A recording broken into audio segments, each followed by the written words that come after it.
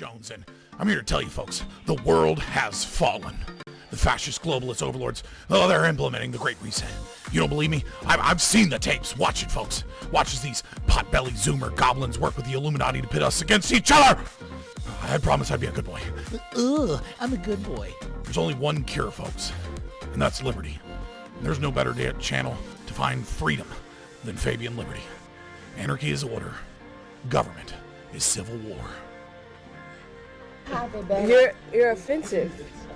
Police lives matter? We're just trying to do school. What?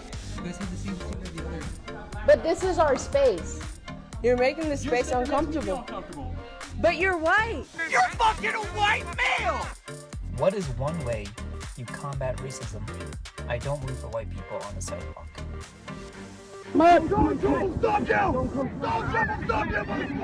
They want your wallets, they want your guns, they want the wieners off your sons. Democrats. Oh, we should film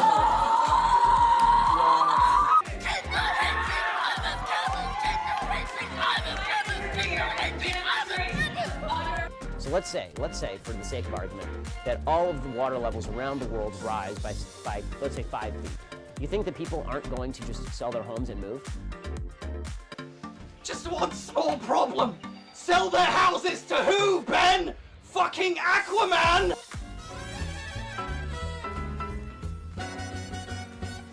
Vaccine!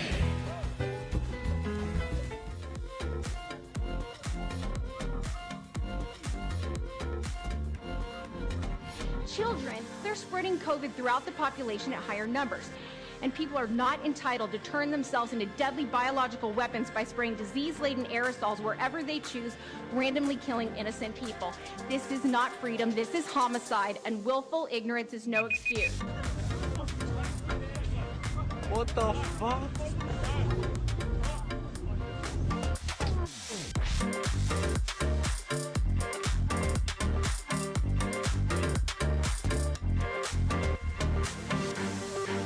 Highest margin of victory yet. It's really impressive.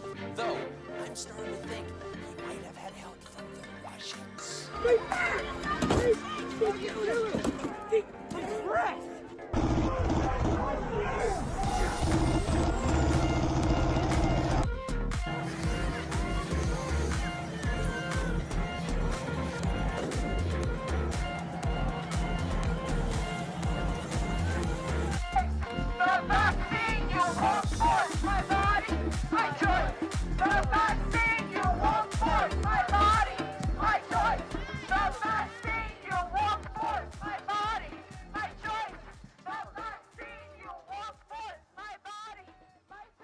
Look at me, I'm a gay frog. I'm so cool, I'm so neat.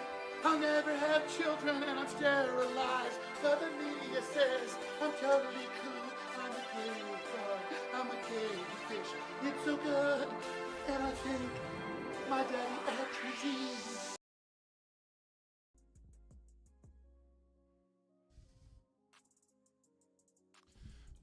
At some point tonight, I'm gonna have to take a break to pee, and I'm definitely gonna have to put my essential oil diffuser.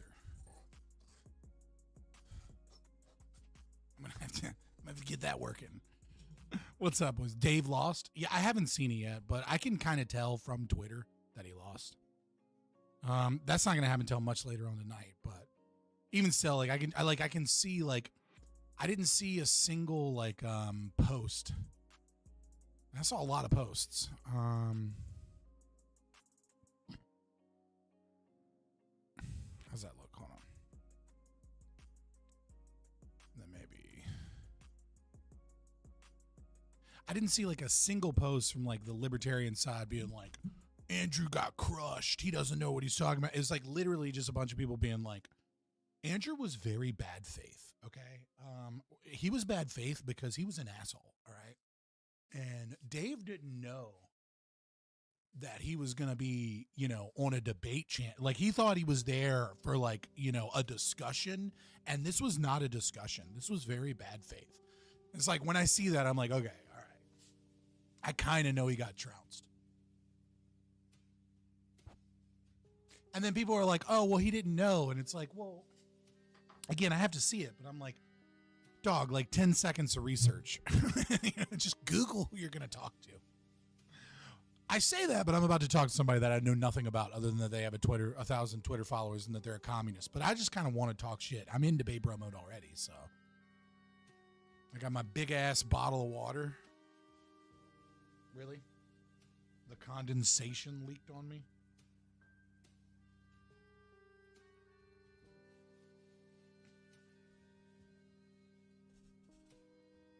Oh my God. No! Yo, what is that noise? Hold on.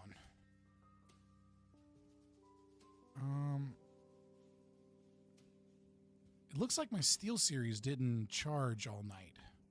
So I'm going to have to switch over and... Hold on, I'm going to have to switch over to my other headphones. Am I quiet tonight? Maybe I'm just not choking up on the mic, but... No, I literally cut my shit up from last night. I can unplug it and plug it, though.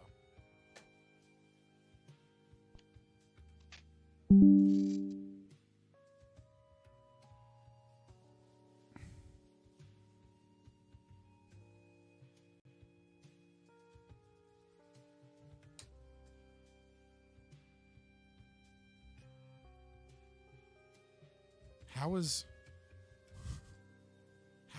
there we go. All right. Huh.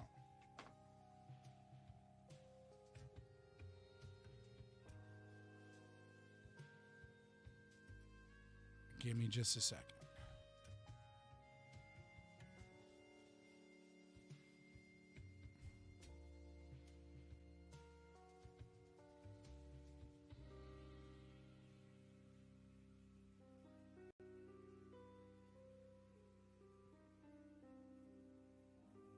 All right, there we go. Let me see if that works. The music is so quiet in Beats, though. All right, yeah, so it's working. All right. All right, sorry about that. Let me put this all on.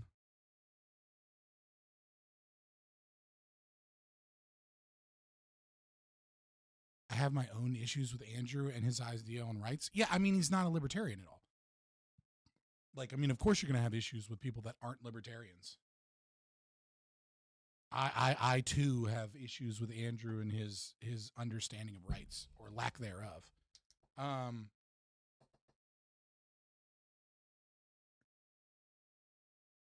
But in terms of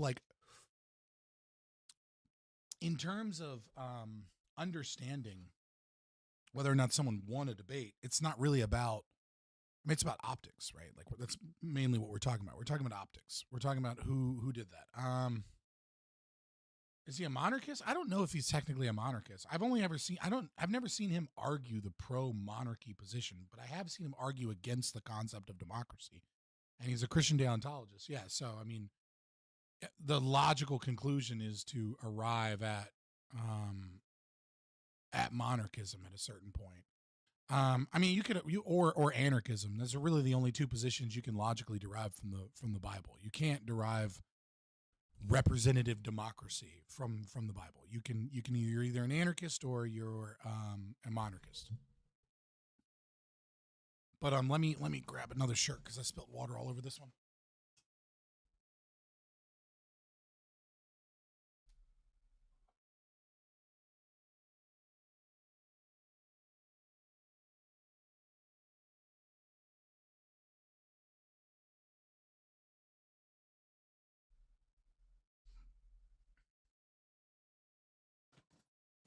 I'm at that age where like my wardrobe is literally just like copy and paste of other days. Like I find a shirt that's comfortable and then I'm like, yeah, that shirt's comfortable. I'm gonna buy 30 of those.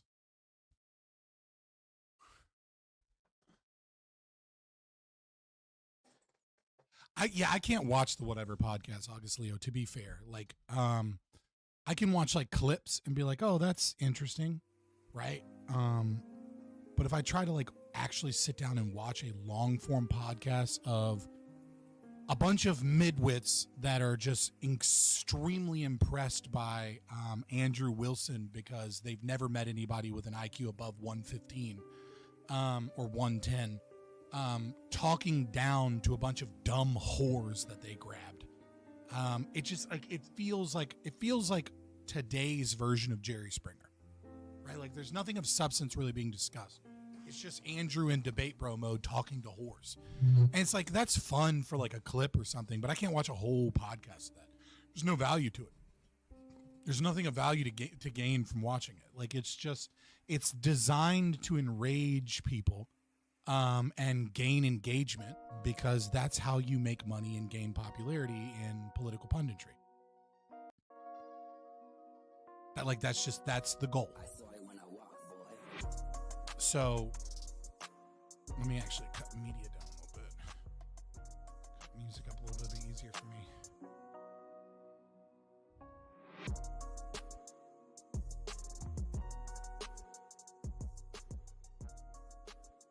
Yeah, I mean that's what it is. It's Jerry, right? And then like someone comes out and is like, I fucked all your friends, and then everyone's like, oh, right? But because we're on the internet and we have like ratios and reposts and quotes and Instagram clips and things like that, there isn't the necessity for like a live audience, in studio audience. So we don't see we don't see the kind of like the Colosseum-esque downfall of society into the celebration of hedonism and stupidity and the poverty of philosophy that is used to combat it. That like you might see in the fall of Rome, or that you might have seen in the 1980s. Instead, it's all through social media and like likes and narcissism, and like we all have a personal relationship with the bullshit. Like we all have like our own account that gets our own likes and gets our own retweets, and we all have to say something witty, to try and like be a part of the process. But really what you're doing is you're kind of it's just like an incestuous relationship where the crowd is an ever more participant in the Jerry Springer show, and we just call it whatever podcast. I mean, and it's not like I don't want to pick on whatever podcast or Andrew Wilson here. Andrew Wilson's just playing the game, right? And so are they. And it's kind of like a chicken or egg scenario, like what came first. But it's not like whatever podcast, like that this is unique to this. Like we've been speaking about it. Like I spoke to you guys about it Monday if you were here when we were talking. It's like, like Elijah Schaefer is married to a Jew, and if you go to his Twitter, and it like a Jew from a Jewish family and has like a Jewish father-in-law, and like if you go to his Twitter, like every 15 posts is him being like, oh, Scheinbaum, huh? You got a big nose, huh? Wink, wink. It's like, because he knows it will piss off the left to call him anti-Semitic, and he knows that Groypers will show up and defend him. He knows there will be a comment battle and, an engagement farming battle in the comments. He knows that Twitter's algorithm favors engagement from dumb posts that piss off everybody, so it'll get sent to millions of people. And he knows that he's going to get paid, get attention, and get clout from it. So he plays a game kind of like hinting, wink, wink, nudge, nudge, that he hates the Jews, and he laughs all the way to the bank while married to a Jew. And you've seen this too with like, go find me a black activist, right? Like go find me a critical race theory activist that makes their money with like BLM or something. And if she's married, I'll show you her white husband. Right? Like Alexandria Ocasio-Cortez, married to a white guy, or like engaged to a white guy thing, right? Like the whole squad, they all have white husbands, and yet they're like white supremacy and white people are the problem. It's like, no, they're grifters, right? They don't even believe their own bullshit.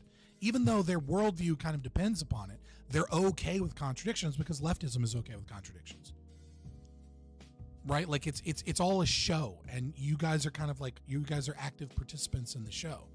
And like now, I'm about to hop into this debate / discussion. Sorry about that. But now I'm just kind of saying fuck everybody. I'm going to go for it.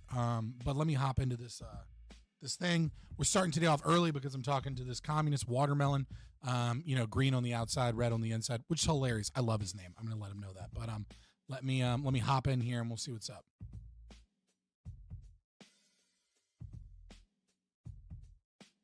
Oh, I guess I should like share this as well. There's a way to share this. How the fuck do I share these things on?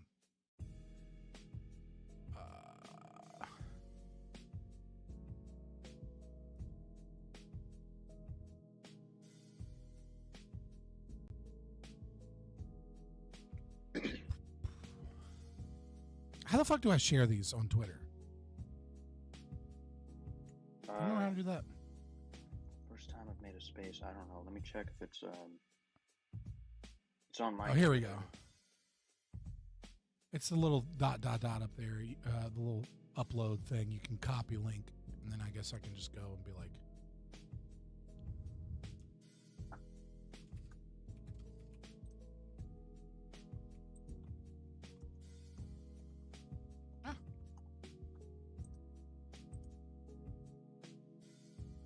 All right, chat. I put in hold on, let me mute myself here real quick.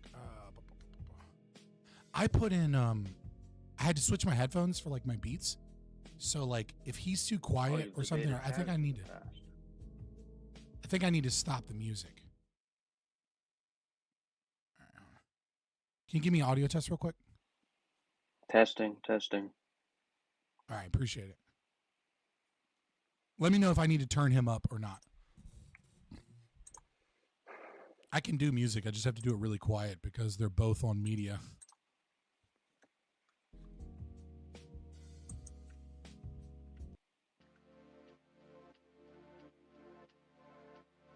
All right, actually, let me...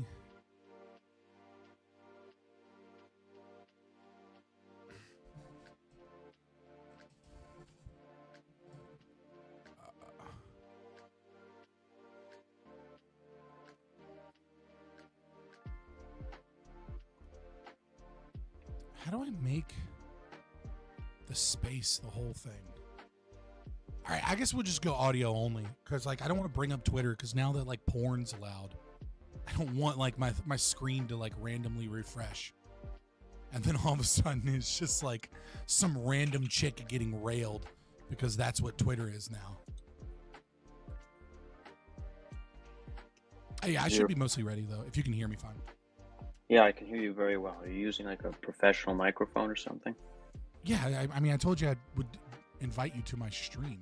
Like that's, so I mean, I have like a Shure SMP7, which is like kind of the typical stuff that everybody has. Whatever, you're super crisp. I'm streaming on YouTube right now. Oh, cool. All right, so I think our Twitter conversation, where did we end? So you were responding to a tweet and you said that just you link said the tweet in the chat. Okay. So we can both look at it like specifically.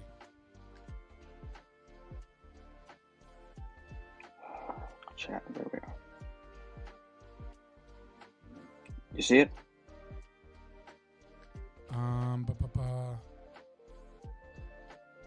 I have to refresh. Stupid that I have to refresh, but here we go. Yeah. So, yeah. Okay, so you were on this post. All right, so for everyone that's involved, I can't see the original tweet that I quote tweeted from because that person blocked me rather than engage, which is fine. But just so that everyone is caught up conversation-wise, the original tweet was like a meme of some sort where it had the global north with a bunch of rocks piled up on it, right? The United States, Europe, Australia somehow magically is part of the global north, depending on the day of the conversation, but whatever. Global north is a stupid way of putting it, but you know, new words. And then the global south, primarily Africa and South America, had like a crater where all of the rocks had been dug out and then put forward on top of it. And they had said something anti-capitalist. If you can look at it and read it for me, that'd be great. I can't see it.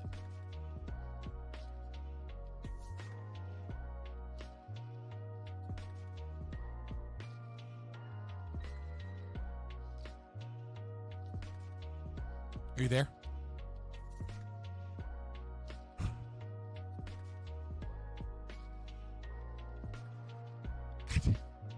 Okay, Okay, somehow when I hit refresh, God damn it. Hello? Yeah, can you hear me? Did you leave the space? He has to. Yeah. So I hit refresh, and by refreshing, it got rid of me on the space. So I have to control click it so that it's on a different tab. Twitter spaces are so stupid. Yeah, I know. I was just explaining the meme, the original meme, so that people can follow the context of the conversation. But I'm blocked, so I can't see the original meme. But I was still explaining it. If you remember what it said at the top, or what the person Yeah, it said. Some left-wing account said it was a picture of like the South America and Africa being holes in their, and Europe and America being full of their the stuff that was dug up from them. And the quote was from Parenti. It said, "The third world is not poor. You don't go to poor countries to make money. Most countries are rich. Only the people are poor.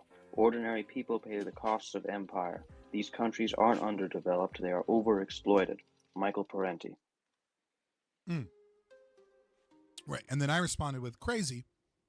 It's almost like material resources and tools don't make wealth. Rather, private property rights, high trust society, competition, and organizational planning. Obviously, insinuating that these things are predominantly missing from anti-capitalist, countries in the global south. And my objection And to then, that. Go ahead. My objection to that was that is that ideals don't make that you're attributing economic outcomes to a set of ideals rather than the actual circumstances on the ground in those countries. In my view, you're putting the cart before the horse, basically, when it comes to economic development. Yeah, well, again, those aren't ideals. Those are things, right? Private property rights. You can say a private property right is an ideal, but you're just playing word games. If you say that when I say private property rights, you're assuming I'm talking about an ideal, when what I'm obviously talking about is state enforced policies, right? Like in the United States, I would agree that private property rights, especially as an ANCAP, are what I would believe to be natural law, that they are ideals. But policies and laws are downstream of culture and downstream of philosophy. So it's when I'm saying private property rights, I'm clear in a high trust society and competition in the marketplace and organizational planning. I am talking about things that exist in material reality.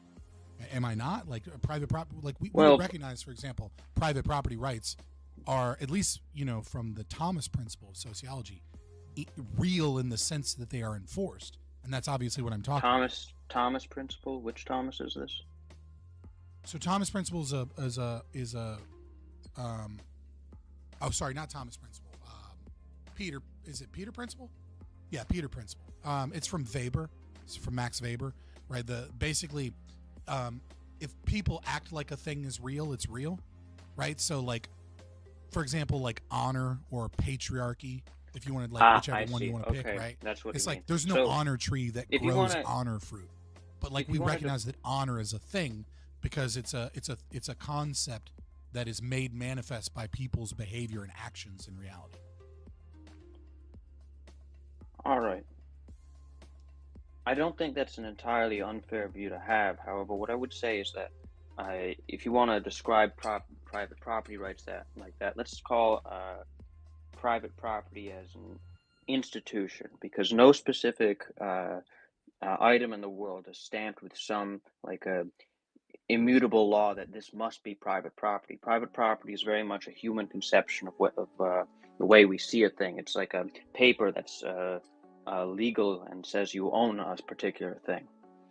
The contention I have with you is I would tell you the opposite, but that's okay. I can tell you why later. I'll let you flesh it out. All right. Well, the problem I'm having with you is that you're acting as if if you go to like Nigeria or whatever, and you institute a government which is follows your set of ideals, that will produce economic development. When I think it's the other way around. For example, if I went to Nigeria and I was put in charge of the government there and I was supposed to fix the problems, I wouldn't start by imposing a set of ideals. I would start by creating physical improvements, economic development, satisfying people's that always basic fails. needs. That's how you kill people.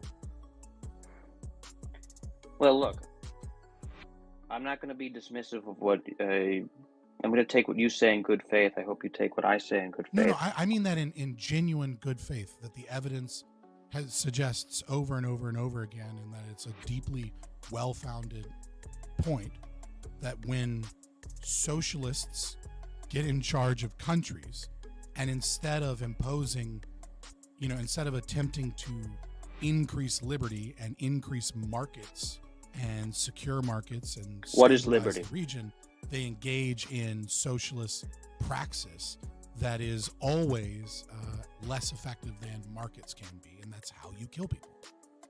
What is liberty? What is liberty? So liberty is the right of the ability of a man to, or woman, obviously, but man in the stricter, in the sense of mankind, for the ability of man to act unimpeded and unaggressed by other people towards his own volition, insofar that he does not act against others. So liberty is personal autonomy, then? Well, liberty would be the ability to exercise that personal autonomy without trampling on others, right? So that's why I use volition, because liberty and autonomy obviously aren't the same thing, because they're different concepts there. But yes, I would stem from bodily autonomy. Yes. Okay, so the way a communist defines freedom is different from the way you define freedom. You're defining freedom as solely an ideological concept, basically.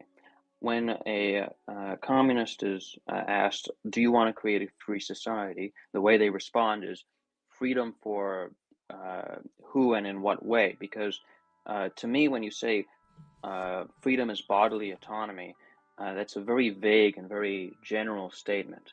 It's not vague, it's very, very specific. I can get as specific as you want. Well, let me explain why I think it's vague. The reason why I think it's vague is because in the society there's a quote from a French author. I don't remember who, but it's something like the law in its majestic equality allows both poor man and rich man to sit under a bridge. And the question of freedom to me, I think, in that general sense, or bodily autonomy, doesn't really make sense when you try and integrate it with reality, because for most of human history, most of the population hasn't had much autonomy in a practical sense. They had so this isn't an argument about liberty, though, right? Like, this is an argument about opportunity, about progress in terms of material conditions, right? Which I understand. Like, so first off and foremost, you don't really need to explain the kind of the old communist talking points to me. I was a Marxist, Maoist Leninist when I was younger, and then became a libertarian and became an anarcho-capitalist. So I'm very well versed on the concept of like negative rights and material conditions, and the idea that, like, if we're all free to starve, are we really free? But again, with your saying I have a vague definition of liberty, and then your response is to give a vague notion without naming the kind of the interplay between positive and negative rights and material conditions. It's actually you that is giving a super vague, nondescript thing, which, to be fair, is the communist position, right? Like, Engels and Marx never like predominantly define socialism, because socialism is all kind of just like, it's different in every country. Well, they because do define, it is kind of the process of the dialectic historical materialism. Besides that, the point I'm trying to make to you is that liberty in the sense of bodily autonomy only makes sense if you have the ability to exercise that autonomy. For most of what I'm trying to say I just is repeated that what I said. Yeah, look. I don't think we disagree too much on that. But the point I'm trying to reach is that in order to actually have liberty in a practical sense, you need the ability to you need to be able to get an education. You need to be able to get a good paying job to support a family or your own aspirations. And if you look at what communist governments actually did, they built that foundation you need for real human freedom in the form of Which What? since we're using a utilitarian calculus that liberty is no longer to be defined by volition, man's ability to act upon his own will, but instead to be defined by the material conditions and the outcomes, can you name a specific? So you say the communists did this. Name one country where the end result of the said communism led to better material conditions for the people on the ground. the Soviet Union. This is a I'll complete start. lie, and you know it. Like that's an insane thing to say. Look, I have done my Soviet best Union to avoid. ruined hundreds of millions of lives. And those are Fabian, just the ones they killed. Fabian, I've done my best to avoid cutting you off. I've asked that you not cut me off. So let me finish my point, and then you can Yeah, go say ahead. your objections. Explain why the Soviet Union created better material conditions than would have capitalism and liberal democracy. In the Russian Empire, the average peasant could not read, and they generally lived their entire life in a village, and their children did too. What liberated these people from that very poor existence was the Soviet Union making literacy available, making more productive work available, making it possible for them to become engineers or whatever else they might want to do. The Soviet Union, through its never before seen industrial development, created the foundation for actual real human freedom. And my problem with the liberal conception of freedom is that the bodily autonomy is all well and good, but the fact of the matter is that people need to eat, and you cannot have bodily autonomy if you are starving. You have no real freedom if you are a peasant or a tenant farmer who can barely make payments to his landlord not to be kicked out. You don't have real freedom if you are forced to work 20 hours a day for a wage that you can barely afford to live on. Real freedom is not simply bodily autonomy in this. You already know the negative and So can I respond? positive. Because you made a lot of points here. Go ahead. So I wrote down some of the things you said. So literacy. You're absolutely right that literacy increased during the Soviet Union. Literacy also increased in the Western nations. So yes, the Soviet Union forcibly caught up literacy rates. I don't know that is really more a matter of before and after, right? So this fallacy is you're comparing it to Russia before as opposed to Russia after, because you have a preconceived notion of what you believe is the good, which is the communist revolution was good. So that's point one. Point two, you said more productive work. There are hundreds and hundreds of studies that prove over and over and over again that the Soviet Union had very, very unproductive work. So a few examples would be in farming practices. It was very common, for example, in farms in the Soviet Union that the fields would be very properly tilled on the outside and outskirts of the field, but they would be very poorly done on the inside of the field. And what this occurs to is that the American farm per acre was 3 times as productive than the Soviet Union farm. And many, many Soviet economists talk over and over again about how productivity was very low during the Soviet Union for the amount of resources that they use. And these are rational actors, right? It's not like these are stupid farmers or anything. They just know that because they don't own the farm, they're not selling the farm on market, that what is more important is protecting themselves when the inspectors come, which is why the center of the field isn't tilled very well. So that's more productive work. And then again, there are examples in car factories. There was many, many resources that were left in stock because of fear of running out of stock from other companies. There was plenty of things where companies would be forced to, by the conditions, to make cars, for example, make pieces in cars in-house, such as making rubber tires for their cars in-house, whereas in America, General Motors would pay Goodyear to do it, and because it was anti-monopoly as opposed to the Soviet Union, which was pro-monopoly, because the tire making manufacturers were just better. You said a foundation for real freedom, quote, but again, I have a definition of real freedom. You have a nebulous kind of position that moves from side to side from real freedom. So I don't think you get to have an unfixed position on what freedom is and then say that the Soviet Union is, quote, real freedom, whereas I have a definition of freedom, a goal that we can work towards, and that's somehow not real Fabian, freedom. I believe you've made I'm your just going point. by point what you said, so I'm responding to all of them, then you can respond to all my responses. You talked about bodily autonomy doesn't exist if you're starving, and this is true because the default state of man is poverty.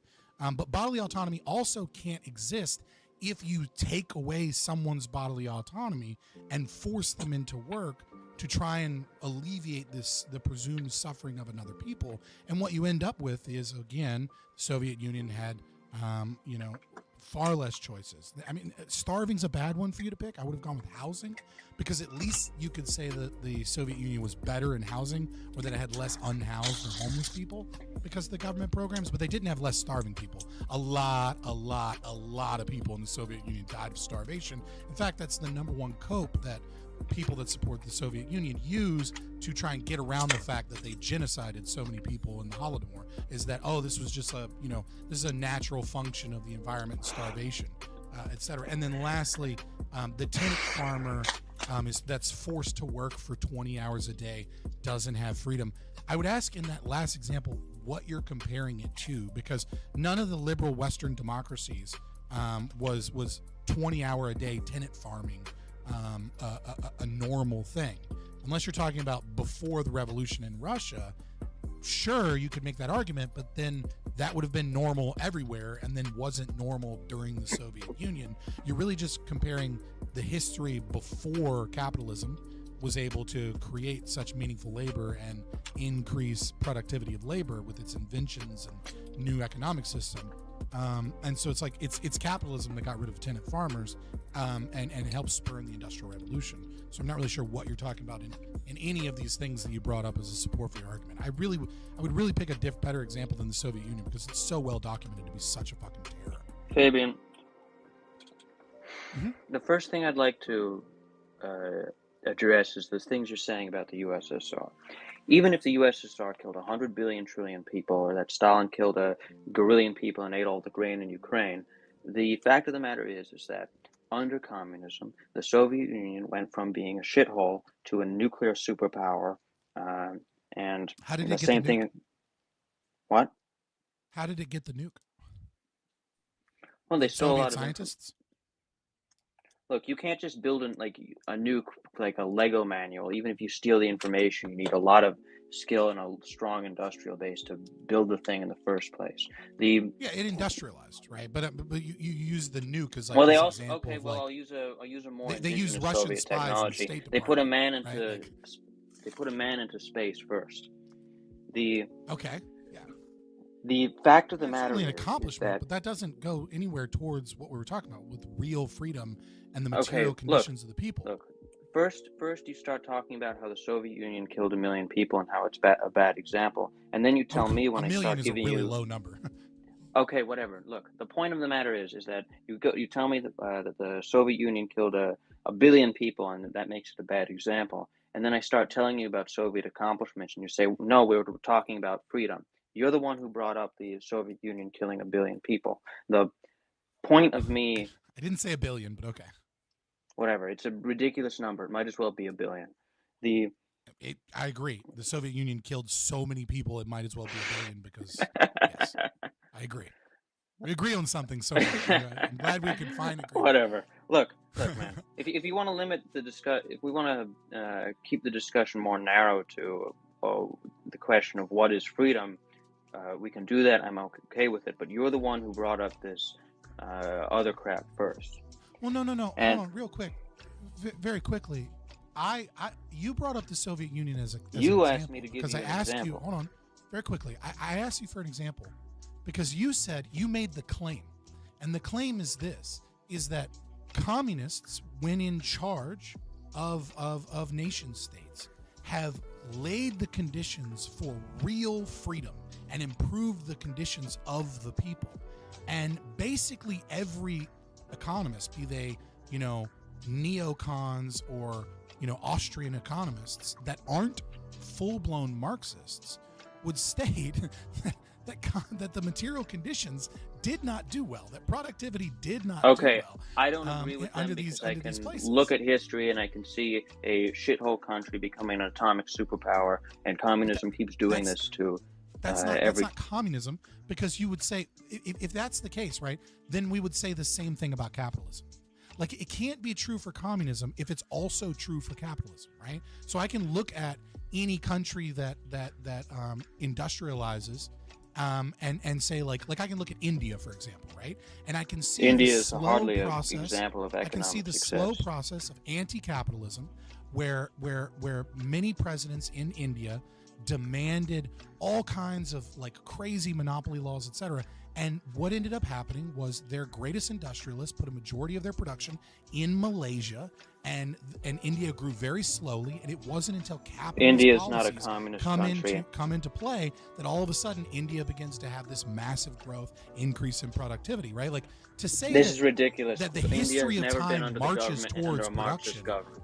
Look, isn't a point in the collar of Fabian, we column are getting of communism. distracted. Both of us are aware that neither of us agree with each other on basic historical facts. If we don't want to spend all our time arguing over like Soviet agricultural policy or Mao or a bunch of other crap, Right, but you made a descriptive claim about reality and history, and I challenge that claim. My point is that I disagree with you about that. I don't like the fact that you're saying all these economists say the USSR was shit. That discredits the economists to me. I don't trust economists in general.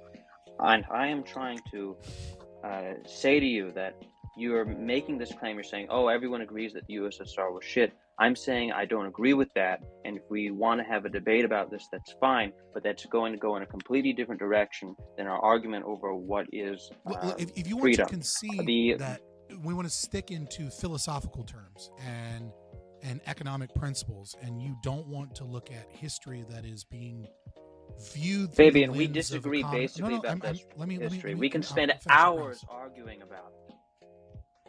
We haven't spent hours. We've been talking for. We could spend hours for like 20. Yeah, sure. Well, all I'm saying is like I understand a concept that, like, just because an economist agrees on something who happens to be based in like the Western hegemonic power structure of the West and went to a Western university and is like paid to work for the World Economic Forum or like, Council on Foreign Relations as an economist. Like, I understand that there's a lot of negative incentives there, et cetera. But if you don't want to engage in a discussion of empirics and descriptive nature of history, then don't make those claims. Right? Okay. Look, you're giving me. I have two problems with what you're doing. The first off is that you're asking me. You're saying, where do you think communism has worked or whatever? And I'm giving you an example. And then when I give that example, that wasn't the question, but fair enough. And then when I give you the example, you want to argue over the example. And when we start arguing over the example, you start saying, "Oh, but everyone in like the mainstream academia or whatever agrees with me," and I'm saying I don't want to get into a. You just set up like three different straw men. Like, if you don't want to engage in a conversation about history and descriptive reality, then Fabian, don't make claims that can be tested with descriptive reality and history. Fabian, our basic idea of what reality is when it comes to crap like the USSR is different. Our basic idea of what happened in the Soviet Union under Stalin, or what happened using Western China. And Soviet economists' understanding of the productive capacity of their farmland to compare the production per acre of, let's say, car manufacturers and farms. And you're saying, I don't agree with economists because they're liars, and I don't agree with you're these one economists. step away from saying like this is all a CIA plot to make the USSR seem bad, and I promise we didn't kill hundreds of millions of people. Like they didn't. Like, That's stop. a ridiculous number, and you know it. Look, Fabian, the point I'm trying to make is that when we're talking about this, I've never tried to simply say, "Oh, your philosophy is wrong, so you can't cite it." Well, no, you should say my philosophy is wrong if you don't want to be tested by descriptive reality, right? Like, if you want to make a philosophical argument, do it. Say it's wrong. I'm okay with that. I didn't finish. The point I'm trying to make to you is that what you're doing is you're turning this philosophical discussion into a historical one. We can have a debate about like the historical success of the USSR. Completely abandon the USSR. That's fine. Let's go back to economic principles, and your presumption, your claim that you wanted to talk about, which is, I stated, quote, "Finance capital is necessary to an efficient economy and cannot be centrally planned with any relative success. Oligarchy is bad but irrelevant to the meme. Cartels are created by socialism and fall apart under capitalism. Trust is created with property rights. Competition can only be destroyed by socialism, and vampires don't exist." And then you said, quote, "You are asserting that a bunch of ideas creates material improvements in reality. That is totally backwards. Every country which has ever developed did so through state-directed programs that created industry rather than ideology. All of this is dependent upon historical understanding of reality and economics and discussions of productivity. But if you would like to make this claim philosophically without empirical evidence, be my guest." If that is what you believe, then we can have the historical discussion. I'm saying your claim is that I'm wrong, and that like this can be proven with material conditions, and then you're like, and then when you start losing that conversation, you start saying that, well, let's talk about philosophy. If you want to talk about philosophy, let's go. I can defeat communism philosophically very easily. Anybody can. Well, look, you've ultimately said that your idea here is that you want to argue about reality, as you put it. If we're going to do that, the first thing that I would cite is a book on Soviet economic development by a man named Robert C. Allen called From Farm to Factory, a reinterpretation of the Soviet Industrial Revolution. This is a Western economist. I don't believe he's a communist, but but in that book, he studied the period of Soviet industrialization very, very closely. And most of what I believe about the era of Soviet industrialization is based off of what he says in that book. Now, it's been a little while since I went through it, but the basic claims of it is that the Tsarist industrial development was basically a resource boom caused by high wheat prices and Russia's natural resources. It wasn't any long-term, real, solid industrial development, and the Soviet industrialization was an industrialization that affected the whole of society and elevated the entire country. And that the USSR's industrialization was very impressive for its time and very much improved productivity in that country. He addresses specifically in one part of the book the claim that the Soviet Union's growth was extensive rather than intensive, which means that it was simply a growth in new mines rather than more productive mines, and he disproves that very thoroughly. Okay, I'm trying to find this. I mean, so far this entire argument is an appeal to authority, but there are positive claims here that we can talk about. Appeal to authority. I'm citing a guy. I can't your appeal to authority. I could say that you saying, "Oh, all these economists agree with me," is an appeal to authority.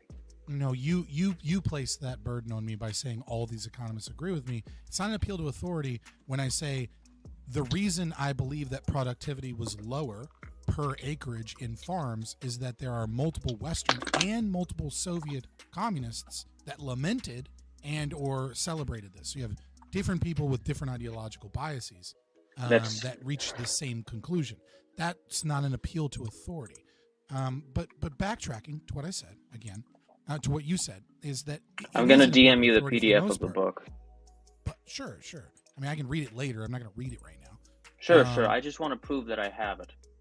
I don't doubt that you have the book or that you read the book or that you found his arguments compelling. What I'm saying is let's look at some of these positive claims, right?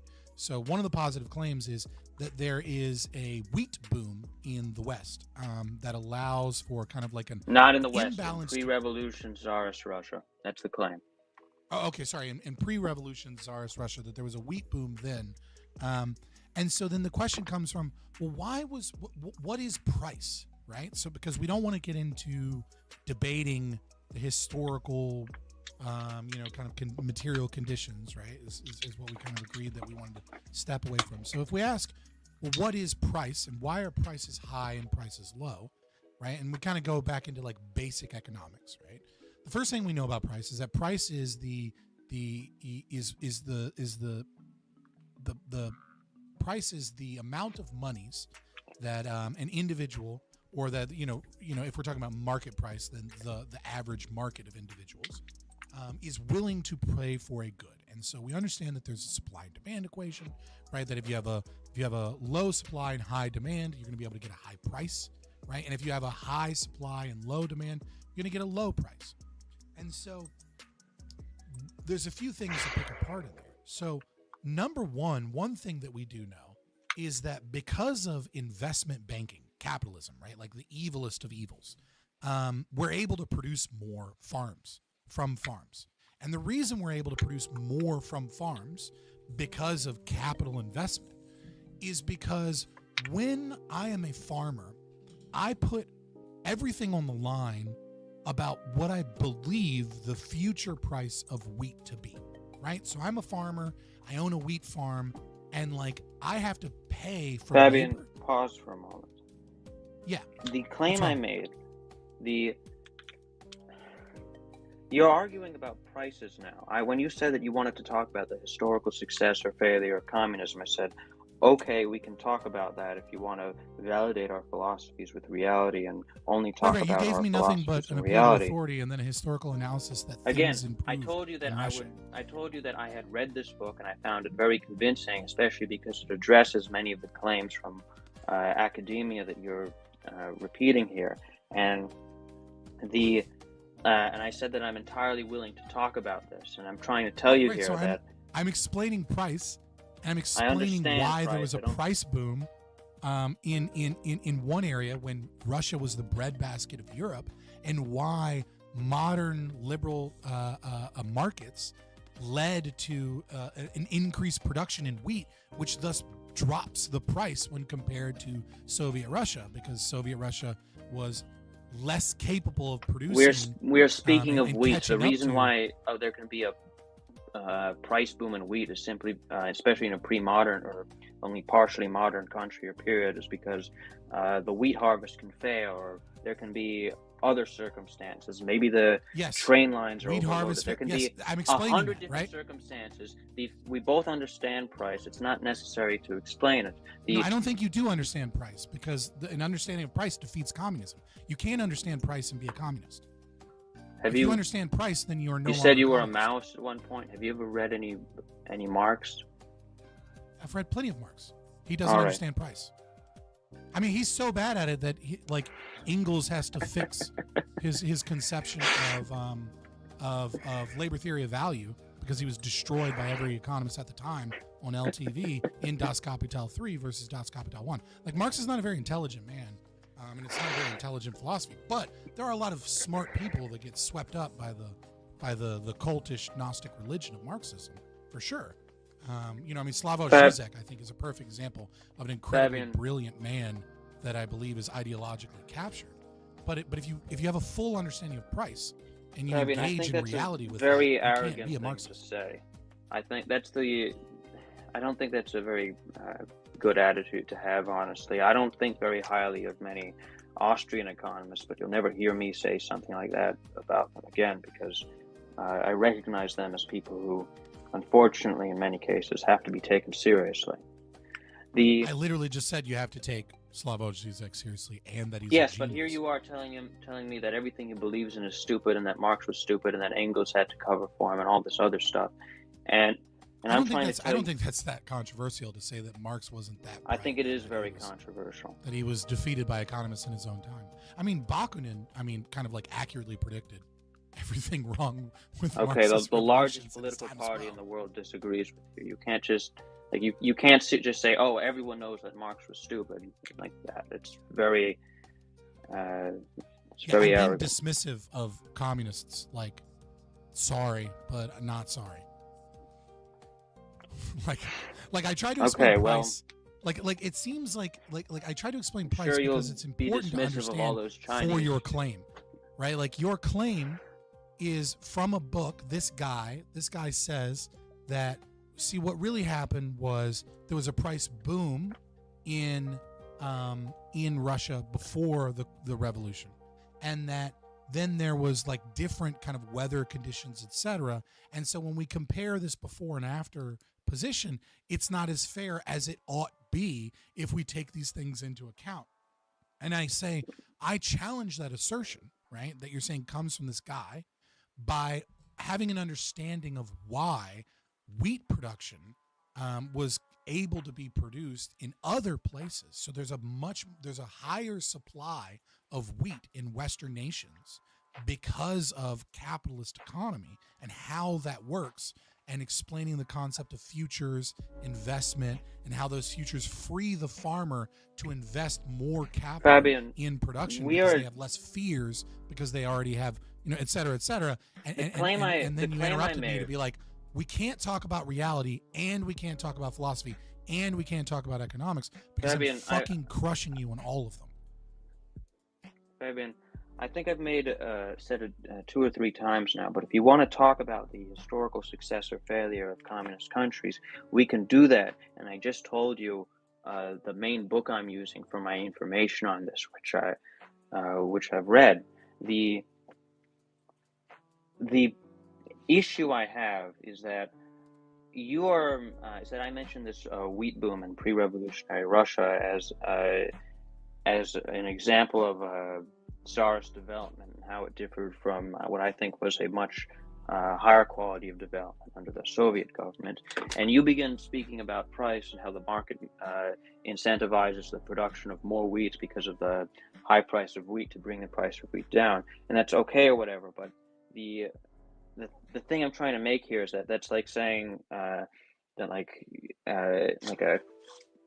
if, for example, we hit peak oil, or people start using oil, and a communist government comes to power in Saudi Arabia, it's kind of like saying that they won't be as successful because whatever. I'm being a little bit unclear here, but the point I'm trying to make here is that resource booms are not simply like, you can't just start talking about price here and start acting like communist countries are unaware of the concept of price or whatever because I mentioned a wheat boom in pre-Tsarist Russia.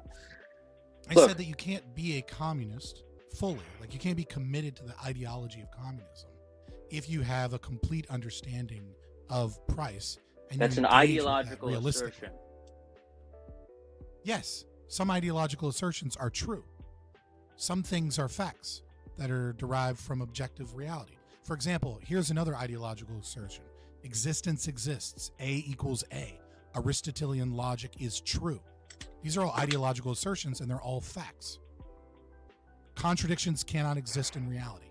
There's another ideological assertion that is a fact. Here's one that's false, that's a communist one, a Marxist one, that there are inherent contradictions within institutions and systems and ideologies that people have, and that the inherent contradictions catch up to them because contradictions can exist in reality. It's gobbledygook nonsense. That is false. That is an ideological assertion that is false, for example. Look,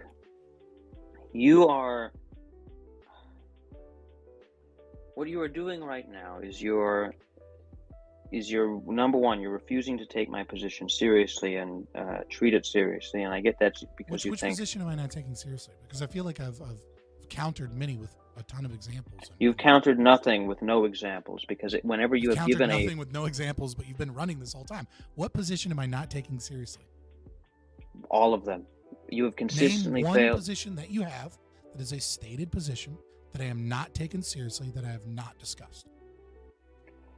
When I have discussed the economic development of the Soviet Union, your response was to go off on a tangent about price booms and market mechanisms rather than addressing any claim I made about Soviet economic development. In fact, the That's topic not of the true at all. conversation I mean, you completely can run drifted it back away and from listen to it. You Soviet made a economic claim, and I went development. through. When I we went make through claims literacy about, claim. I went through more productive work with examples from economists from both sides. The Foundation for you Real cited Freedom. no I explained specific why examples. you don't have a The definition of freedom, fact of the and it's matter vague, and why I that had I a am specific one. I went through bodily autonomy and starving, and the concept of negative and positive rights, and then I went through your example of a tenant farmer and explained why using dialectical materialism as a whole to compare past to present is not the same thing as comparing Soviet Russia to present liberal democracies. To say that I went on a rant when I wrote down point by point every single claim that you have and then defeated every single claim is the biggest cope I've ever seen, other than communism that wasn't real communism, or communism didn't work that day. I never said anything about it being real communism. In fact, the Soviet Union was real communism. I didn't say great. that you did. That wasn't a claim that I made. Whatever. Look, Fabian, the first thing that look, at this point we're just arguing over what we were arguing about 10 minutes ago. Yes, because you claimed that I didn't. That I wasn't. No, my claim is that what you're doing is you accuse me of appeal to authority when I cite a book addressing your specific claims.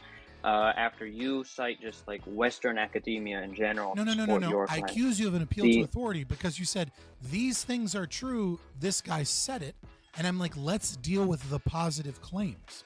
Because when you say this is a guy and he said a thing and he really knows what he's talking about and he agrees with me, even though his bias is in the opposing direction, right?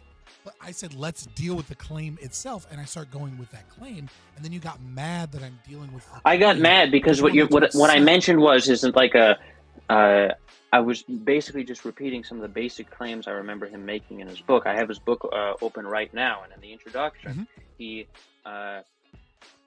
mentions the case for the Soviet Union's economic failure, and he makes he repeats a lot of the same things that you're saying here, and then he says that this is not true, and all of them are contestable. The claims that you were making, and this is a direct response. So far, that's an appeal to authority to say that it's not true because this guy says it's not true. Aha, right? Like you haven't given me the chance to show you his economic data yet.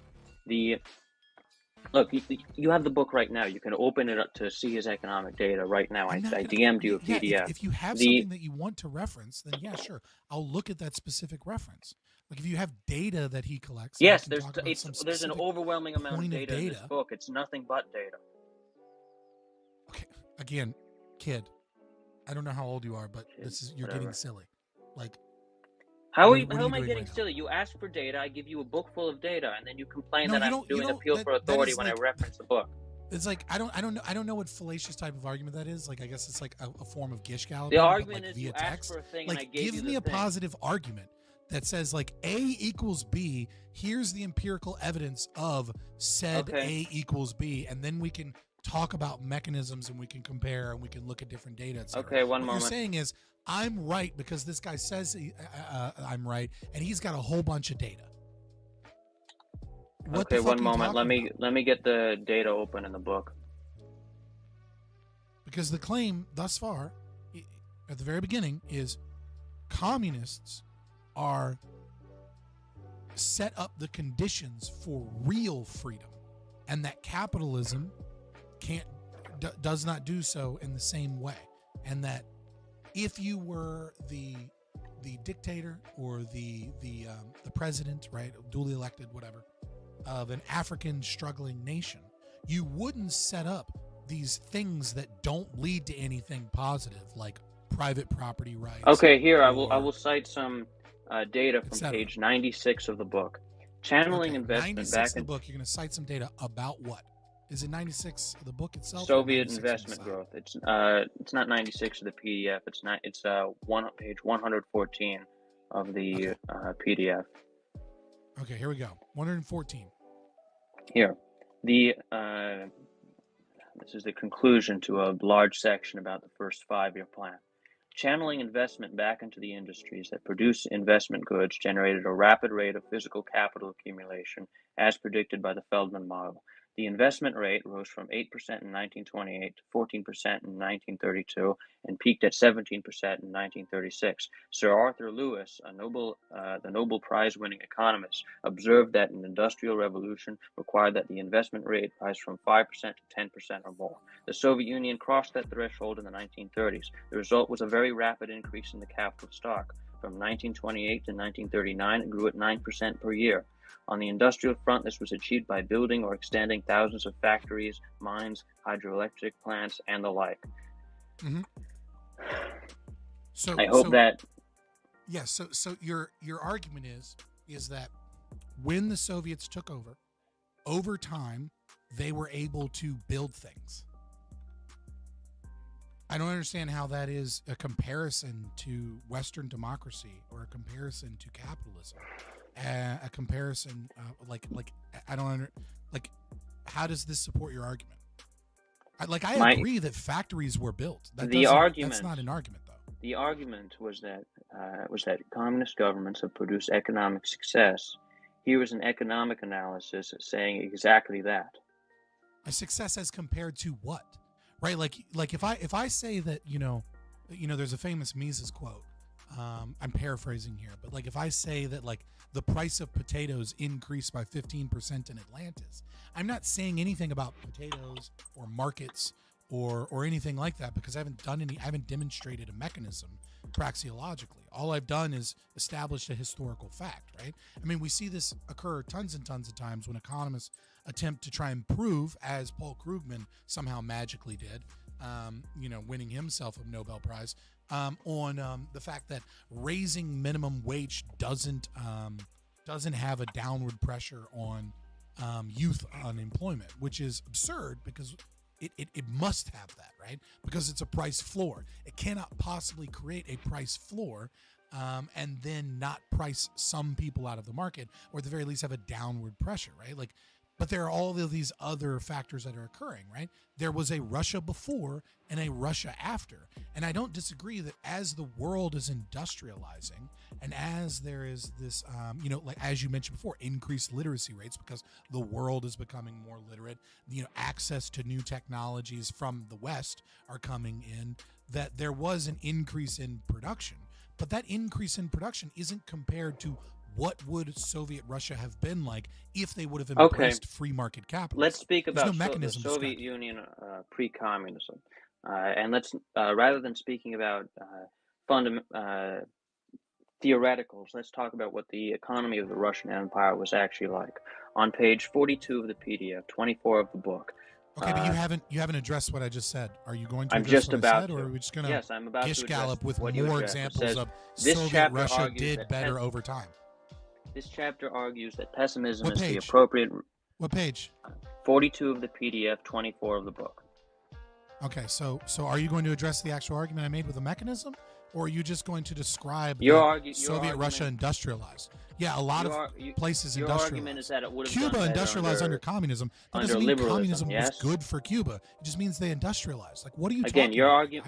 your argument is that Russia would have done better under liberalism or in the system it had before communism. Yes. Yes, more freedom and more liberty and more capitalism. Absolutely, obviously, would have done better than central planning that can't solve the economic calculation. Then let us talk about the actual economy of the Russian Empire. And let me read this excerpt. Are you going to address Yes, the issue I'm just at about hand? to do it. It says... This No, chapter you're not. You haven't even let me read the bit of the book. Okay, go ahead. This chapter argues that pessimism is the appropriate response to the imperial economy. I offer a more articulated analysis of the sources of growth and the distribution of income than the optimists have presented, and this analysis leads to... I must have messed up. I apologize. What page did you say? You said 44 on the PDF. No, 42 of the PDF, 24 of the book. Oh, okay, Again, this is a book of economic analysis, and I'm trying to find excerpts. You said pessimism. It doesn't start there, but we'll see. It starts about like 2/3 of the way down the page. Is where I'm reading. Oh, okay. Here, This chapter argues. Okay. This chapter argues that pessimism is the appropriate response to the imperial economy. I offer a more articulated analysis of the sources of growth and distribution of income than the optimists have presented, and this analysis leads to pessimistic conclusions. While GDP per head certainly went up, the progress was largely due to an agricultural boom that was tied to special features of the world economy in the 19th century. Industrial growth made only a small contribution, and much of that was due to state promotion that could not be relied on in the long run. Furthermore, the growth processes gave rise to serious conflicts of interest between the main social classes, and those conflicts were fault lines in 1917. It took failure in the First World War, the incompetence and the authoritarianism of the Tsar, and the effectiveness of the Bolshevik organization to create a revolution, but the imperial economy was fertile ground for radical politics. Pre-revolutionary capitalist Russia was a failure whose industrial growth was done through its state-directed programs. There is no such thing I'm against as socialism. Monarchism is a form of socialism, as far as I'm concerned from an economic. Are you fucking kidding me? From the Marxist perspective of like the what isn't socialism according to you? Name a capitalist. But it's anti-capitalist. Name a capitalist country. Name a capitalist country. Yeah. So probably the Republic of Kaspia, from 1440 to 1826, was I would say is pretty much what? capitalist. Republic of Kospaya. It's a small anarchist community that existed in between the Papal States and oh god, I can't think of the name of the Napoleon. It ended with the Napoleonic era. How large was this state? A couple hundred people. Are you fucking kidding me? You're using an example of a couple hundred people your. You asked me for an example of a pure capitalist state, right? I gave you one. Dude, what do you want me to do?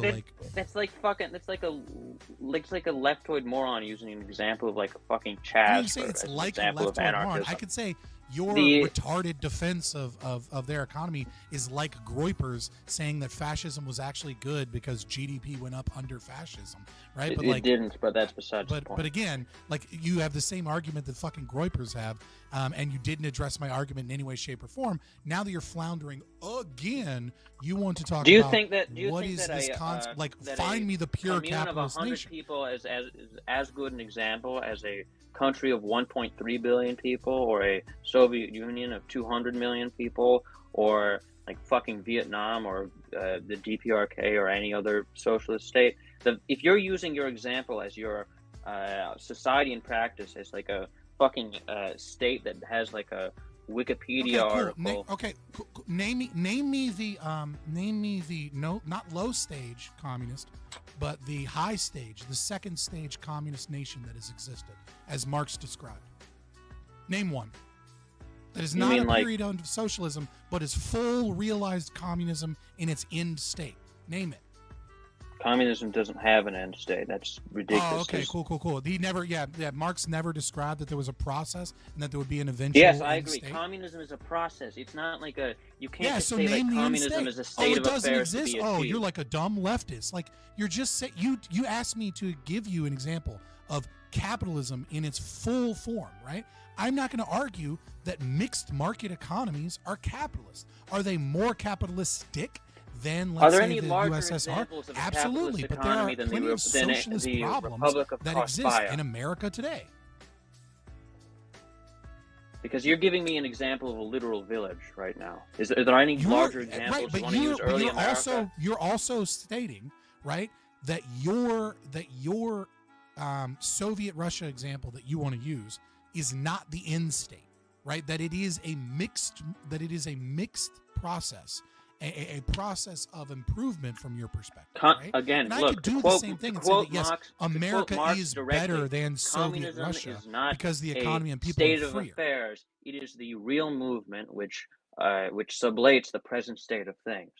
That is what communism is. It's vacuous in the sense that there is no such thing as socialism because it's moving. It's the same thing when David Halpern in A Gay Hagiography, Saint Foucault says that queerness is an identity without an essence, right? That it is defined by its anti-normative state. Like, At I least we understand agree that that communists that define Foucault things was through stupid. negation because they reject logic and they reject truth and reality because they like to define things through negation instead of positive positions, which is exactly how we started this debate, because you couldn't define liberty or freedom and I could, and then all of a sudden we got into this shit fest of the Soviet Union. I did define that liberty to and be freedom. a communist is to have a poverty of philosophy and to uphold an evil, religious, Gnostic, anti-life position. I understand all Of that. all the people to But speak again, of the poverty of philosophy, whatever. Look.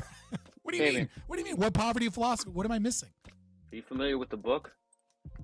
The specific book that you gave me, I've heard the name before, right? I've seen the book, quotes the from Poverty of Philosophy by Karl Marx. Okay. Oh no, I thought you were talking about Farm to Factory. Yeah, I mean, I haven't read it. No. Oh well, I just thought it was funny that you accused me of having a poor philosophy. Whatever. Regardless, tongue in cheek. Yeah, the term outlasts the text. Look, when you asked me for an example of successful communism, and I point to the USSR. That's not what I asked you for.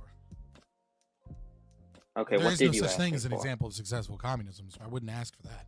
Well, I'm arguing that there stated is, that and I'm arguing that it's the USSR and China.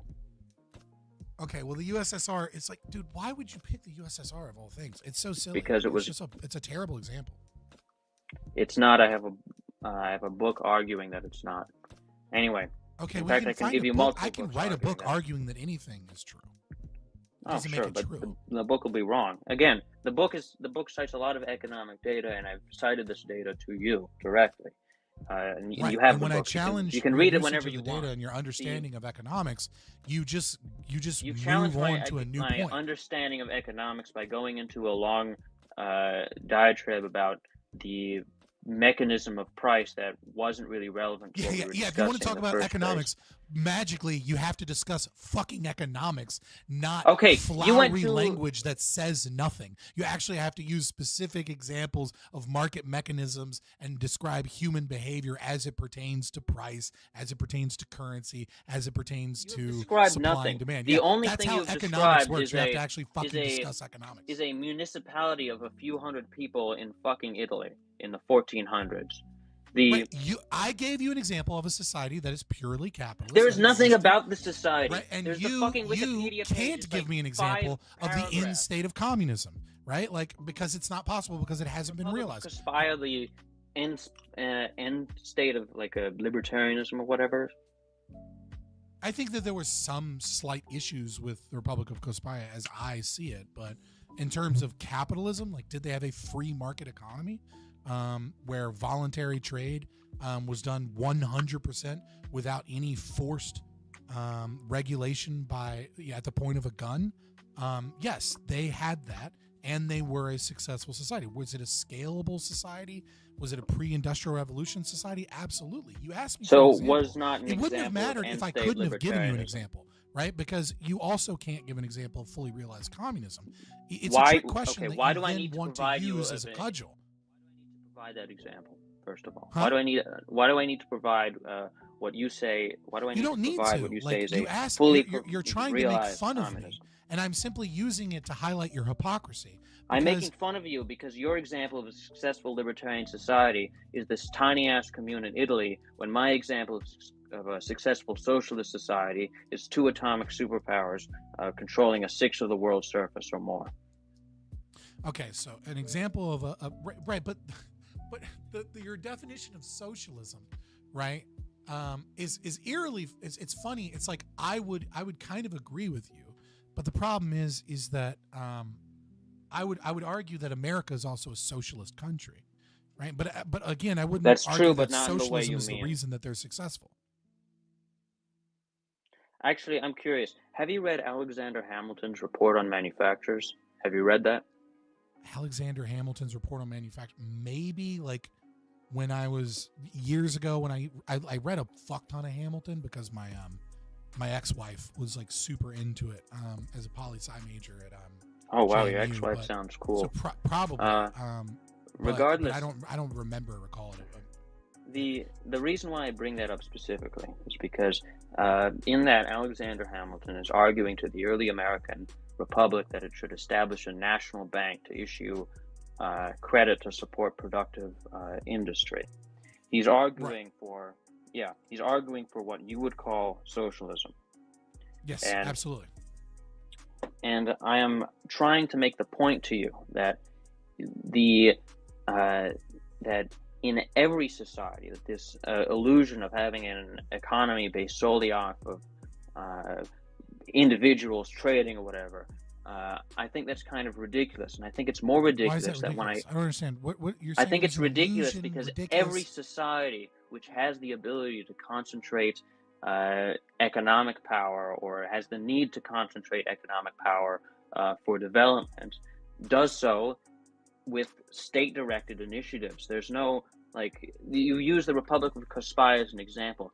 Even if it's everything you say, I would object to the idea that 100-person commune in the middle of Italy, which realistically had no independent economy of its own because it's sandwiched between two much larger Italian states, is so like it's a non-example. What does that mean? Like, why ought country. an economy be independent? That's shit. Like, you ought globalize your economy as best as you can.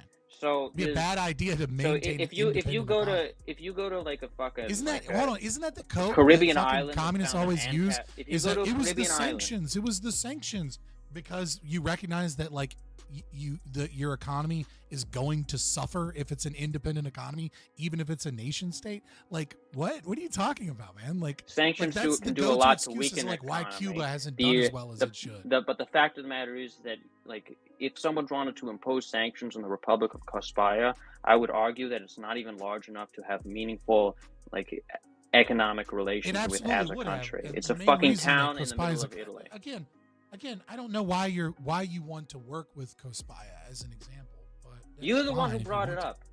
No, I didn't bring it up. You demanded an example of a purely capitalist society because you thought that. Okay, that I give would, me an example of what you think is a good society, or historically or today. What? Give me an example of what you think is like a relatively successful and libertarian society, historically or today. Prospera in Honduras. Country.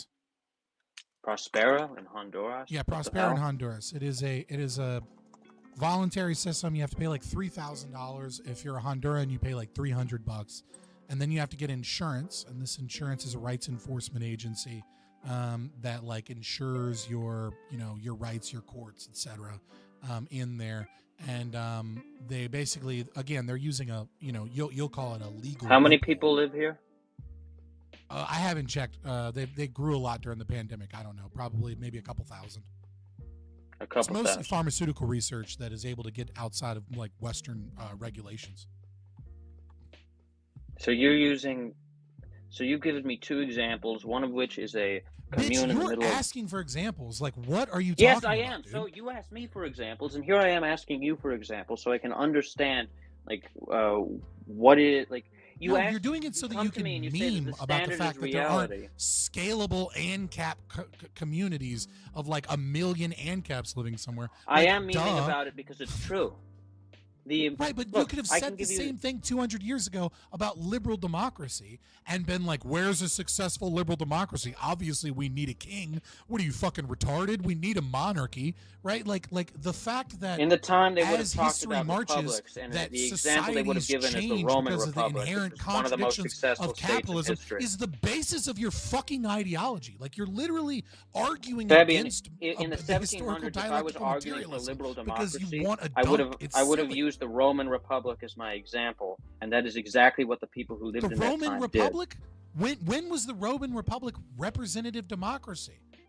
They always had some form never of really, czar, but that's and the Senate only was an oligopoly. Like again, we could go that's back how and republics forth about typically this all day. work. And look, again, if you want to say what is something akin to capitalism, what is something that is closer to capitalism, then I would say yes, America is closer to capitalism than the reason why you Soviet couldn't Union. give like a example of a modern liberal democracy or whatever in like the 1700s is because the concept itself was recent. The concept of a republic, however, was not. The United States of America when did the marginal revolution occur?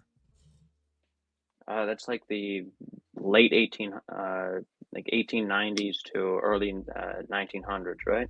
Right. So the concept of capitalism that I'm speaking of, with marginality, marginal revolution, and then improved upon and changed by Hayek and then Mises from the local knowledge problem and the economic calculation problem, like the form of Austrian economic theory that I'm discussing in terms of what I believe capitalism to be is at best as old as the 1950s. Like, so again, yeah, it's a relatively new concept. I'm an anarcho-capitalist. It's a relatively new concept. Yes, does it have a historical vein in like Benjamin Tucker and Lysander Spooner and like the American anarcho-individualist? Sure, right? Do I have some roots that I share with Bakunin and Proudhon, etc.? Yes, but like it is a. You say it's like 100, 110 110-year-old concept. Is what a 110-year-old concept? Like your anarcho-capitalism. Anarcho-capitalism, as solidified by, and is still changing, obviously, but to some degree. But as a name solidified is Murray Rothbard, right? Like it's not really solidified until the 60s. Okay, so like to not have a perfect example of an ideology that like. So let's say 60 that years that, old that is ideology. that is younger than the 60 years Soviet old Union ideology. itself. Isn't a big own, dude.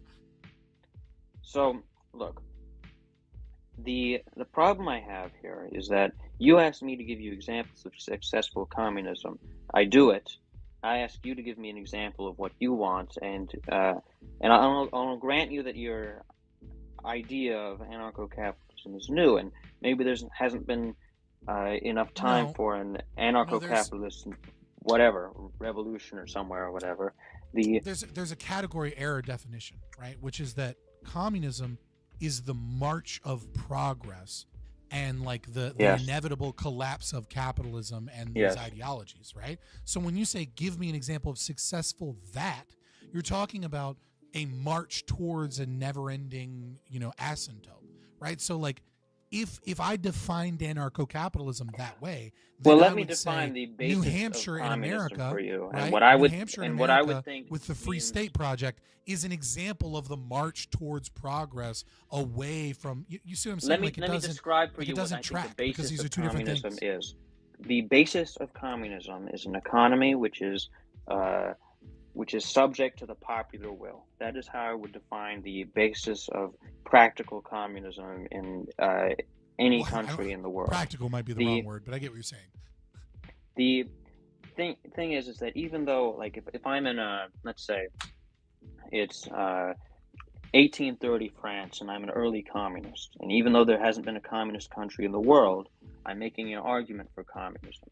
The way Marx did I'm one of the Bakunites at the Paris International, right? Okay, and I'm the Marxist who beats you up in the convention hall. Regardless, the anarchists, they actually did murder Chaudet, who's Proudhon's successor. Again, because anarchism always was about private property rights. Communism itself, when it started out, it did not make arguments that were like prescribing the future will look like X and Y. It made arguments that our society is trending towards X and Y, and that Z is becoming necessary. That's the type of argument they made. I think the best that was from the approximation intellectual of this, without a doubt, tradition, which was started by the French Revolution and there's a revolutionary tradition that comes off that. If you, I would say Marx is piggybacking off the French Revolution more than vice versa, but that's fair. If your philosophy is new or whatever, and you don't have time to give me substantial demonstration of that in real life, okay, I'll grant you that. However, what I would ask I already told you. What is the tradition pause. that you You're are being coming? silly. Okay, I already told you that it's a category error in definitions and comparisons. If libertarianism was to be defined in a similar vein as communism, right, which is a march towards like if I was to say, and this is not true per se, right, but if I was to redefine anarcho-capitalism and to say that anarcho-capitalism is the inevitable understanding that that aggression in game theory costs and is inefficient, and eventually those inefficiencies of having authority and non-voluntary hierarchies will collapse themselves to better efficiencies, and that this is the slow march of progress towards voluntary hierarchical structures. That comes from an intellectual tradition. What is an example of that process? Your idea of and we call that process libertarianism. Then I would say the Free State Project of New Hampshire is an example of that. right? But The it's question I'm going to ask you then is, if I was a communist in 1830 and someone asked, where does your intellectual tradition come from? What is an example of it in reality? And I pointed to revolutionary France or Cromwell in England or the populares in ancient Rome. The point is that I could point to a tradition that I think is leading in the direction of what I want. I literally just did that for you. Again, look, but the point is that those are like civilization shaping moments in people in history. The only thing I'm asking you to do is point me in the direction of a state or appreciable number of people. The concept that communism is more popular because that is not what I'm arguing isn't an argument for the truth. The only thing, the fact that it is I'm asking you to do is an argument about truth. This all stems. Hold on, shut up, dude. This all stems from the fact that you can't give a definition of freedom. Like from the very beginning, you are running from definitions, and you have run from every example, and every time you give me some type of evidence or something, it turns into a gish gallop, and we've never even. And I have to go soon because I have a hard out at 7 o'clock. Right, it's in 12 minutes. Freedom, so freedom is the ability to realize one's human potential and goals. That is what freedom is. So in the most abstract a doctor. Sense, hold on, pause. Freedom is. The ability to realize one's human potential and goals. Okay, right. So if I am a doctor and I go to school to be a doctor, would it be anti-freedom to stop me from opening private practice and realize my goals? Right, and to refuse my services to anyone if they didn't have the money to pay me, and I would shoot any cop that shows up that tries to force me as a doctor to help patients. Well, I believe shooting cops may not be very good for your freedom. Regardless, right, but let's say I could get away with it. Okay, look, would that not be? I can't speak about freedom, like needing a medical license or anything like that, but I generally do think that if you have the potential to be a doctor and you want to be a doctor, you should be able to become a doctor. Obviously, no. Don't change the example. I'm already a doctor. I'm educated. I'm practicing. I open a private practice and I refuse service to those that are too poor to afford my services. Would you, the communist, force me, the doctor, the greatest brain surgeon in the world, let's say? There is no brain surgeon in the world better than me. I live in Soviet Russia. Do you think that you would stop me, that you would say, look, you need to perform brain surgeries on some people that can't afford you because healthcare is a human right? Would you accept payment from the state? Would I accept payment from? No, I refuse to do it because I'm ideologically opposed to the state. I tell the state to fuck off. I don't want to do surgeries on poor people. They're icky. Or how about this? I don't want to do surgeries on black people. I don't like N-words. I don't like touching their dirty black skin. I don't want them at all in my room because I know black people make the place dirty. Freedoms to not have brain cancer after that. So hold on. What was that? I think you would be stepping on a lot of other people's toes at that point. The example of freedom, I said, it was in the most I haven't stepped on general toes. I said, sense. no, I haven't. Hold on, pause. No. You said that freedom was about this actualization of my goals and my will, right? And my goals and my will are to not do anything for these people. I haven't stepped on your toes. So if we there's no freedom from brain cancer. Brain surgery what are you talking from about? You, if there is a freedom from brain cancer, right?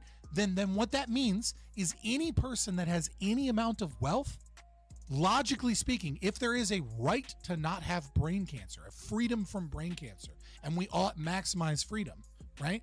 Then any excess wealth that exists, the state can steal so that we can put more money into brain cancer research so that less people have brain cancer. Your definition is contradictory. And as I said before, there are ideological statements. And one of them that is true, that is anti-communist, is that A equals A, existence exists, and that contradictions don't exist in reality. Your ideology, your definition of freedom is contradictory towards the philosophy and the actions that you would engage in. You don't believe in your own definition of freedom. You need one that fits in communism. Do you think that if you have a disease or something, that you have the right to secure medical care so you don't have to live with that disease if it's available? No? The default state of man is poverty. You have no right to other people's labor. That would be against their freedom. If I own all the land in the country in which you live in, does that mean that I have the right to deny you land to live on, and potentially food simply because I have a legal document that owns the land? I don't. Like, I have to clean up your example, right? Because like, how am I already living on land that I don't own? Do you have a what right do you mean? to, like, if I'm the landlord and I control all the land in a country, and like you want to just start farming on your own or whatever, but I deny you that because I want to speculate on the land and I don't want anyone touching it. Am I violating your rights? Do I have a right to tell you, no, you cannot work on this land and feed yourself? Yeah, absolutely. You absolutely have no right to work on someone else's land. But I mean, that's what the Soviet Union did, but they didn't actually have a right to do that. Historically, when situations existed, what happened is all the peasants who wanted their own land would band together and for their own freedom, they would kill the landlord and take his land. So again, this is where I think it would be beneficial to read. That's very much a what I'm describing to you is a legal document. No, you're not. So the problem here is that I'm describing to you a landowners have to be property justified. rights getting in the way of people's actual No, that's not freedom. property rights. Those aren't property rights. What you were talking about is you were talking about monarchies that choose winners and losers, that use violence to say that a nobility has a right to manage these vast areas of land and to have vassals. I agree. Nobility has slaves. No right to own all this completely land. different The than land private should go to rights. the tiller. I'm filled with pride that you accept the Maoist proposition of land to the tiller. You really are a Maoist. I told you before, one, that I used to be a Maoist, number one, and number two, that I'm an anarchist, right? So like, I'm not going to support the history of monarchies that raped people over and created a landed gentry. Like, I absolutely agree with Proudhon, the anarcho-mutualist, who's, left-wing kind of anarchist, but like the father of the modern anarchy, in the sense when he says that property is theft, but he also said that property is liberty. And so the question goes is, well, that seems like a contradiction. And then we understand that these are two different types of property. That property that I homestead, that I go out, that I own myself, is one thing. Do you believe that and the property freedom that's of the just peasants given is to like in some opposition noble to the to like freedom of the fucking noble? ruin people's lives and treat them like slaves is a wildly different thing. In our situation, do you think that the freedom of the noble is in direct opposition to the freedom of the the freedom of the peasants is in direct opposition to the freedom of the landholder to do what he wants with his property? So it's not freedom, because I define freedom as freedom from aggression, right? A negative right. Okay, right? but So by if farming he's my hold on, land, pause. Let me you asked a question. Let me my explain. land, it, right? aren't you trespassing on my property? Aren't you committing an aggression against me? No. You've lost the sauce, my guy. You're trying to interrupt because I'm cleaning up your analogy. So the thing is that one who's the winning noble, doesn't need to tell everyone he's winning all the time. Stop being a sweaty bro. I know I got you into debate bro mode because I'm in a debate bro mode. And now I'm like chilling out and we're about to get out of here. But let me leave you with this, right? The noble is not granted that property. It's not a real property. Just because the king says that it belongs to the noble, it's not that the noble's rights are in clash with the peasant's rights. It's that the noble is violating the rights of the peasants by having stolen land that he himself did not homestead or purchase through rightful means. That this land was probably gotten by some king's conquest and then given to some general for doing a good job of murdering the other fucking people or the village that used to live there. That you're on stolen land, and then it's given by some stolen king to these other people that support the king with their power to use and abuse vassals. This is not a voluntary relationship in any way, shape, or form. This isn't capitalism, and this isn't private property rights. This is statism and socialism. Okay, so if for example I homestead a bunch of land, whatever, right? Mm-hmm. And I irrigate it or I improve it or whatever, and say I move after a time and I go and homestead a different set of land, do I forfeit the right to the land that I took first? So you homestead property A, you leave property A for property B because you like property B, whatever, better. Like, do you forfeit the right to property A? No, I don't believe that you do. Okay. Though there is a gray area here. I want to be clear, right? There is a gray area here, which is at a certain point there is abandonment, And what I would say is that property is established through intersubjective communication. And so intersubjective communication of property, right? So for example, if I put a fence up, it doesn't matter if I'm in Vietnam, that I don't speak Vietnamese. Like, people know that's my property because there's a fence there. But if I put a no trespassing sign in English, then like, how are they really trespassing when like there's no communication that this is my property? So if they build a simply home there, right? not So knowing. the same thing is true of abandonment. Like, I would say if you abandon property A for like a year and someone finds a house in the woods, it's clearly your house. It's clearly somebody owns this property, right? This is somebody's property. They have a first user principle. But if I were to go into the woods and let's say there is like a house that's been overtaken by nature, right? Like there's like roots in the foundation and like all the windows are busted up and there's like, you know, like animals have lived in the house and is like eaten up. Like, I would say that is an abandoned property. And that person has communicated that property is no longer theirs by letting it fall into disarray for decades and decades. Well, let's say I And that, pay a like, guy that can to be homesteaded. maintain that shack I built or whatever. I pay a guy to inspect my land and make sure it's in good shape. And let's say that, for example, I secure the backing or I make a voluntary business deal with a wealthy patron who pays me a bunch of money to buy up the land around me and develop it, or simply to speculate on it. Say I want to hold the land until later where more people have migrated to the area and the price has increased. And until then, I don't want anyone developing a claim over the land by working it or improving it any more than I already have. Yes? This is all entirely... Okay, so you're talking about land that you don't own around you. Let's say I buy it up. Now it's all land that I own, right? And I'm holding it, and I don't want other people working it. I don't want people building their own stuff because according to you, that might give them a claim over it. Yes? Yeah. Okay, so if you come to this land and you try and homestead on it, and let's say I bought up such a vast tract of land that for many miles around this, where you got off the boat or whatever, that I control the land there. Am I justified in denying you the ability to make a living on this land that I'm not even using? Absolutely. Is that Absolutely, of course. okay? Why would you? But why would you say otherwise? But you also have or ought to have a freedom to homestead, yes? And you and all the other No, you don't have a freedom to homestead other people's property, dude. Like, that's silly. Okay, but what makes it my property in any practical sense? You I'm not said using that it. you I'm just legally holding it purchased the speculative. property. So there was someone owned property. Is the law reality? What do you mean? Is the law Document reality? make reality? I'm sorry. What? I didn't hear that last bit. Does a legal document make reality? What is A legal document doesn't make reality per se. I mean, a legal document might be some evidence of reality, right? Okay, but it doesn't in this necessarily situation, make reality. the only thing that So I'll give you an example, right? So like the Israel, right, during the Nakba, evicted all kinds of people that have property deeds to their homes, right?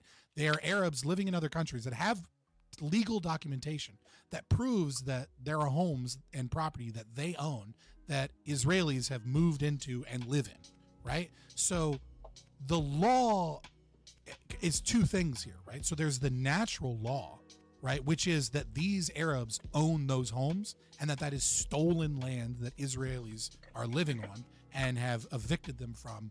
Is it without natural law justification. that I have the right to hold this document, which lets me hold on this land, do nothing with it, just to speculate on it and deny you your... Absolutely, right. But I'm giving you an example of like how just because there's a law, But do you that see the how state that's a little bit do you see how one person buying up all this land and denying anyone else the use of it, maybe they demand that you sign like some ridiculously exploitative contract if you want to use it. well, there's no you such become thing a as an serf or exploitative something. contract unless it's fraud. Well, maybe let's say you got off the boat, you're starving, and maybe you had no idea that all the land was controlled by me or whatever. So in order to just like get a farm to feed yourself, you sign a contract with me, making you a serf. Is that don't you see how this is a bit unjust? And So I mean, besides now that, the example. So hold on, pause. Now the example has changed from I buy a bunch of land and I say nobody can use it to I manage a bunch of land. I have a boat come to me. And somewhere along the way, maybe you paid for the people ticket are to the boat. Maybe defrauded I'm just in some capacity. It's not. It's not practical. The point I'm trying to make to you Right, is it that doesn't. It's not the practical with example reality of buying because up a vast tract of land and then exploiting the people who want to live on it, or denying them the ability to farm or do so just this okay. like So live hold on. on So this is again land. the problem with not understanding price, right?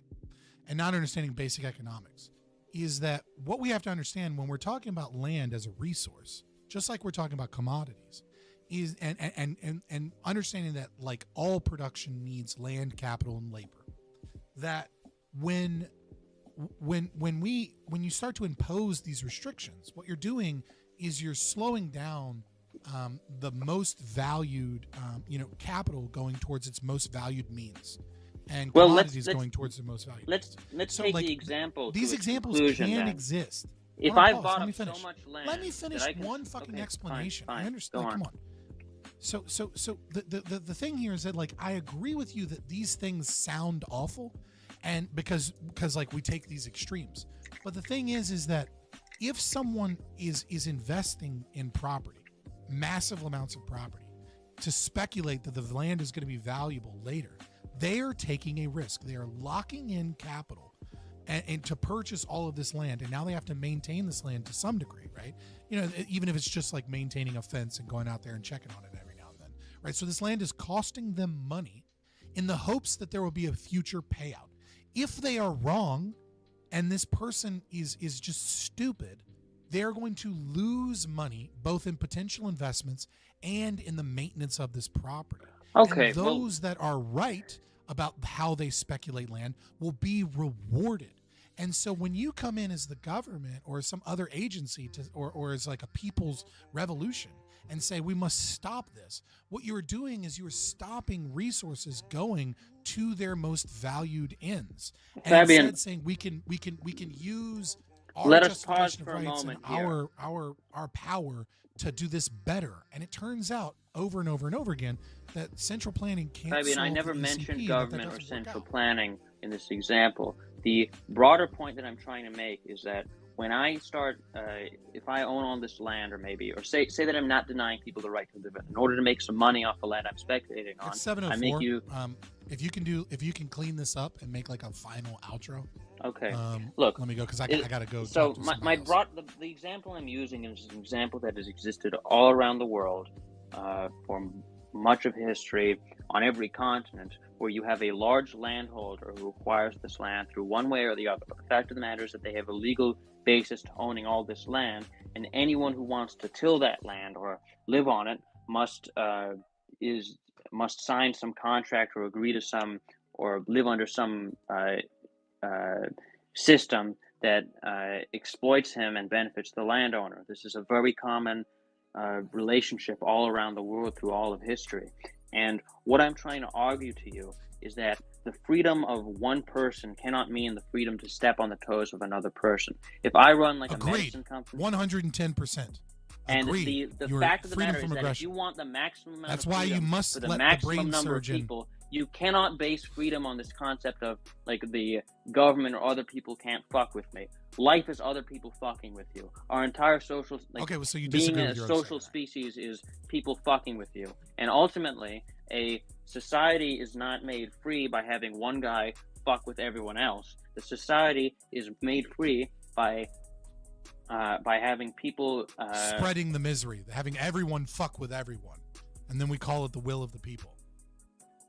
No, freedom for the vast majority of people. Nobody fucking with anyone. Nobody oppressing anyone. Necessarily means that someone who does want to oppress someone else, someone who does want to own all this like land, Stalin? or Stalin was a government official. He didn't own any land himself. It means that there must be some. Certainly didn't starve. There must be some public supervision. There must be some real practical freedom for the vast majority of people. You being a brain surgeon, like, it's not right that you would say that you would fuck everyone else and deny them maybe something they need that you have or whatever, because it's like you can't just use your own freedom to eliminate other people's freedom. That's not how. I don't think that's how freedom ought to work. The thing I'm trying to make, the in fact, the beginning of our disagreement on Twitter is that I am arguing to you that these legalistic concepts of freedom and what is unfree and what is not, and what is like people fucking with you and what is not, is a totally ridiculous conception because it doesn't relate to reality at all. Here I am talking about like, can I till this land which isn't being used without being harassed? And you're speaking of like legal claims to it, whether something qualifies as abandonment or not. This is totally backwards. This is not related to how the average person lives or what the priorities of the average person are. Obviously, someone would like object if like one day the neighbor moves the fence and puts like a field with crops growing it on their side. But that's a completely different scenario than what we are giving. Than what we are arguing about here. That's a very practical example of one person's freedom to move a fence fucking with the other person's freedom to grow his own food. The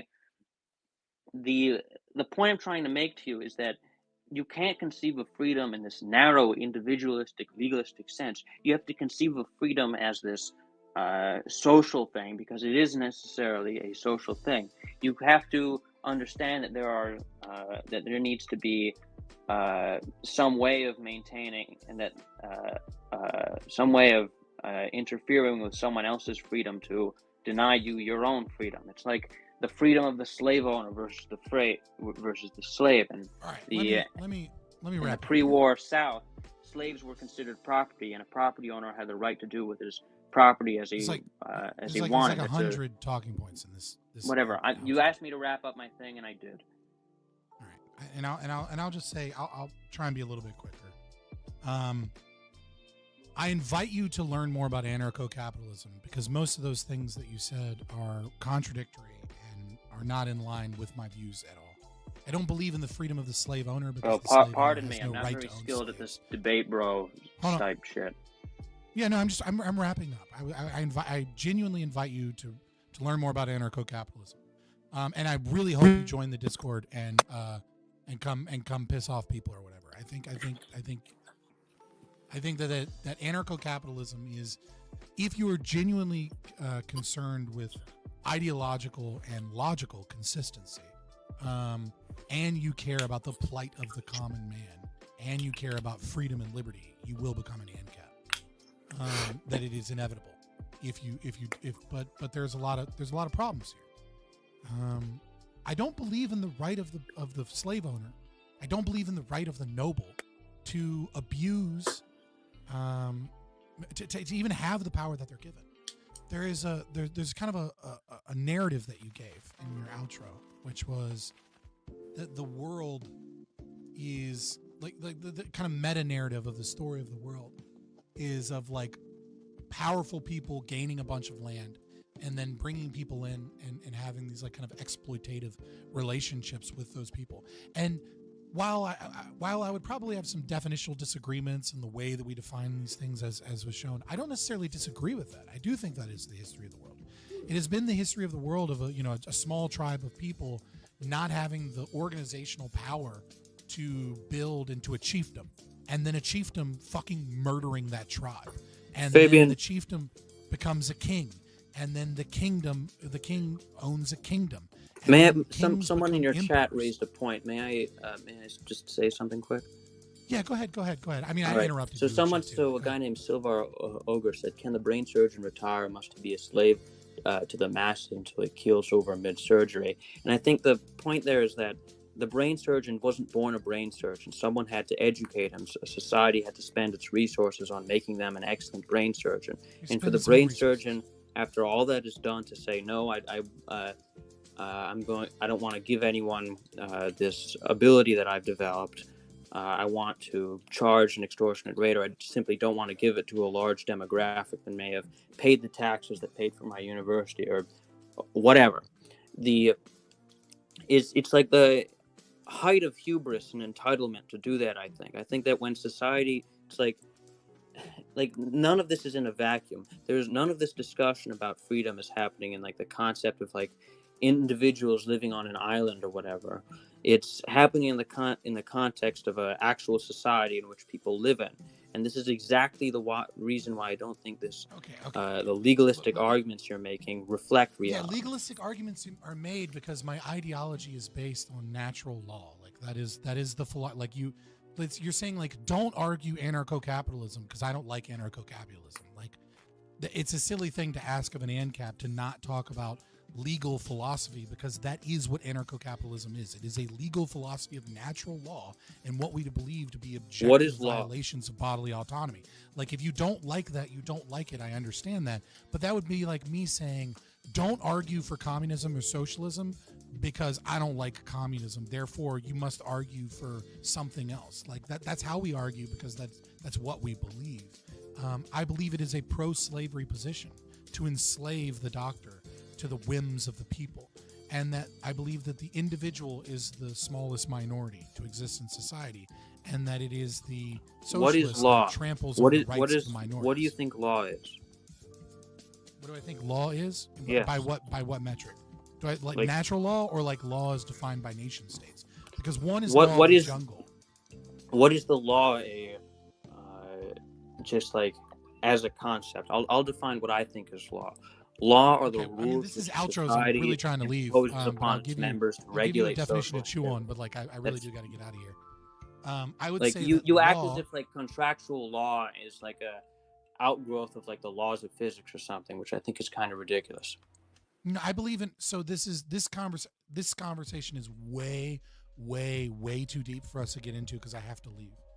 But if you want to have a conversation another time and you want to grab a moderator because we like to talk over each other, I would be my guest. But I would say that's a conversation for another time because I believe that it is grounded in Aristotelian logic that one engages in a performative contradiction when they attempt to justify aggression against another, and that only ethical systems that maintain the non-aggression principle are capable of justifying themselves as ethical systems.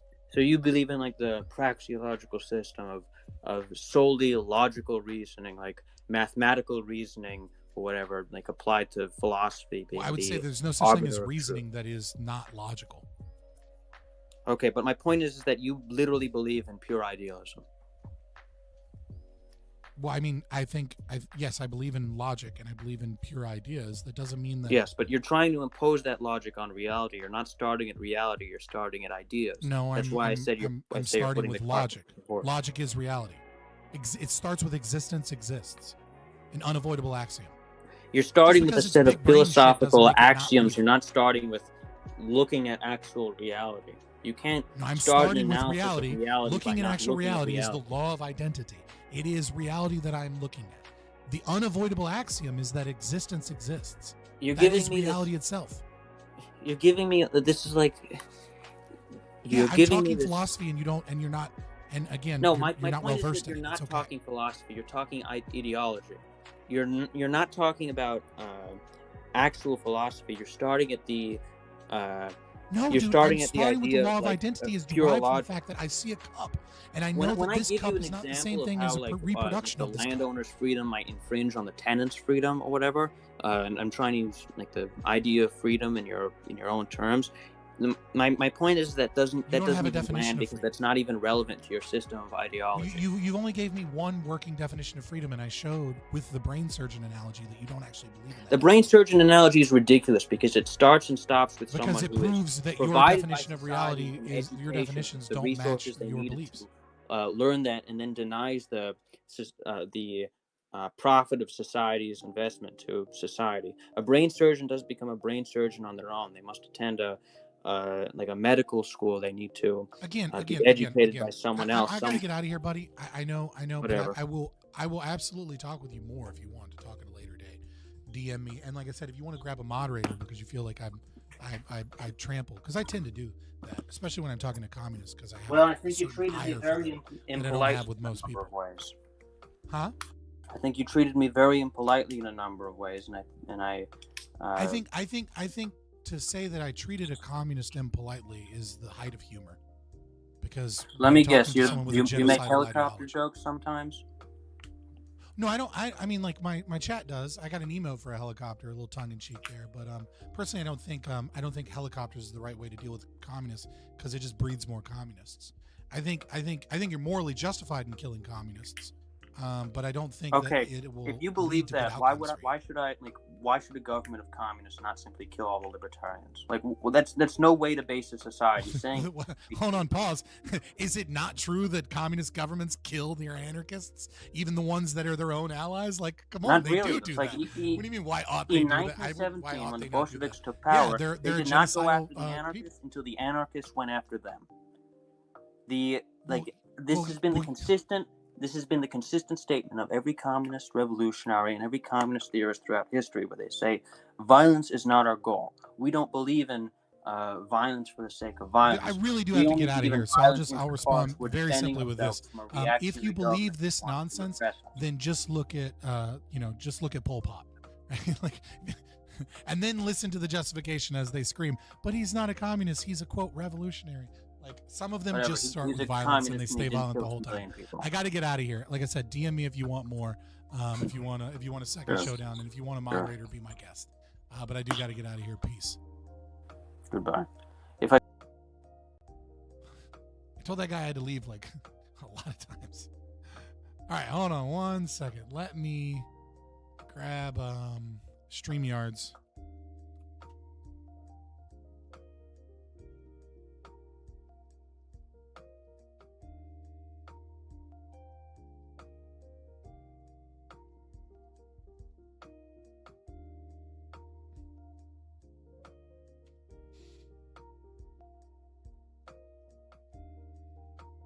One second, boys. I have to cut my video capture device off so that I can, because I'm not using a virtual cable. Like,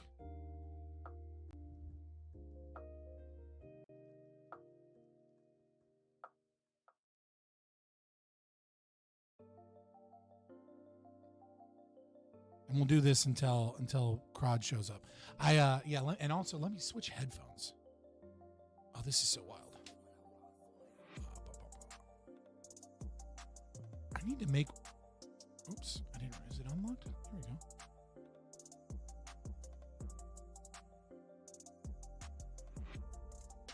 There we go. And then... Oh my god, I have so many things to do.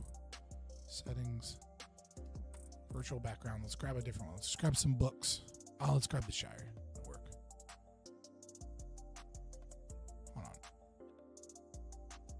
What is going on with the virtual? I have a green screen. There we go.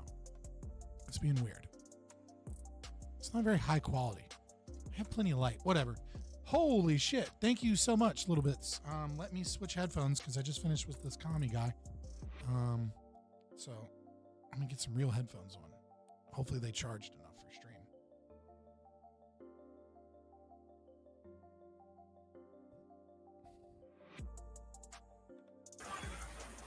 Hey, Krod, give me just one moment. I apologize.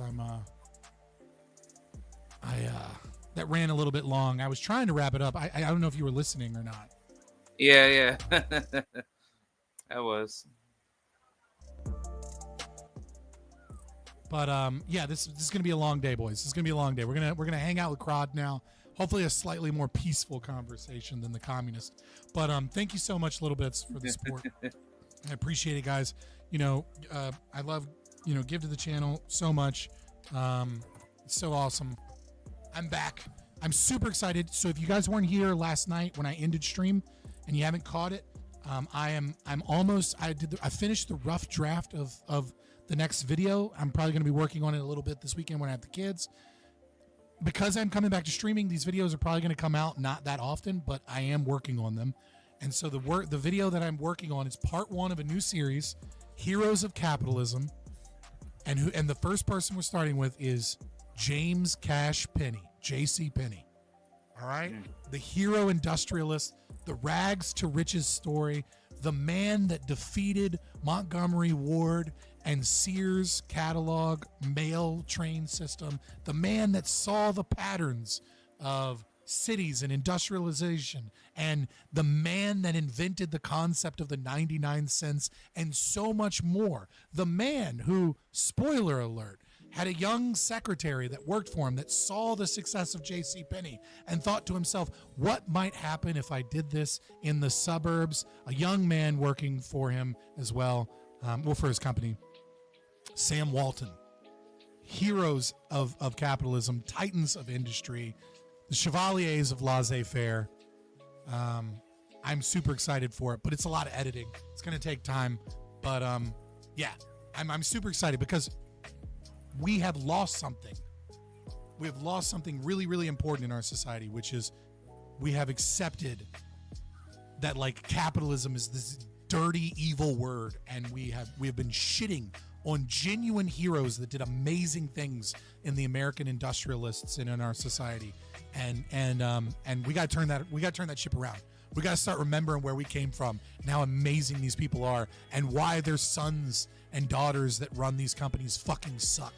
Okay, so I'm super excited. Krod, you DM'd me, and I was like, oh, let's talk again, and we had a conversation. It was a little bit. It was impromptu, you know what I mean? So it was a little sloppy. And I was like, oh, I don't know what's going on, you know, whatever. And he hit me up with these topics. And I was like, dude, I love these topics. And I hope that these are things you want to talk about. Because I was like, Krod wants to talk about some really cool shit.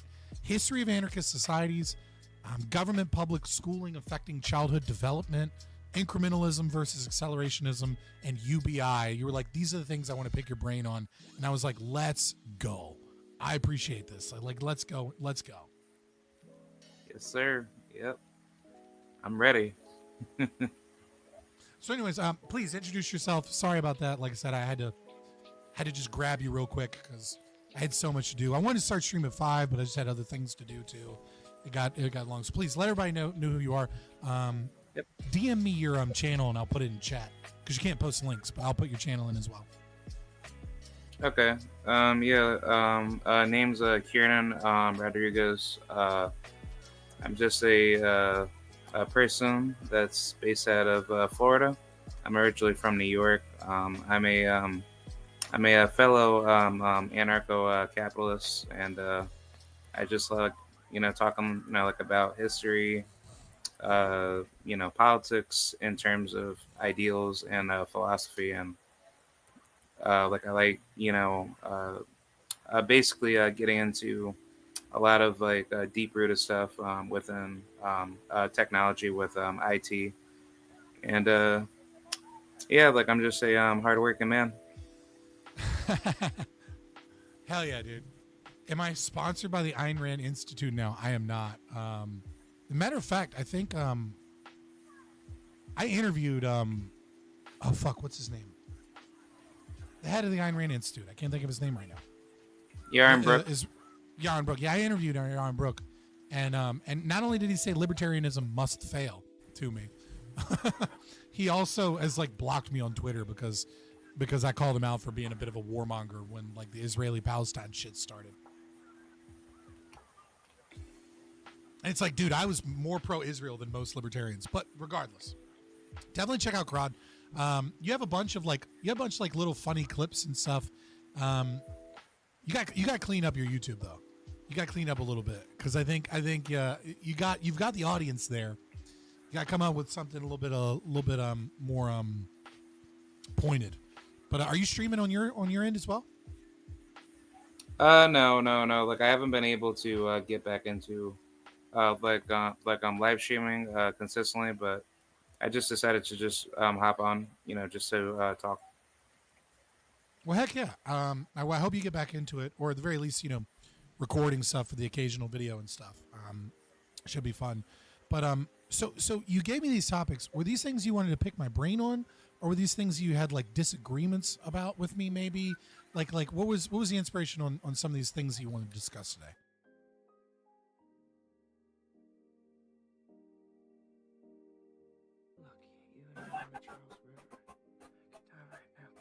Sounds like can you hear me? Oh, there you go. Yeah, I can hear you now. Hello? Yeah. Can you not hear me? Yeah. Can you hear me? Like, Yeah, I can hear you, man. I can hear you. Like, I think you broke up there a little bit. yeah, So, like I want to. Yeah. Like I just wanted to talk about like the various topics that I had in mind. Like I just wanted to just get your point of view on it and just talk about various topics that came to mind. That's all. yeah. I mean, like I said, I was down for the discussion mostly because I thought these were really interesting topics. Let me see if I can grab them again. So, but again, like these are really broad, right? So, like, what is it that you were curious about or wanted to discuss in terms of the history of anarchist societies? Because that's a really, really broad subject. Yeah. As far as that topic goes, I've been doing a lot of research in the past with a lot of, potentially good, stable anarchic societies. The more I guess common ones that I've mainly have done, a little bit of historical research on would, most likely be places like ancient Ireland, Neutral Morsnet, ancient Iceland, definitely Katspaya, possibly Zambia. I'm not too sure if that's a possible candidate, and definitely I was also going to probably point out the Wild West back in the early to late 1800s, possibly. Right. Yeah, it's very interesting because yeah. No, I was saying it definitely becomes like a definition game when talking about ancient anarchist societies, because there's a few things that go on. First of all, it's like, well, what is anarchism, right? So like the left and the right kind of like arguing about, anarchism, like to me and from our perspective, right? Any voluntarist society would be, where there isn't an imposition would be put on you, but of all the examples that you gave, they're micro states, right? Like they're not really, pure anarchist in the sense that they're anarchistic, right? So like, for example, with like the Icelandic Tane system, really interesting way of doing punishment and crime, localized, right? And restitution. And there's like a lot of things that we agree with, but we wouldn't say that the Icelandic Tane system was maybe anarchistic, right? Like there was definitely like rulers of, they're mostly chiefdoms, right? And so it's like, it does become, it's like, well, what do we mean and why ought we think about them? And I think the better way of looking at anarchist societies in the past is really, it's kind of like, so Thomas Sowell has this concept that he talks about in Basic Economics, where he says, more often than not, understanding a market principle is best seen when that market principle is like stopped, right? So it's like, if you want to understand banking investment, right? A really good way to understand banking investment is to look and see what happens in a place where banking investment is made illegal, or where it was illegal for so long that it has difficulty starting again. So, he gives an example of like, I think it was like Poland or something. I don't remember. I'm trying to remember off the top of my head, where like after the collapse of the Soviet Union, they tried to bring investment banking back, but like they couldn't, because it turns out investment banking is like really fucking complicated. And there's a lot of risk assessment that goes in. And so a lot of these banks were just like, yeah, we're going to invest in government bonds and we're not going to loan out any money, right? Because they were too afraid that they didn't have a good way of assessing risk to determine investments, right? And so I think the same thing can be said about looking at all of these anarchist societies, is like, this isn't what we want, obviously. Number one, it failed. Number two, maybe the people weren't ready for it at the time in certain regards, that the people were kind of like forced into these situations, because a lot of times they invited a king in. That happened with Kospias, happens with the Icelandic Tane system as well, right? Like they democratically voted to bring in a king. So clearly they weren't ready for it. They wanted that stability, kind of like Israel in the Bible, and begging for a king. And Isaiah's like, dude, God told me like it's gonna fucking suck.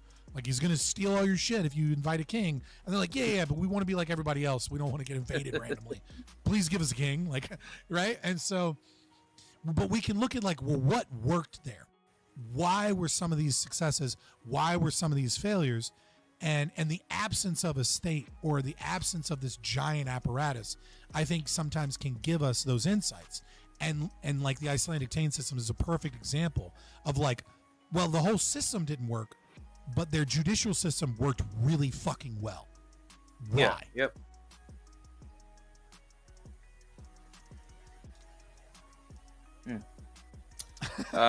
Yeah. I don't really know. Yeah, I don't. So I mean, like the history of anarchist societies. Like I am by no means a historian, right? Like I am much like most debate bros on the internet. I garnered a lot of my knowledge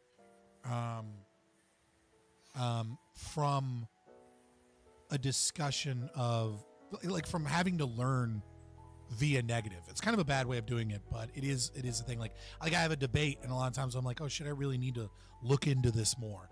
And over years, I've learned a lot. You know, but in a lot of ways, I am the Vosh Destiny kind of Wikipedia warrior, where sometimes I'm missing things.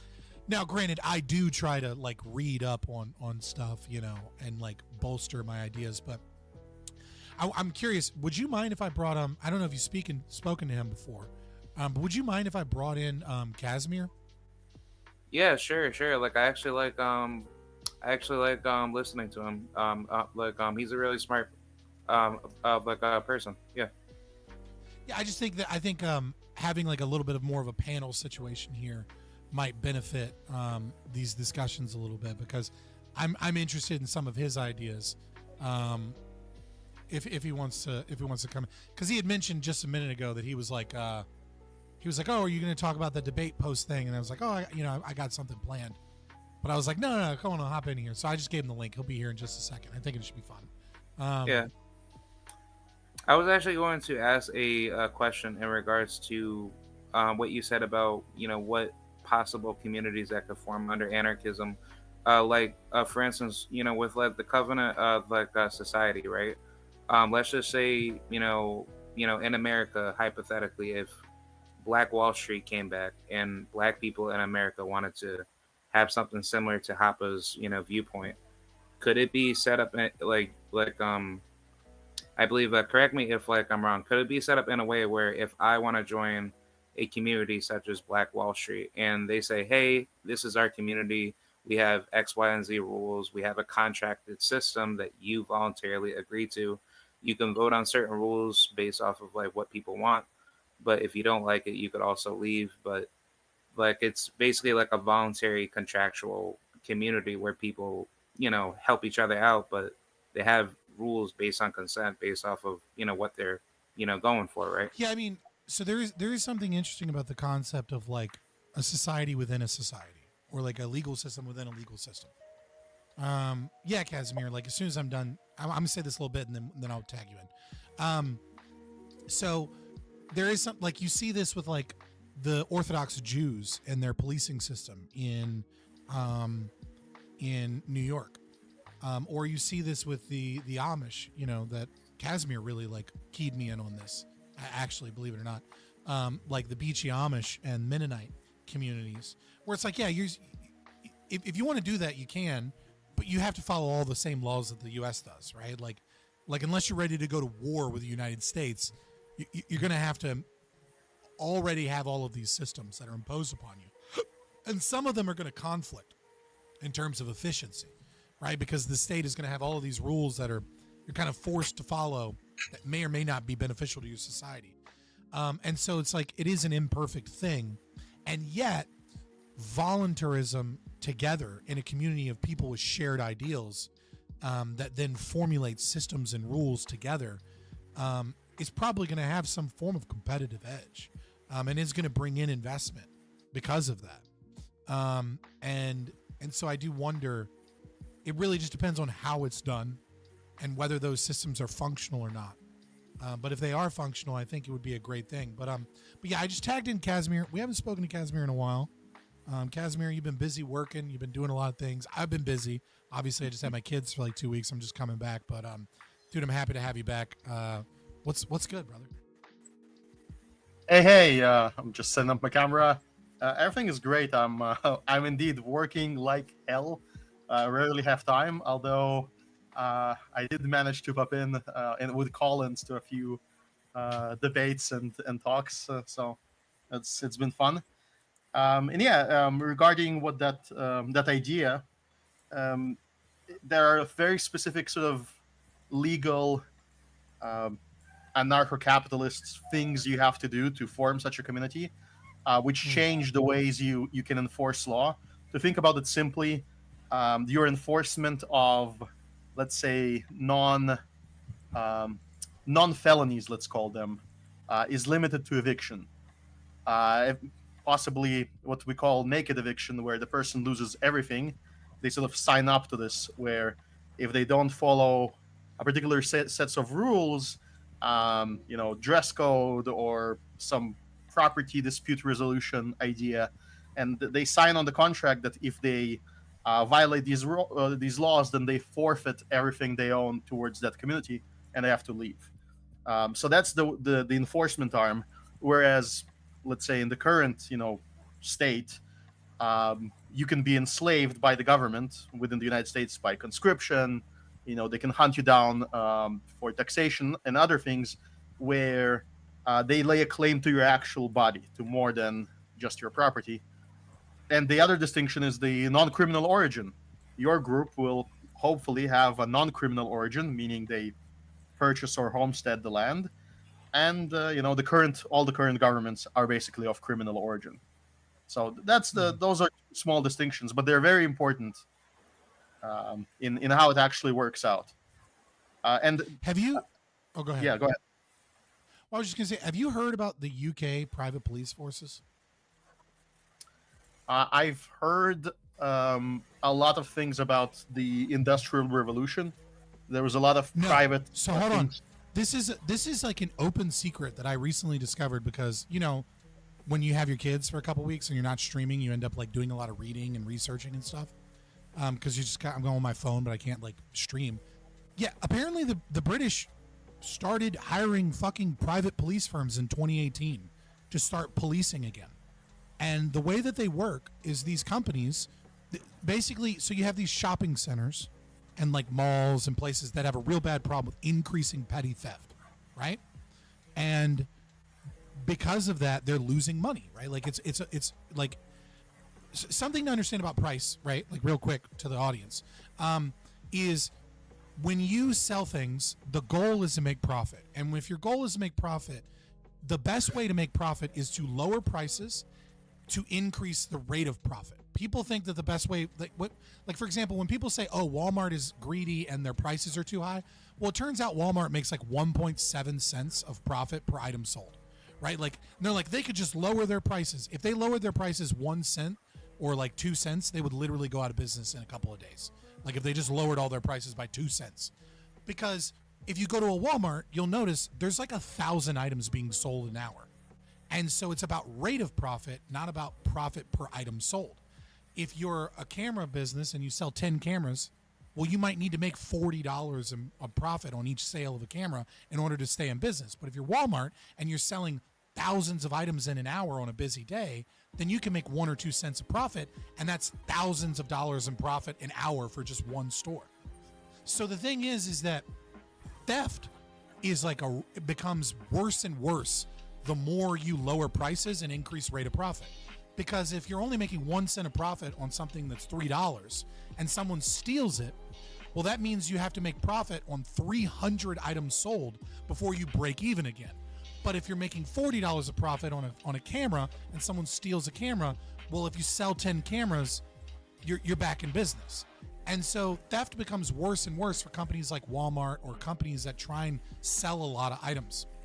And so they're losing a lot of money and they're forced to raise prices because of theft. And what they've discovered in the UK in 2018 was we can start hiring private firms that sit around and they catch people and they do knife vests, no weapons, and they tackle people.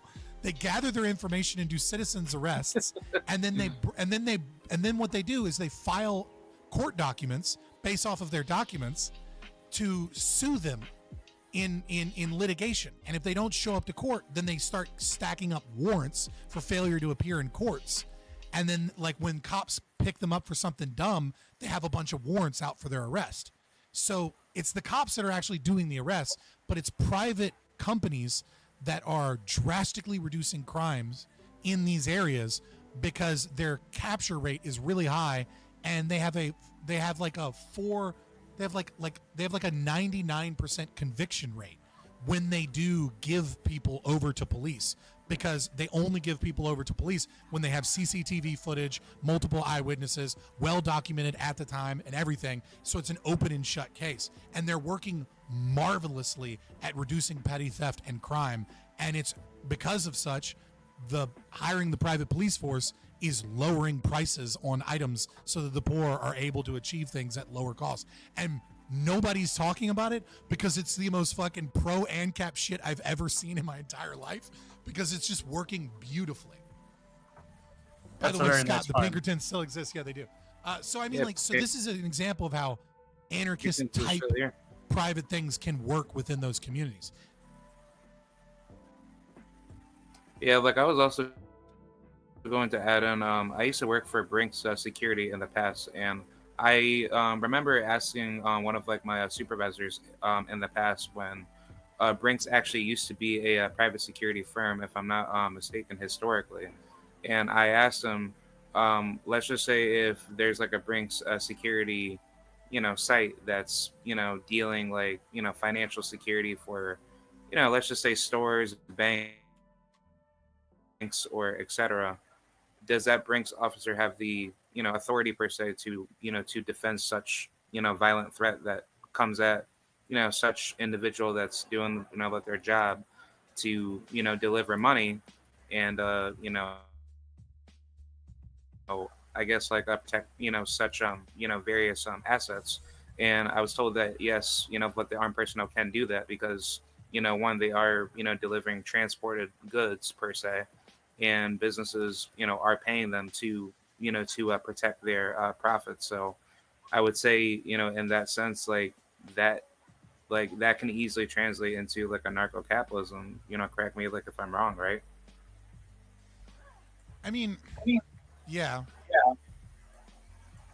Also, it's understandable in our society why the people who are primarily serving the banksters are getting a preferential treatment in terms of self-defense. Yeah. It's like Brinks might not be. So the Brinks and the Pinkertons both worked for corporations to like murder like protesters and stuff, right? So like, I don't know that I want to be like pro Brinks or pro Pinkertons. But yes, private security. Like if I were the president, right? And so this kind of goes into one of the things you wanted to talk about: accelerationism versus incrementalism.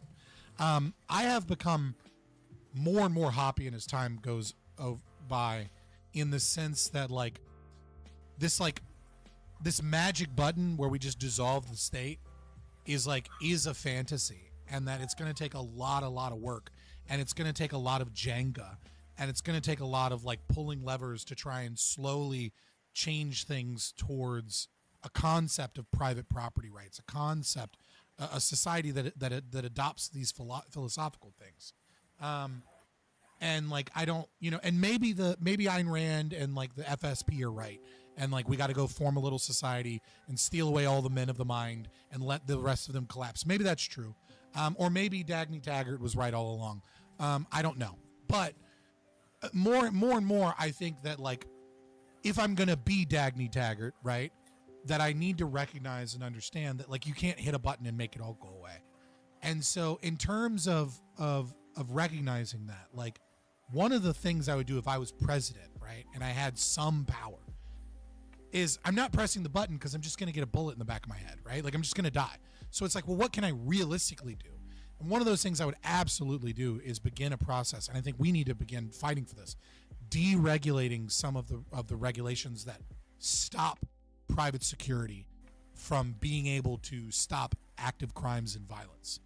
because because I think if we can have a situation where cops exist and simultaneously private police forces are able to do a lot more, what we're going to see is a community that's far more willing to engage with the private police, having a better relationship with those places, having better profits in businesses and areas that utilize these forces that allow for a better life for people. And we're going to see the community have a much more like we're going to see a lot of people go, maybe the private police are better, because they certainly are when I go to the mall.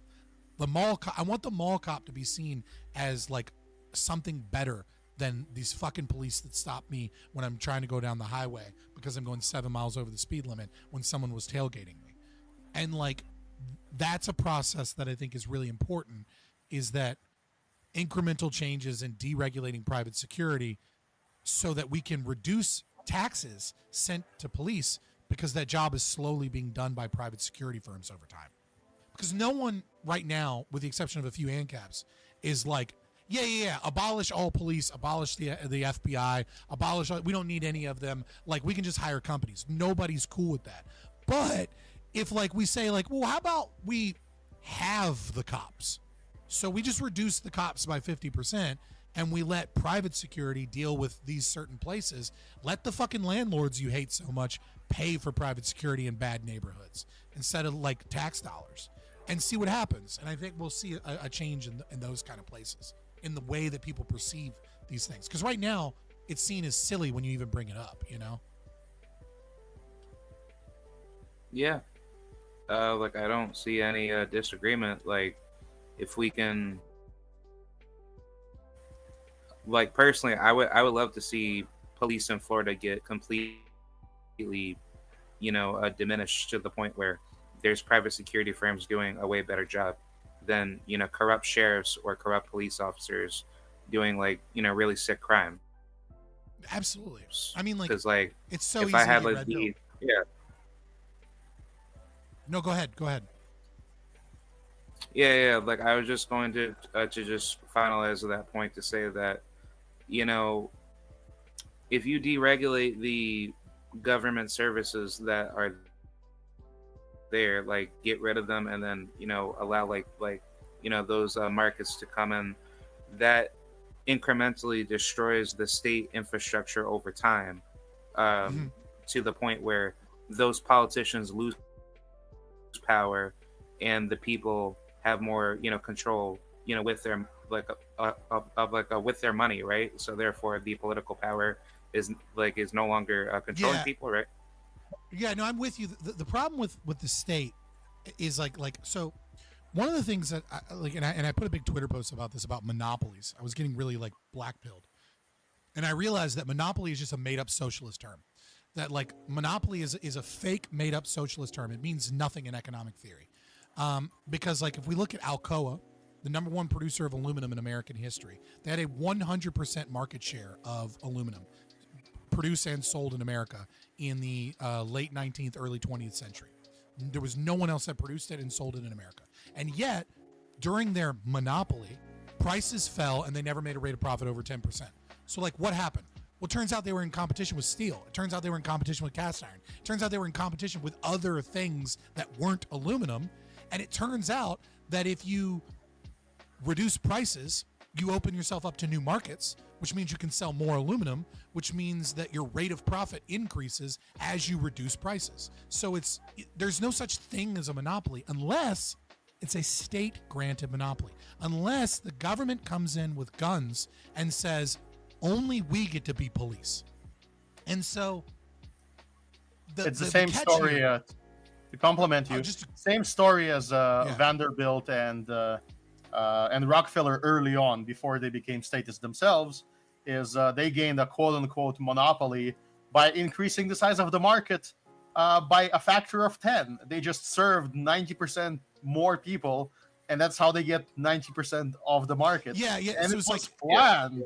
It was planned. Yeah. Vanderbilt said to Rockefeller, "You will be my man if we increase and I will give you exclusive shipping deals from your refinery, but you have to produce 10 times more and sell it for 10 times cheaper," which he did. And that's how all the complaining started to the government to shut them down.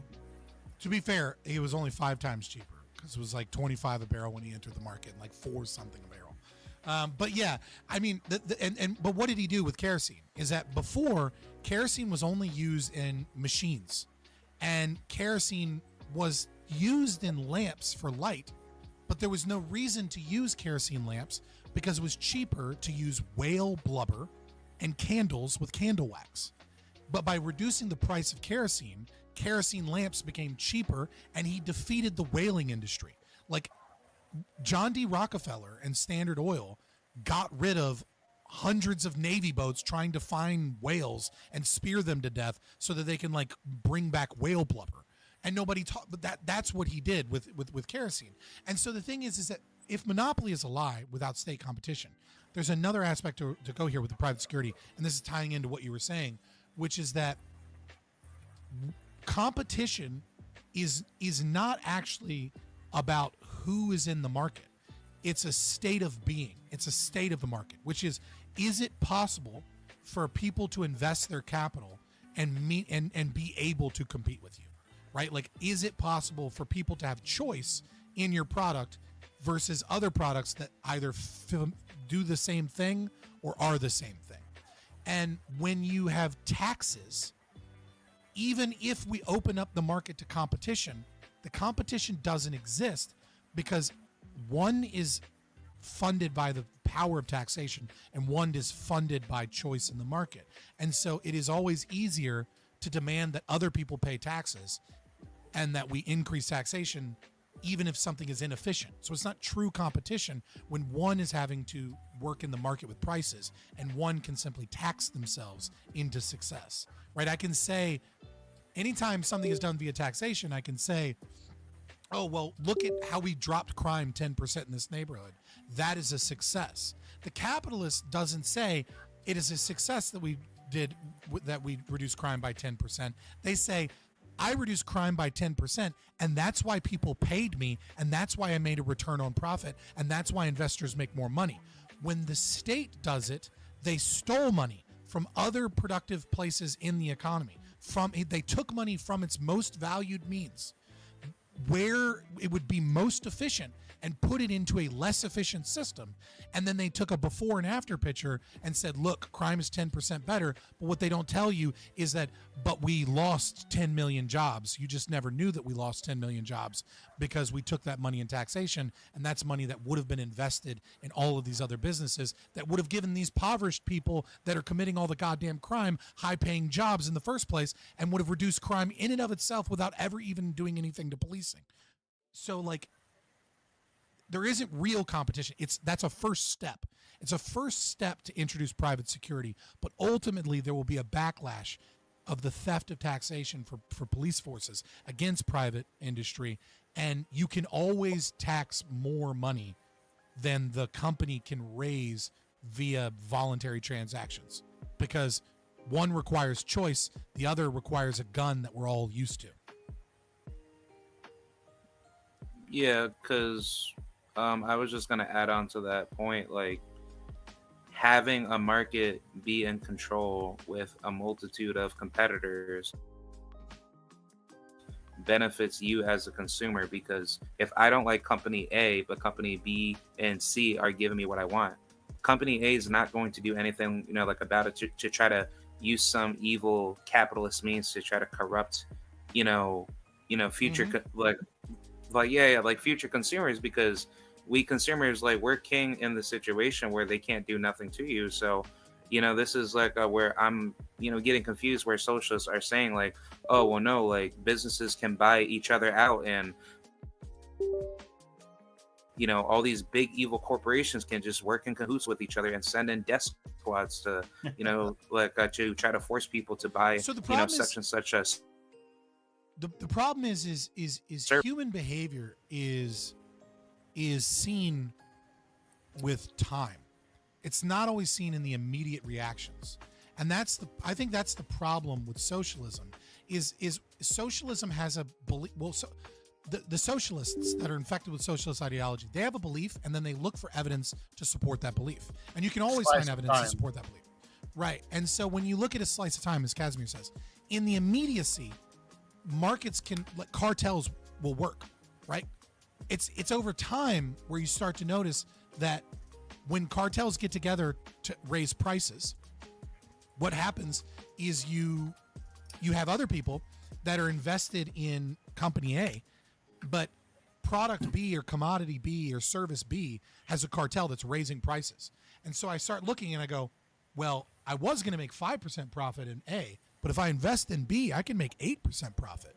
So money moves from A into B. So the cartel, by increasing prices, they increase competition because they increase the likelihood that other people will invest in the price fixing because they know that the real price might be 5% profit. The cartel price is 8% profit. I can come in and charge the 7% profit price and beat the cartel and make money. So it behooves me to move from product A to product B to invest in it. But that doesn't happen immediately, right? Like, it's not immediate that people do that. It happens over the long term. And see, the thing is that the cartel knows that they're playing a game. And in this game, the game is first that someone breaks from the cartel, which happens with most cartels. The second thing is that they increase investment. The third thing is that, remember how I brought up Alcoa? This is such a big thing that communists love to do and the socialists love to do, and even Republicans that are all socialists now love to do. They don't know that they're doing is that they look at aluminum as the aluminum market. They don't look at aluminum as all of the things aluminum can be used for versus all of the things that can be used to do the same thing that aren't aluminum. And so when you price fix in a cartel, what ends up happening is people might switch to things that fill similar roles, right? Because, for example, the horse does the same thing a car does, but a car does it better. But if you increase the price of cars tenfold, guess what? People in Montana are going to buy horses because there's already horses nearby. And so there's no cars available. So the same thing is true in that when you engage in a cartel and you increase prices, you decrease sales. And when you decrease sales, you often decrease your own profit. And so even without the investment, you start losing money. And that's that pressure, is that there's always some company that's not doing as well as the other company in the cartel. It's like, fuck, we're bleeding money. This is working out well for my competitors, but it's not working out well for me. And they break away. So the socialist is right in the short term that cartels get together and they use violence maybe a little bit, or they use their political power sway to do these evil things in the short term. But in the long term, what ends up happening is they lose money, increase investment, and give more money to their competitors, even the ones that aren't in the cartel, because they're in a market adjacent to what it is that they're doing. There's another factor that we should talk about that complements this, the other part of the market that never gets spoken about, which is the individual part of the market, which is, for example, in a town where police services are provided by a cartel that doesn't do a good enough job, people might form a night watch, which has happened historically. And then that night watch, the neighborhood watch, they will become effective enough where people will say, here's some money specialized. We don't no longer need you to perform those other jobs. And so that's how out of that emerges the competition. People are most familiar about this with the private market for food and catering. Initially somebody starts making lunches for their family, and then their family shares the lunches with co-workers. And then suddenly you have a catering business because the co-workers would rather buy your homemade lunches than the ones made by the giant corporation that, might be cheaper, but not really that healthy for you and don't taste as well. And so a lot of these small startups, they start as serving in the individual need, and then they enter the market and they specialize. And that's something we also have to consider, that in many of these markets that might, have a risk of them being captured, well, if the prices ever rise above the level that they were before specialization, they're knocked out by just people doing it themselves. I don't have to buy the local street food. I can just spend half an hour or an hour a day cooking, even though that's not effective in terms of my salary. It's more effective to pay someone else. So You brought up something interesting that is like there's a flip side of that too with the unintended consequences. That like made me think of a story. Well, not a story, just a part of my life. So when I lived with my father was an every other weekend dad, right? And he would give me like a couple weeks in the summer, and there was a little bit of a period of time where I did like 1 month on, 1 month off. But he lived in a really bad neighborhood, right? And like me and one other kid were like the token white kids in the neighborhood, right? It was an all black neighborhood. And to give you an idea of how bad this neighborhood was, number one, I remember we called the police because one of a couple houses down, there was a drive-by shooting. And we called the police, and they were like, yeah, cool. And then we called them again, and like they were like, oh, yeah, cool. And then we called them in the morning because no one showed up. And we were like, what the fuck? And the cop came over, and he was like, oh, yeah. We don't come by at night in this neighborhood for shit like that because we'll just die. So we don't do that. I was like, so we're just fucked? And he was like, well, I mean, you live in a really bad neighborhood. I don't know what to tell you. And so like, because they don't have a duty to protect, right? Like you could never do that as a business, number one. But that's the type of neighborhood that we lived in. It was a really high crime, really bad neighborhood. And so the other thing is as the token white kid who wasn't there all the time, my dad's basement got broken into a lot so that they could steal my bike. And my dad, who, you know, may or may not have stolen a lot of bikes when he was a kid, you know, he knew the game. He knew how they like to do things. He had a receipt that had the serial number on it. He knew where the serial number was. He got my bike back like 3 or 4 different times, right? Like it'd get stolen, and then he'd be like, hey, yo, I know that's my son's bike. No, that's my, no. These aren't his tires, but here's the serial number on the frame. Go get his fucking tires, put them back on this bike. We're good, or we're going to get the cops, right?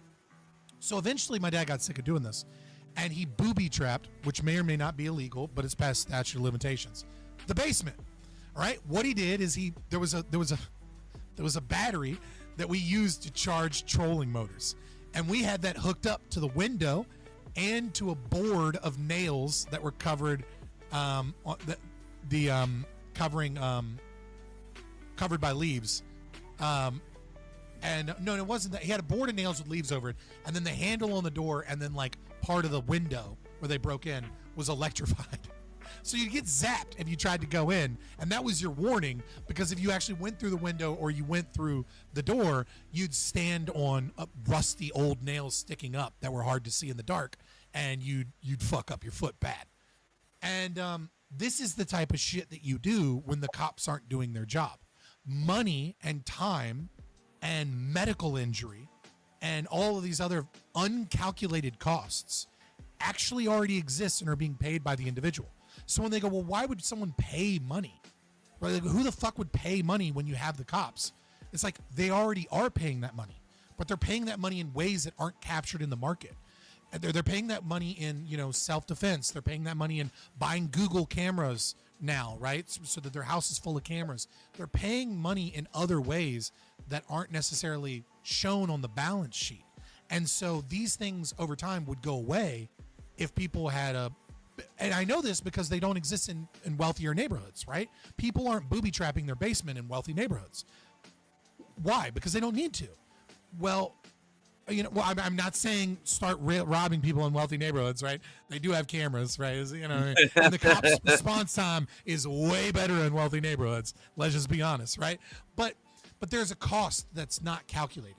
And so when people go, well, why would people pay for these things? It's many times people don't realize that they already are paying in losses or literally in things that they invest their time and money into in order to stop crime. Or they get a dog, right? Like a lot of people have a dog for security that they wouldn't normally have if they were in a nicer neighborhood. Like nobody, I'm not saying nobody, but plenty of people have a Rottweiler in their backyard that wouldn't have that in a nice neighborhood. You don't see a lot of Rottweilers in upper middle class neighborhoods. Why? Well, because a Rottweiler will fuck somebody up that tries to come in. Instead, you see a little yap yap dog because they're cute and they're fun. Right, I mean, it's a class thing. It is. You know what I mean? Like there's a reason that like black people and, you know, have an affinity for more violent, aggressive dogs. And it's not because they all fucking are Michael Vick and they like dog fighting. It's because they grow up in a neighborhood with more violent, aggressive dogs because people need violent, aggressive dogs to protect themselves because they live in a high crime neighborhood. And that's why those dogs are popular. in communities that are, that live in high crime, low socioeconomic status areas. That's why you see white people with their little fucking yap dogs. It's because they're less likely to live in the ghetto. That was a long rant, but you get what I'm saying. Yeah, I mean, I wish I had, better protective dogs, back in the past when I used to have dogs, but, like I feel about the same way too. I mean, to be fair, all dogs bark. So, I mean, like, there's an equalizer in that situation that, like, you get woken up so you can deal with it if you're armed, So, that's like, your yap dog is terrible. Like, it does some stuff. People are occasionally hearing the budget levels of, some police department in a major metropolitan city. And they believe that that's, like, the actual cost of doing things. And I currently work in a private industry, but some of our clients are necessarily public clients, and sometimes we don't even work directly through them. It's a subcontractor of a subcontractor, possibly of a subcontractor. And every time I say the word subcontractor, you have to understand that the value the cost goes up twice. Okay, so if the cost of if let's say we have a guy earns a certain salary, and then you multiply that salary in New York probably by 4 to figure out how much the business has to earn to break even with that guy working and how much he has to produce. And then that's the amount that you have to charge per hour minimum. And then you charge, 5-10% profit for various things that might happen or expansion. And then that gets doubled. So wherever you work, this is how you know. You take your salary, multiply by 4, and then anytime you get government involved, you multiply by 2 or multiply by 4 again. So you end up with the order of magnitude more money per hour to do the same thing. It's the same guy working, right? And in the private market, if you can hire that company directly, you will get that money directly. But here's the trick they pull on you. You get that for free. You get it at 4 or 5 or 10 times the cost, but quote unquote for free. So how does it work? Well, they steal from your potential. It's the unseen money. It's the amount of money you could have earned, but you don't have it literally in your pocket. It's the taxation of you and the big corporations and big companies that could have given you a better salary, could have produced cheaper products. It's all of those. It's very, very distributed. So you believe that you get policing for free, but you actually get it at 5-10 times the cost of what it would have cost you. And this is why when we hear stories about lodge doctors in the beginning of the century who would pay a single week of their salary, maybe a single month a single week in a year to cover their primary care needs by the doctor. It sounds absurd to us. How can this doesn't make sense? How is it that small, right? 1 week of work pays for your primary care that now you have to pay a significant chunk of your salary to? Well, it's very simple. It was fully private at the time. Well, the really funny thing, right, is that like you look at the cost and you go, oh, that's a 1 week of work. That cost is like 3, 4, 5 weeks of work now. And the funny thing is that like you don't understand that all of these things. Well, maybe you do, or some people do, but they often misinterpret how much of that is state subsidized. In that, like, you're paying Social Security, but so is your company.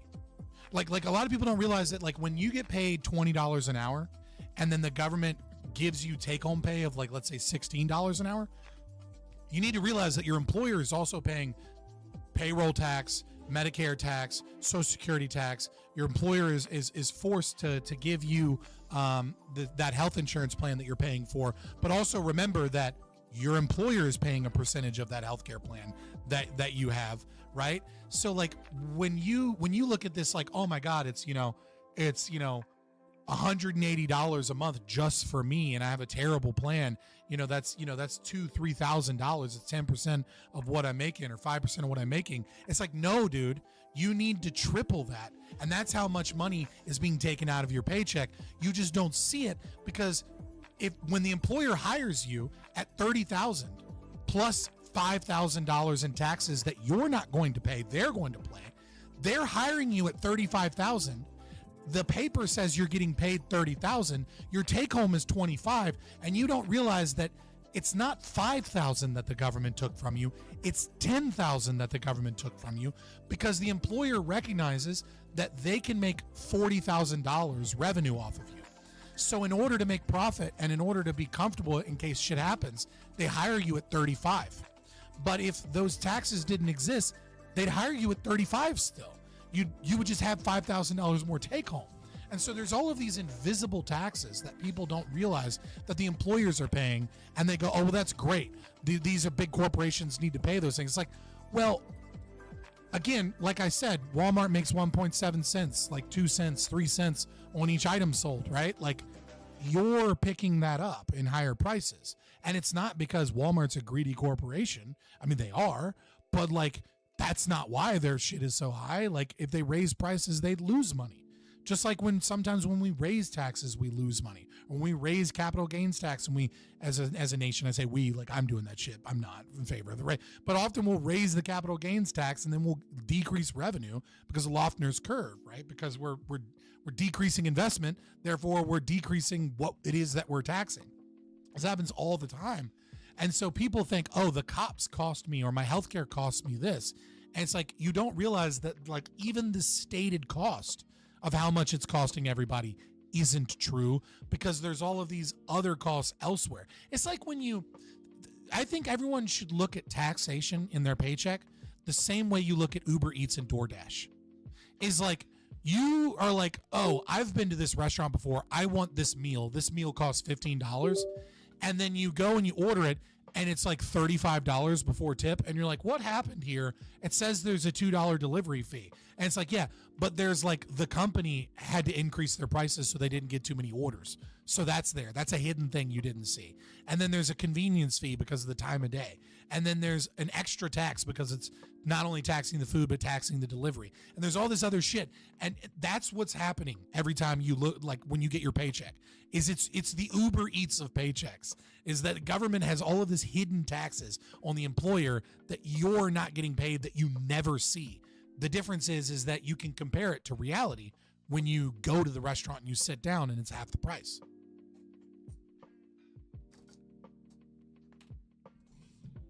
My phone is blowing up? Oh no, I'm just ADHD and I keep fucking unplugging and plugging in my headphones. I need to stop because it's making a noise on your end, and I just realized that.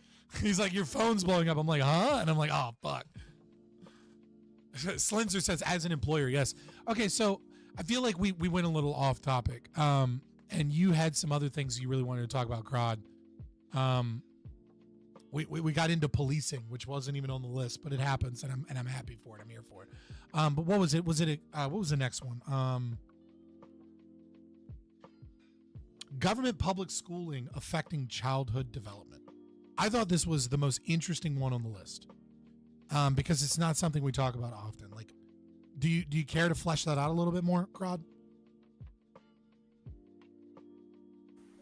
Yeah, I think as far as this topic goes, like I figured I'd just try to dive deeper into this, because I think as far as how children view schooling in America, at least, it's such like a broad, umbrella that people don't seem to like really understand. And I think like, that the state plays like a massive role in trying to like brainwash children really bad to the, level of which like there's more order followers where people have to have like a psychology put in front of them to think that's exactly how every world society needs to be under that particular political vision. And I think children are the very first victims out of any single, tyrannical status based civilization, where, if you think about it with Nazi Germany or, like the Romans or the Mongolians, like children are the very first targets to be targeted to deprogram their humanity and to make them feel more, how should I say, I would say mentally constrained, right? So therefore they don't have that freedom to actually think and therefore they, those future children that grow up to be older, they basically have like a lack of morality, within their, mental fortitude.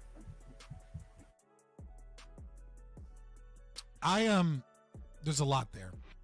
So maybe sometimes the person that went to school for counseling and psychotherapy and stuff, sometimes that part of my brain kicks in when I hear these types of questions, and I have to try and merge them together with the ANCAP part of my brain. And when I do that, what comes to me is Stirner's paper on education. Stirner wrote this article. You can read it. It's Stirner, so it's a little weird because he was a nihilist and an anarcho. What is it called? An egoist, right? Like he was just like, he said crazy shit all the time.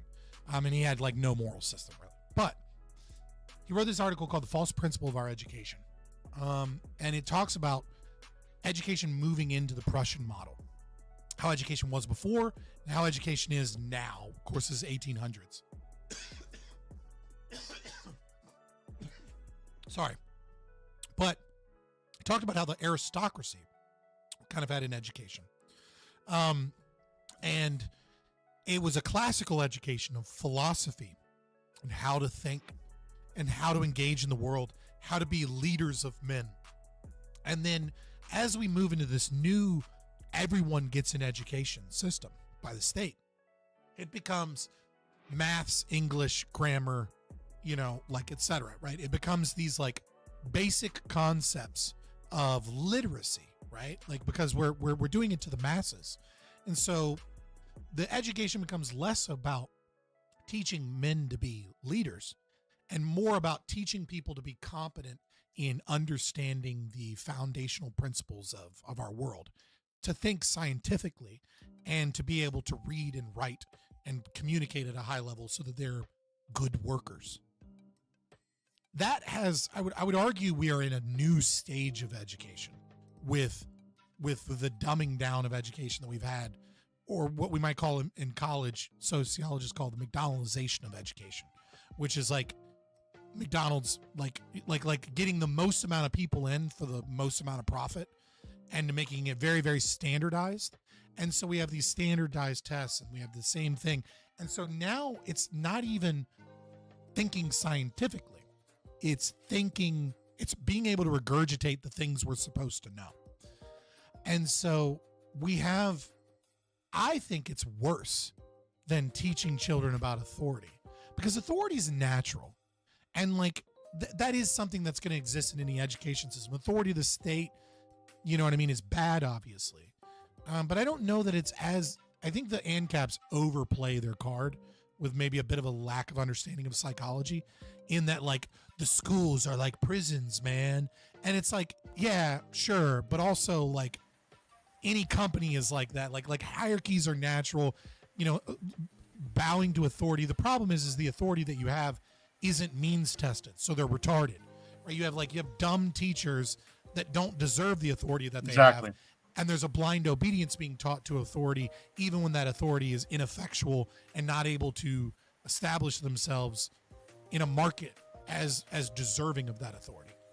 So there are those problems. But I think those are the things we talk about too often, maybe. And what we don't talk about enough is that we have a generation of children that are being turned now into leftist agitators, NPC talking points, that have no concept of how to think. And it has been the case since the 1800s that is a problem. That is the Prussian model, is when we stopped teaching philosophy. It's when we stopped teaching formal logic and really engaging in ways that teach us how to think. Because, it's so silly. We learned in kids, I think millennials know, it was like, oh, wherever you go, you're not going to have a calculator. Oh, Wikipedia and Google are horrible, blah, blah, blah. Like, you need your encyclopedia. And as it turns out, like, we actually can find information anywhere at any time. The problem is that no one has been taught how to identify which of that information is good and which of that information is bad. And so we are in a society that has no idea what research methodology is, has no idea how to critically think or rationally think, that has no understanding of philosophy.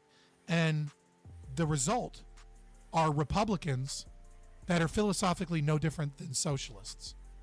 And a mass of people arguing over empirics that they don't understand with data points that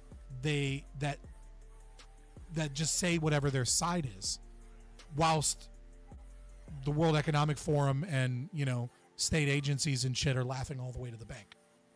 And so, like, I agree that there is some developmental damage to the blind authority, to unearned authority. But I think the far bigger, scarier thing is the developmental damage done to the brain, in that we have adults whose IQs are drastically lower.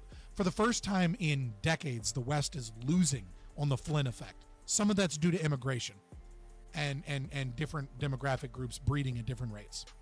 Some of that is due to a lack of teaching children how to think. Like, we're getting dumber when we should be getting smarter. I want to possibly address. Yeah, like I definitely like agree. I want to comment possibly on what Little Bits wrote before, talking about the police force, but I'll spin it towards education. So first of all, yes, everybody has to be a little bit of a police officer, in terms of the first thing you should do before calling the cops if your home is getting burglarized is to be able to mount a defense, because you will be the first line of defense whether you want it or not. So yes, exactly, you have to have some training. It's inevitable. Also, let's apply this to teaching. You have to be a little bit of a teacher, and if you value your children, that means that at least on the weekends, and hopefully more than that, you will have one of the parents teach the children, and so they have to be a little bit of an educator. And then, to complement what Scott is saying, I would say, let me show you what is proper authority. So, a good example in the current society of proper authority in education is a guy, Randall King. If you watch his YouTube channel or his X, where he shows bits and pieces of his teaching, he has a very authoritarian teaching style. He takes kids from poor families, mostly, all actually overwhelmingly African American, and when he instructs them, when he shows them something, they have to say yes sir to everything he says. He's like showing them how to do basic things. This is how you wash a driveway, and this is how you do it, yes sir. And then he gives them an example, and they have to yes sir to everything, and they have to be very respectful. They have to dress a certain way. So it's very authoritarian and hierarchical. But why does it work? Because it's connected to reality with the practical skills he's teaching them. He's showing them how to repair a car, how to fill out their taxes, how to power wash a driveway. He's showing them the tasks that then they, as employees or for themselves, can do in society directly. So it's not about believing in authority about philosophy or believing in authority about history, which are baseline useless topics like immediate impact. They have long-term impact, of course, in society, but immediate impact, you don't put food on the table with history or philosophy, right? And so in those fields, and this is very natural, if I wanted to study anything from an expert, I would become an apprentice. I would embody the willing apprentice, take my hands and literally place them on where they're supposed to be, so I get the muscle memory. I will surrender control over my body to learn a skill. That's how you're supposed to do it. And then eventually, as you gain your own experience, you gain your own separate authority from your teacher. That's natural. And that's where it's supposed to be. And that's where it was historically. That's where, the individual teachers were. So that's has to start with the family, teaching you basic skills. And the reason why many people can't do that, and they believe it's not affordable to homeschool at least a little bit, is because they're taxed to hell. They're barely surviving from all of the compound taxes that they're paying. That's the real issue. And so, yes, little bits, you have to be a little bit of a cop, a little bit of a food preparer. Every one of us is a little bit of a cook, right? We sometimes cook for ourselves because food security is important to us. I can't just rely on people to produce me, healthy food all the time. And so it's natural to do some of these tasks on your own. It's not scary. And it becomes good because then the market can actually offer you, complimentary. Survive for the first half hour, and then the detective will show up from a detective agency, right? Teach your children how to think basically, and then they can listen to an authority without being brainwashed. Wow. Yeah. Yeah. I mean, like, I can't disagree with what you're saying. I'm trying to think about it.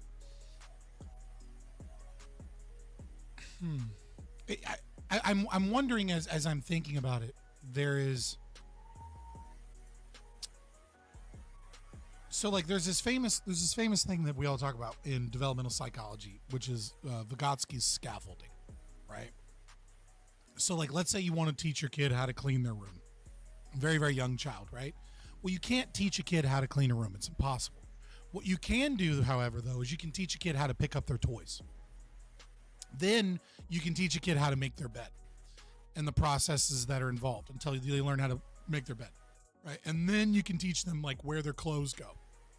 And then you can teach them like, et cetera, et cetera, et cetera. And then eventually you go, hey, all of these things are part of cleaning your room.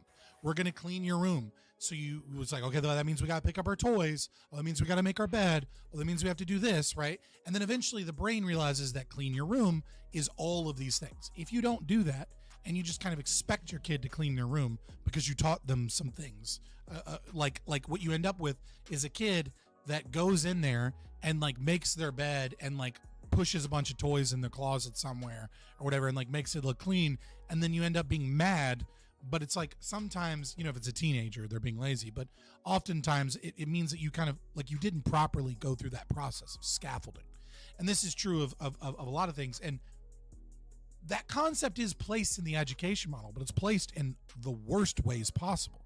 It's placed towards, I have to teach you addition so I can teach you multiplication so I can like it teaches you so that you have like this, so that you have like an understanding of like algebra and trigonometry. And it's like algebra and trigonometry are good, like I'm not going to say that they're bad things to know, but I don't think algebra and trigonometry help you do your taxes, right? Like algebra and trigonometry don't help you be a car mechanic.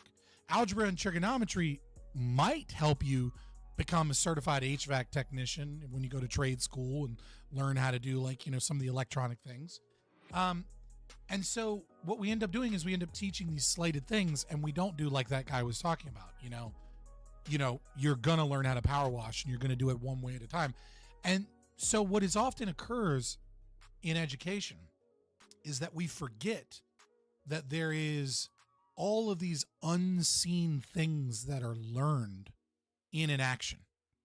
So when we force boys especially to sit at a fucking desk for, 7 hours with no playtime after fucking, elementary school.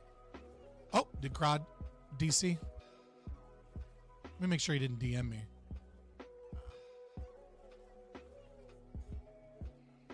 No, he didn't. Wait, what? How to fix PS3 hard drive update loop error. He sent me a random link. I don't know. But continuing on with that vein. Hopefully, let me know when he pops in. I'm actually minimizing. Oh, there he goes. That was quick. Was it an accident? Yeah. Like I was having a connection issue with my laptop. Trying to connect to the StreamYard lobby, right? Okay, it happens. But just wrapping up what I was saying about the scaffolding and stuff is we forget often when we teach that there are all these unforeseen things we teach. And so there is this like it's central planning of education is really what it is it's like I know best.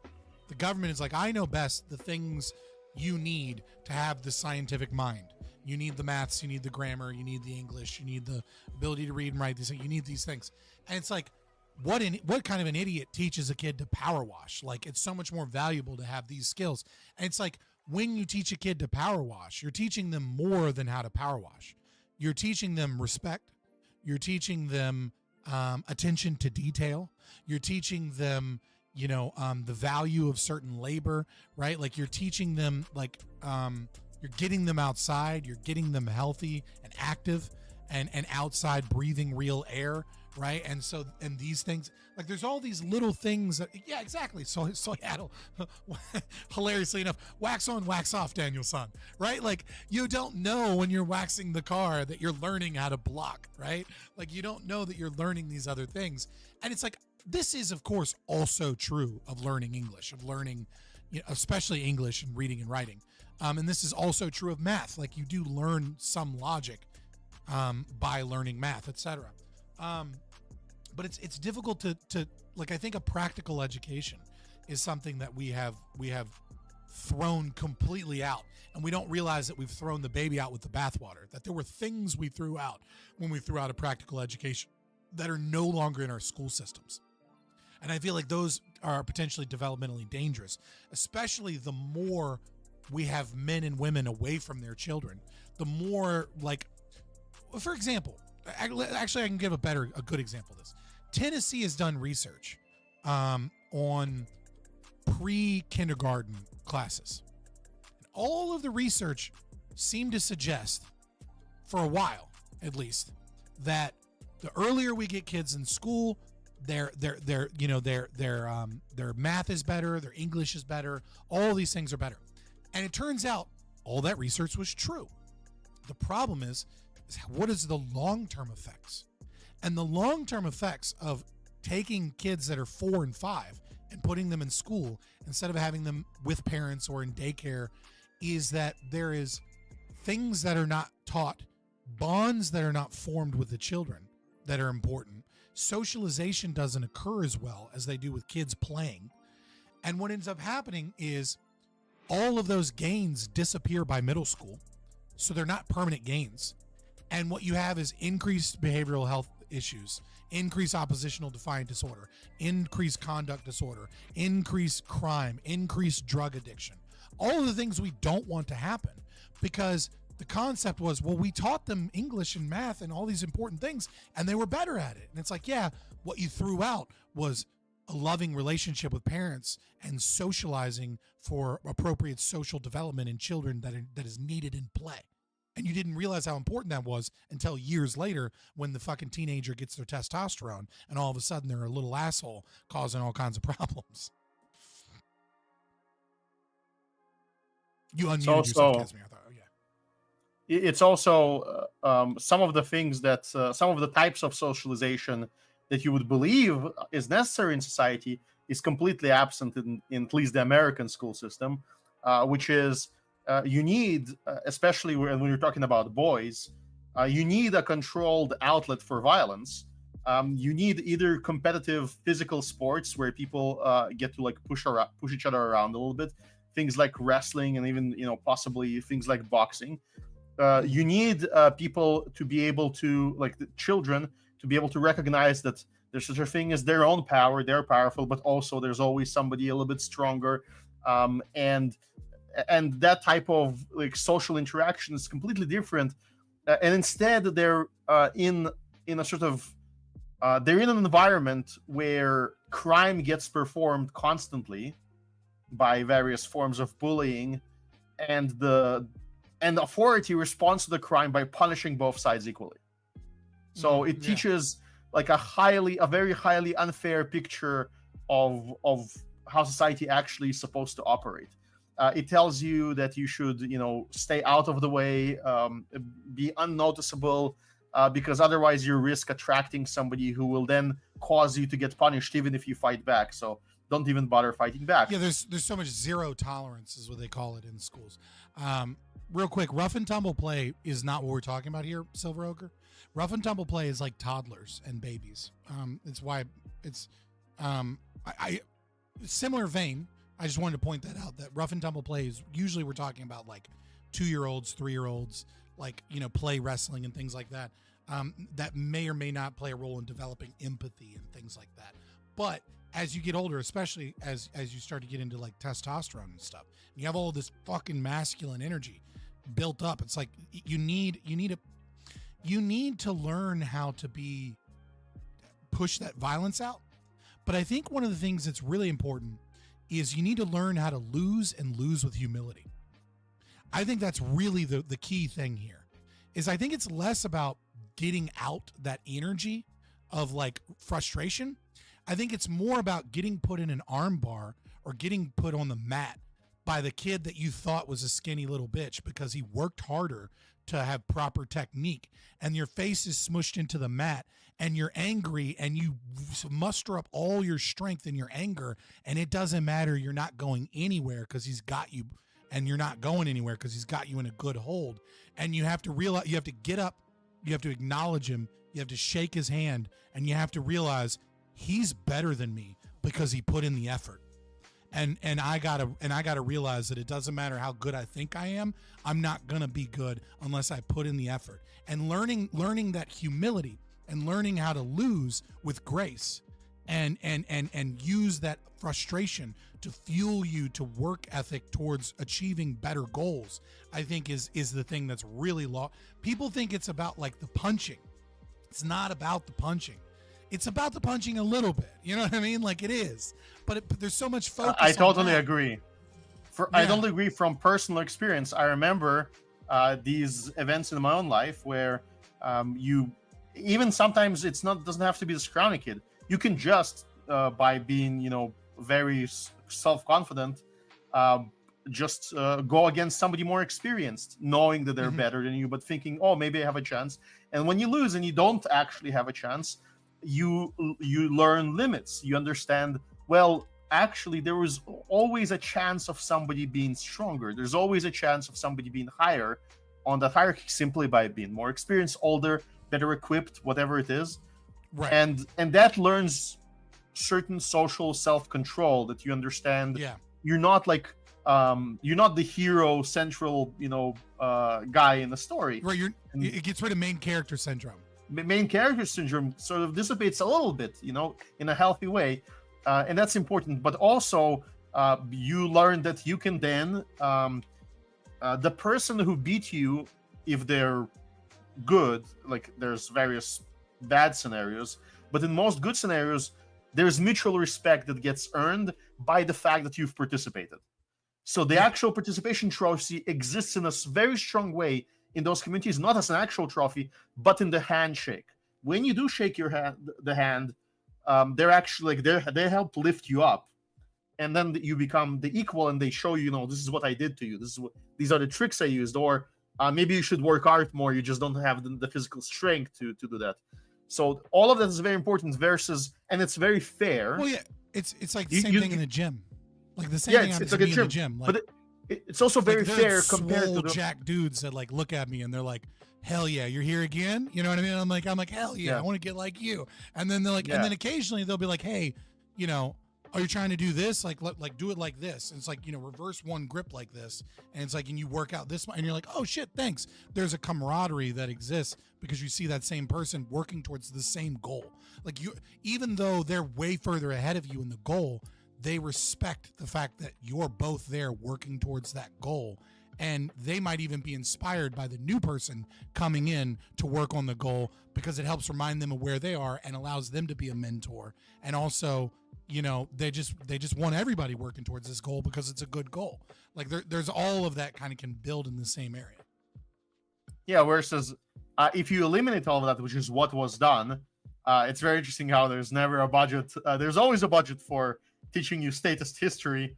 There's never a budget for the good old classics of gym and even like art or other things. That's fat-phobic, Casimir. Jesus Christ. Or other things connected to reality. Here's maybe an interesting connection I just realized. Music is also if of all the art forms, it's the one most connected to reality because it's very hard to deceive people's ears. If you sing or play out of tune, everybody hears the garbage. And so when those classes get cut, you also lose the type of socialization where people get to compete a little, interact, cooperate a little, in a medium that rewards actual excellence, and where people interact by sort of teaching each other. So all of that gets lost, and instead they're studying things that I would say, this is the funny part, if you really need linear algebra or like some higher level of calculus or or maybe American history, those are the things that people generally study better on their own. They get the bug at some point, something draws their interest, and if they have enough free time, then they would pick up all of that as required. Or a really good teacher will connect it to reality in such a way that it matters. Like, for example, I think that was calculus. Like, if we not good at math. Yeah, go ahead. I'm not good at math, right? Like, I'm not a math whiz.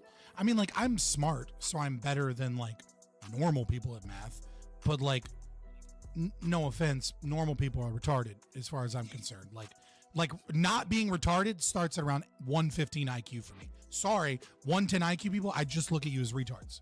Sorry, I know that's like the most snobby, like worst shit ever to say, and I recognize that there's plenty of wisdom in salt of the earth people, and they say things that humble me because they're more connected to reality than I am. I get that too, but I don't want to hear the salt of the earth farmer guy talk to me about complex things that are like intellectual things, because I want to blow my brains out because they have no idea what the fuck they're talking about. Or communists.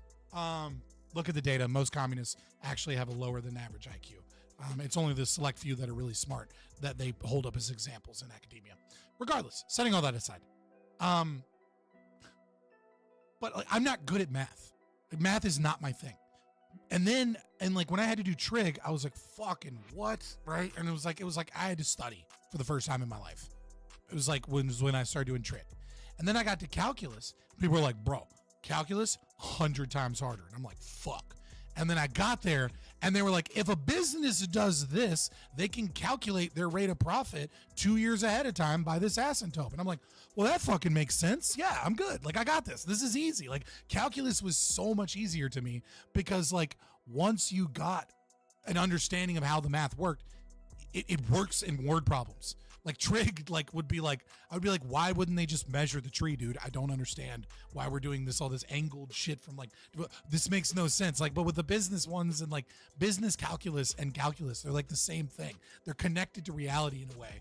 It's just about, predicting the future, using math to predict trends. And if this trend continues, what will it look like in the future? And it made sense to me. So like, yeah, like tying things to reality. And I do wonder more and more as leftism creeps in and poor philosophy creeps in, if it's a natural consequence of ideologies that are anti-reality, that are anti-objective, that they slowly become enemies with praxis and practice, action, volition that is irrefutable in its success with reality. Like you see this in they're the debate evading culture. Yeah, and so I wonder if that's one of the reasons why music that's so beloved by the arts has such a hard time struggling to maintain. The arts love music, and at the same time, I think it clashes with the fundamental philosophy that has invaded schooling, without them even really knowing it, is that, like you said, if you're off key, you're off key. If there's dissonant chords that don't resolve, they make you want to vomit, right? Like you can't hear dissonant chords that don't resolve for too long before it's screeching and horrible. I don't know. I mean, it'd be interesting. I mean, I could just be fantasizing on that one. I don't have real evidence for that, but I do wonder if that plays a role. By the way, for me, my calculus, I started getting interested in calculus when two teachers did an amazing thing. The physics teacher did artillery shell calculations right as the calculus teacher did integration, and we both got to use the same formulas, basically like one into the other. So that was obviously, as a young boy, that interested me immensely.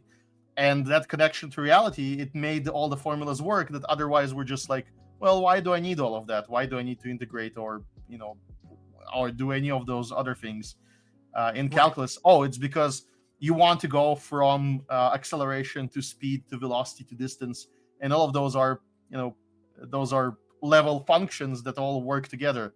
And then, you can also, solve some things with matrices. That's also great. So those things it's like statistics was actually, I don't want to say it was harder than calculus. It was easier, but like statistics in some ways is kind of harder than calculus because it's not tied to reality. Like statistics 1 is like retarded easy. Like a monkey can do statistics 1 in college, right?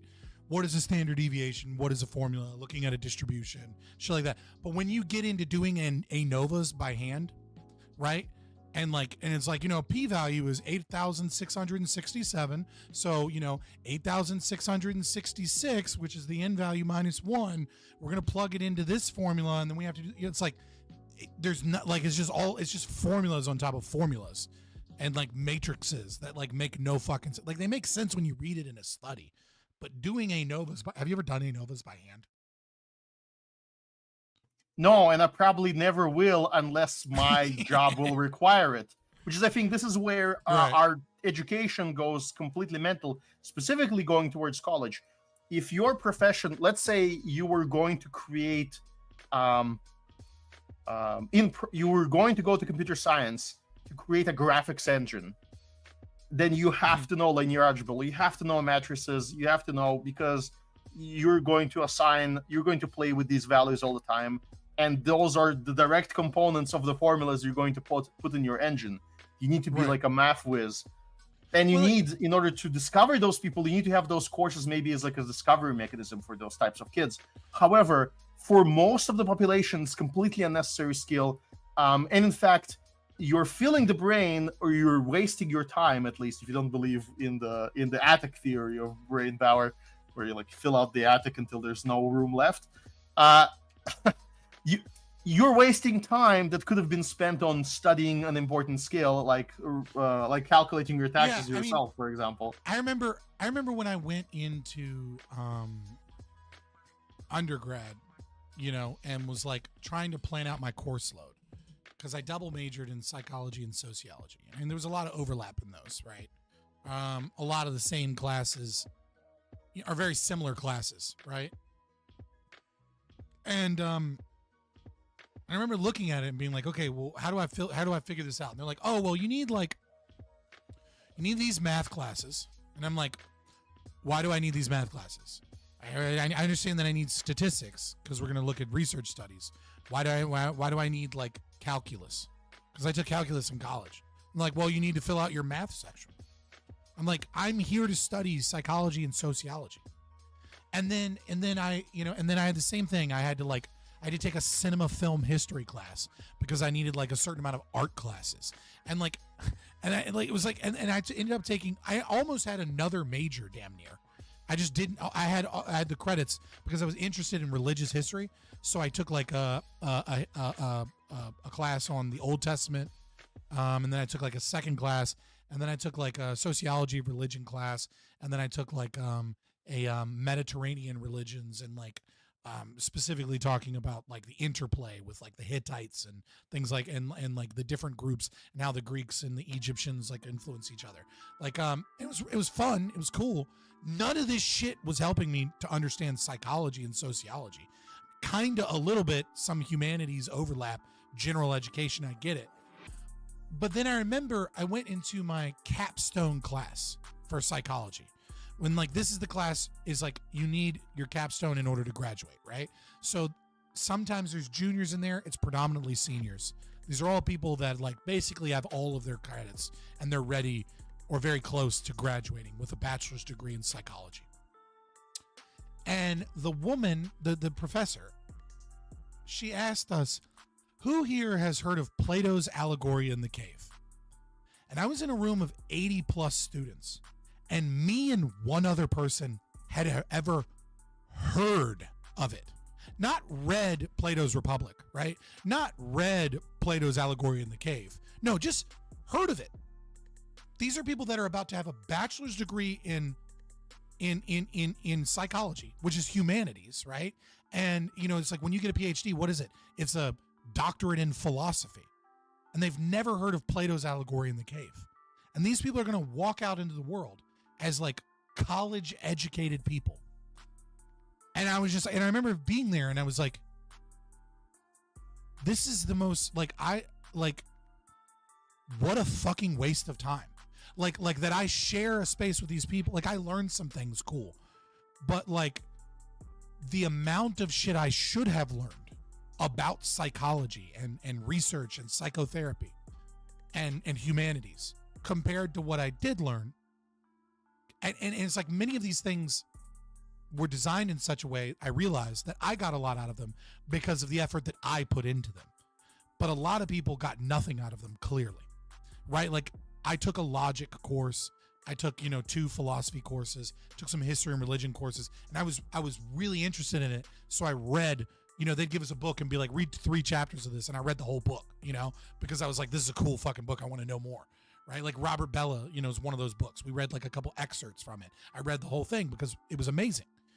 And that's when I realized that like this entire education system is it's literally just held up by the government at this point. The college system only exists because the government says it's good. If the government got rid of it, I guarantee you most of these universities would crumble instantaneously. Even places like Harvard, because they're dependent, even though they're not dependent upon government funding because they're private, they're dependent upon fucking FHA loans and fucking student loans. Like a whole bunch of people are getting loans to go to college from the government. Their sinking is going to last a very long time because they're actually investment houses. Yeah, they have huge investments, so they will just become part of Wall Street. Like Harvard, Goldman Sachs, whatever. Sure. I mean, it would take a while for them to die, compared to other ones. But like, if I'm running a company, right? I'm running an insurance company, for example, and I want to hire underwriters. Right? People that write insurance policies for unique types of insurance. In the past, I would have said bachelor's degree required minimum. Now, if you want to get in the interview, just take a 1-hour IQ test on the skills that are practical to what we're doing. I don't give a fuck whether or not you have a college degree. Can you write? Can you answer questions that are relevant to what's going on? Can you understand these problems? I'd give a rat's ass what your college education is at this point, because I know that you're not any more valuable, and on top of that, that you're not going to be happy because you have student loan debt and you're going to want more money from me. Why the fuck would I hire someone that wants $24 an hour when I can hire someone with no college degree for $20 an hour who doesn't have student loan payments, right? And didn't waste 4 years of their life that's just as good as the other person. Like, there's no reason to hire anybody college educated. I'm sorry, go ahead. Yeah. I actually wanted to add in on that because I wanted to, because like I wanted to talk about the corruption of college per se, and like for me personally, like I didn't finish my 2-year at a community college back up in Troy, New York, but I will say that I feel like college has really made people a lot dumber, and I don't think that there's really any difference with somebody that tries to tell you that, oh, well, if I go to Yale University, I'm going to be making more money with a major in, let's just say, civil engineering. But the person that goes to school for biology from, let's just say, George Mason University, they go through all that schooling and have everything ready for their job resume portfolio, but by the time when they go through that interview process, they're not making that much money to begin with anyway. But the truth is that isn't government holding a monopoly on most of other jobs that can easily be taken up by the market anyway? Where let's just say if Walmart, if they wanted to offer biology jobs and they could train you through like apprenticeship programs, Walmart can do that, but it's just correct me if the main issue is that government's holding massive monopoly on a lot of industry to make it harder for the next child that wants to say, hey, I want to work in biology, but if there's no opportunities like a apprenticeship program to help those children grow from a young age to get into their field, then that's why college is being put in place, to put a debt burden onto your children, and then that passes down to generations. That doesn't make anybody better financially. So I would say you're right, but maybe not explicitly so. So explicitly so, you're right in certain areas, like doctors, for example, and the American Medical Association being given a monopoly by the government to determine the validity of collegiate programs, right? Or for example, in counseling, the ACA is given license by the state to say whether or not something is KCREP accredited, right? So if I want to be a counselor, I need licensing, and the state provides licensing, and then they kind of work in a fascistic way with these different organizations to determine what programs meet their standards, right? And you can see inefficiencies put in place there. For example, KCREP. I went to Liberty University. I went to a Christian college, right? Like for counseling. And as an atheist, by the way, it was fun. It was fun. I loved it. But I was really into religious history and I wanted to learn more. So it was cool because I like everything I did had to have like the Bible in it. Like I remember I did a one where we would it was required. It was required. Wow. So Holy crap. every post that I did, I had to have scripture in it, right? And to me, I learned so much about the Bible because of it. I learned a ton about the Bible. And and like the arguments for and against. It was great. Way more open-minded than my liberal arts university for undergrad, by the way, was the Christians talking to the atheists. They loved having an atheist in there. And like none of them made me feel like shit for it. They were like, I'm so glad you're here. Whereas like, let a fucking commie sociology professor know that you're a libertarian or you're right wing. They're not happy you're there. They're real fucking mad you're there. But regardless, so licensing it's explicit, right? That is true. But the other thing is that like there's a kind of a pseudo poisoning thing, right? Which is the state props up the university system. And so because the state props up the university system, there's less of a market demand, right? For alternative forms of schooling that the state wouldn't subsidize. So because the universities are massively subsidized, there's not much of a market for me to create a program that teaches you how to understand basic chemistry, right? Khan Academy of Chemistry. You know what I mean? For like at the college level, learn everything you need to know equivalent to a bachelor's degree in chemistry in 8 months by our program, right? Like there's not much of a market for that because you're paying out of pocket and you're paying for something that has zero subsidy from the state. Meanwhile, these university systems, you can get these loans easily. You don't have to pay them off for like forever. The state will forgive your loans if you go into the military or if you work in public service. You brought up civil engineering, for example, right? Go be a civil engineer for the government for 20 years, and then you don't have to pay off your engineering degree. Like, of course, I'm going to go involved in this system, this university system where 60% of the classes are trying to make me woke. So, like, yeah, you're correct in that. That there is an implicit and explicit kind of like market mechanism that's being manipulated by the state.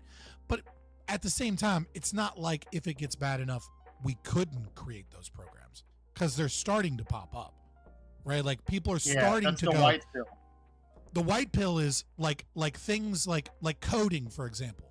A lot of companies are like, I'm going to teach you everything you need to teach in this structured program and get you all your certifications. You won't have a college degree, but you'll have all the certs and you'll know how to code. And like Google used to care about a college degree. They don't. They give you a test. And if you know how to pass their test, they're like, cool, come work at Google, because they need coders that know what they're doing. They need competency. They don't need a college degree where you're woke. Like they're a woke company, so they don't mind it. But at the end of the day, like there's a lot of people that are teaching themselves how to code, right? And so like it's going to take a lot longer with these more nebulous things like humanities and psychology and these things where they have grips on licensure, like doctors and psychotherapists and stuff. But so there's an interplay, but there is a white pill there. It is happening. It is eventually going to collapse because it can't maintain itself, because the college system is getting more and more expensive for worse and worse education. As it stands right now, you make more money if you go get college educated. Absolutely true on average. It's not always offsetting. It's starting to get to the point where it's not always offsetting your student loans, and it's going to get worse. Partly it's selection bias, because in order to succeed in college, you have to be like baseline successful, a person that's a goal achiever of goals and like getting the grade. So it's like self-selecting for people that are successful in general. Right, But the average what will IQ in happen? college is 104, right? So know that the population is 100 IQ, and the college people, not college educated. This is all people in college, right? Now, granted, people that are low IQ are going to drop out quicker, so the numbers are going to be padded even more a little bit there. But like, average speaking, the people that are there are already 104. Yeah, it's half the age. And I think the white pill is just like Code Academy. There's going to be other things.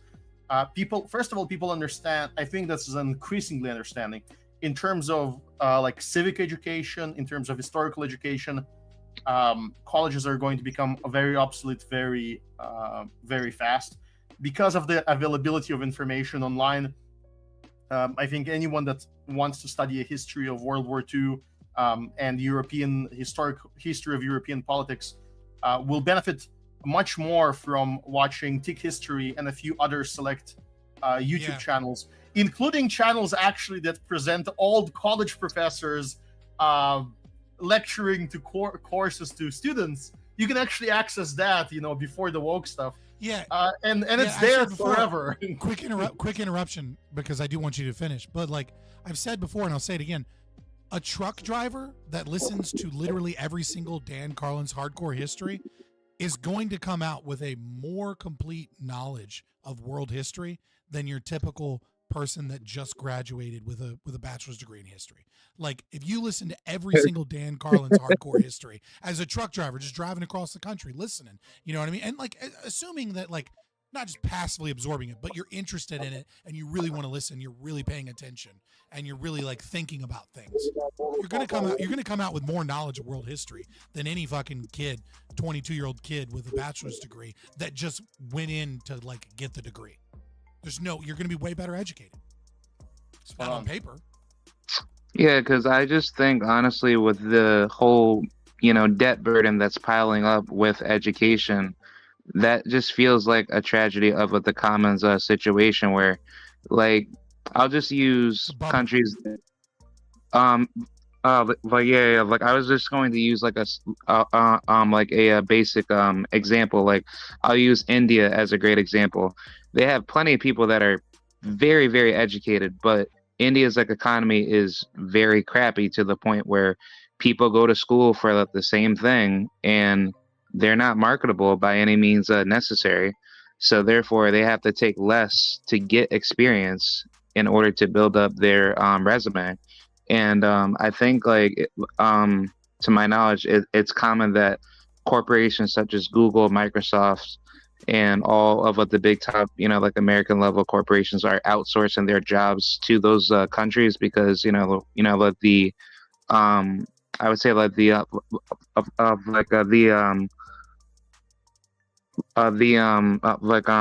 should I say it? Like the regulations, right, are holding them back, where I believe those companies in America are not able to hire enough how should I say it, labor to properly sustain. And I believe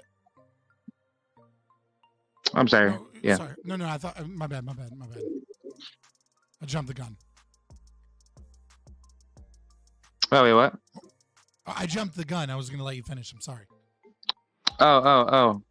Okay, yeah. Like, I was just basically trying to say that if college is supposed to be important for you to make more money, and you're supposed to be more of a marketable individual to go to school and get your education, why is it that for nations that do have a large population of individuals that do go to college for, basically for X amount of majors for X amount of years, they're not being marketable enough for companies to hire them, because there's way too many people within that pool of talent where they can't get hired for that position because, predating to your previous, So what I would say is India is why is so when I hire someone a job, company A hires person B for a job, right? What I'm going to do eventually, like maybe not at an individual level, but if we take 1,000 company A's and 1 million person B's, right?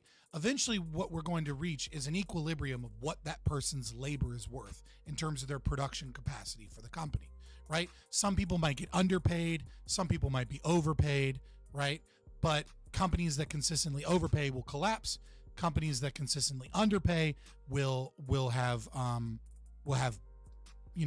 low value workers that reduce their productive capacity, right? And that'll become a problem for the company. So over time, when we look at a nation and we look at their labor market, we can pretty much say that's the productive capacity of their labor. That's why they're worth less. So why is it that Indians with college degrees are worth so much less than American labor? And there's a lot of reasons there. One of the biggest reasons in India is that the Indian economy as a whole is one that you have regional differences where you have a growing out. So there are areas in India that are very well educated, where people have a very modern education, modern kind of internet, modern business offices, etc. And then you have outskirts of farming communities, right, where Indians are incredibly impoverished still, right, where families are still selling their children to other farms, where even though slavery is illegal in India, they're still in like slavery contracts that they violate horribly, and the government's supposed to come in and stop this childhood labor, but they don't, because they don't have enough manpower to even stop the shit, right? So that's one thing, is that like the country as a whole can affect production, because if one sector of the economy is not very productive, you have cost disease. And so cost disease exists in America, where, like, for example, let's say we produce in Korea TVs, right? And we can produce a fuck ton of TVs because the factory system is really good at producing TVs. So the cost of the value of labor of a person that works in a TV factory goes through the roof, because one person is responsible for like 1,000 TVs. And so because of that what that does to the currency is everybody else that person that does make productive labor is dependent upon, their prices go up with them, right? So like the school teacher that teaches the factory workers' kids, well, the school teacher has to make more money if like the value of the dollar is changing because the labor is so productive, right? So this guy's making a fuck ton of money, but he still needs someone to take care of his kids. Well, he has more money to spend on daycare, right? So therefore the daycare workers' wages go up because of the productivity of the TV producer, right? The guy that makes TVs in the factory. His value, he got more money, his labor is more valuable, and because of that, everyone else in society that engages in trade with him, the price equation is changing because of that.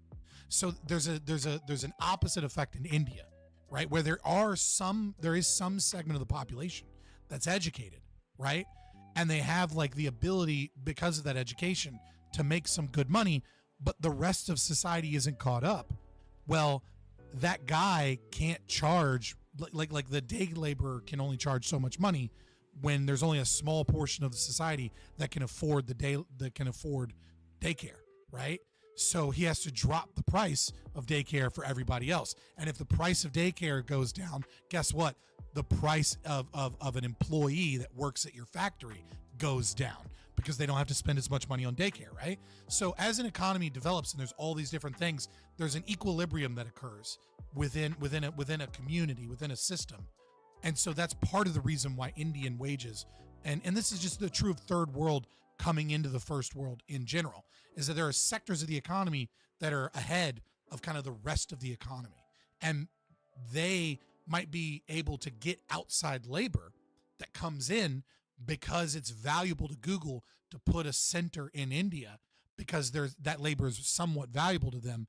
But like, there's all these other things that maybe aren't that great in India, like your internet connection, or like, the safety of the building, right? And like whether or not you have to spend a bunch of money to make sure that it doesn't get broken into, or the fact that people run scams often and there's not very many police that are good at catching them. So you have to have a lot of like internal employees that are American that learn to speak, Punjabi or whatever, and like, and can engage with the culture to make sure that they're not doing shit they're not supposed to do. So there's all these other fixed costs that come in.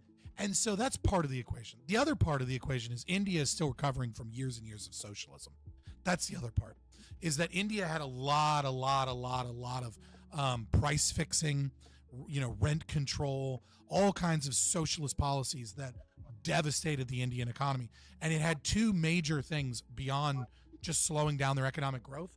Number one is it led to brain drain, where a lot of people, maybe not just the college educated, but the super wealthy, the super intelligent, they just went to America or they went to Europe. They went somewhere else where their intelligence was more valued and where they could make more money. It was worth it to leave their country and leave their culture to have a better life elsewhere because they had the education and intelligence necessary. So brain drain's number one. Number two is a lot of companies they had for a long time incredibly strict monopoly laws in India, where like the moment you approach like 20% market share in any item, you'd have to get government permission to grow. So kind of like in America where like you need permission to get a merger, it was like that for companies constantly for everything. And so it was massively slowed down their production. And so what these people would do, their famous industrialists, is they would be an Indian-based company, but a majority of their production would be in like Bangladesh area because they'd have different laws, or Malaysia especially.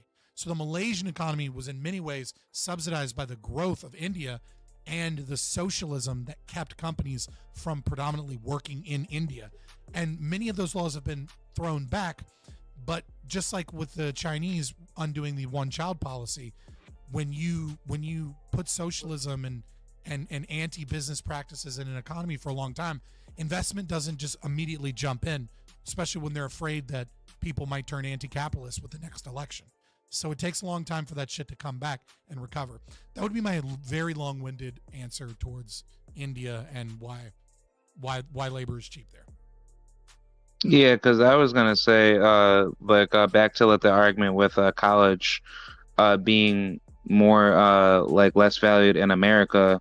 If that does die out, and let's just say like apprenticeships do take over, and people like myself or other younger people or older people want to get into fields that are more opened up, that's gonna help businesses more with a growing higher supply of like a labor force that wants to work versus people that are college educated that don't have any means of pushing their experience, because companies want people that that want to be with them long term, but also grow with the proper roster of employees that are going to be able to grow.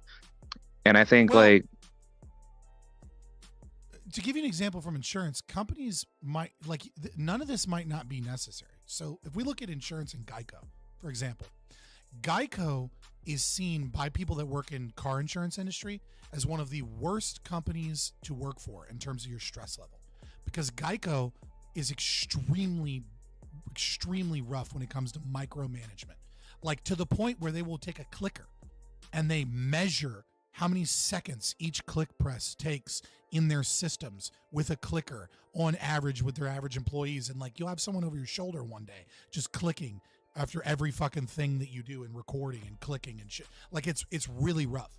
So, but Geico trains their employees incredibly well.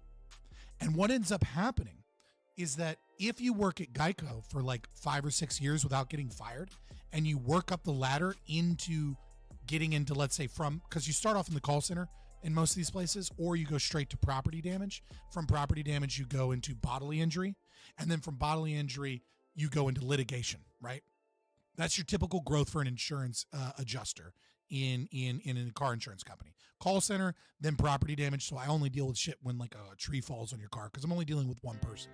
Then I go into bodily injury because now I'm dealing with people that got hit in a car accident and there's an us versus them. Then things get escalated when the bodily injury people can't deal with it and lawyers get involved, and you act as like a pseudo mediator for Geico or for whatever insurance company you are, working with lawyers, and you have to know the law very well on top of everything else. If you work for Geico, that's a really, really good fucking thing on your resume.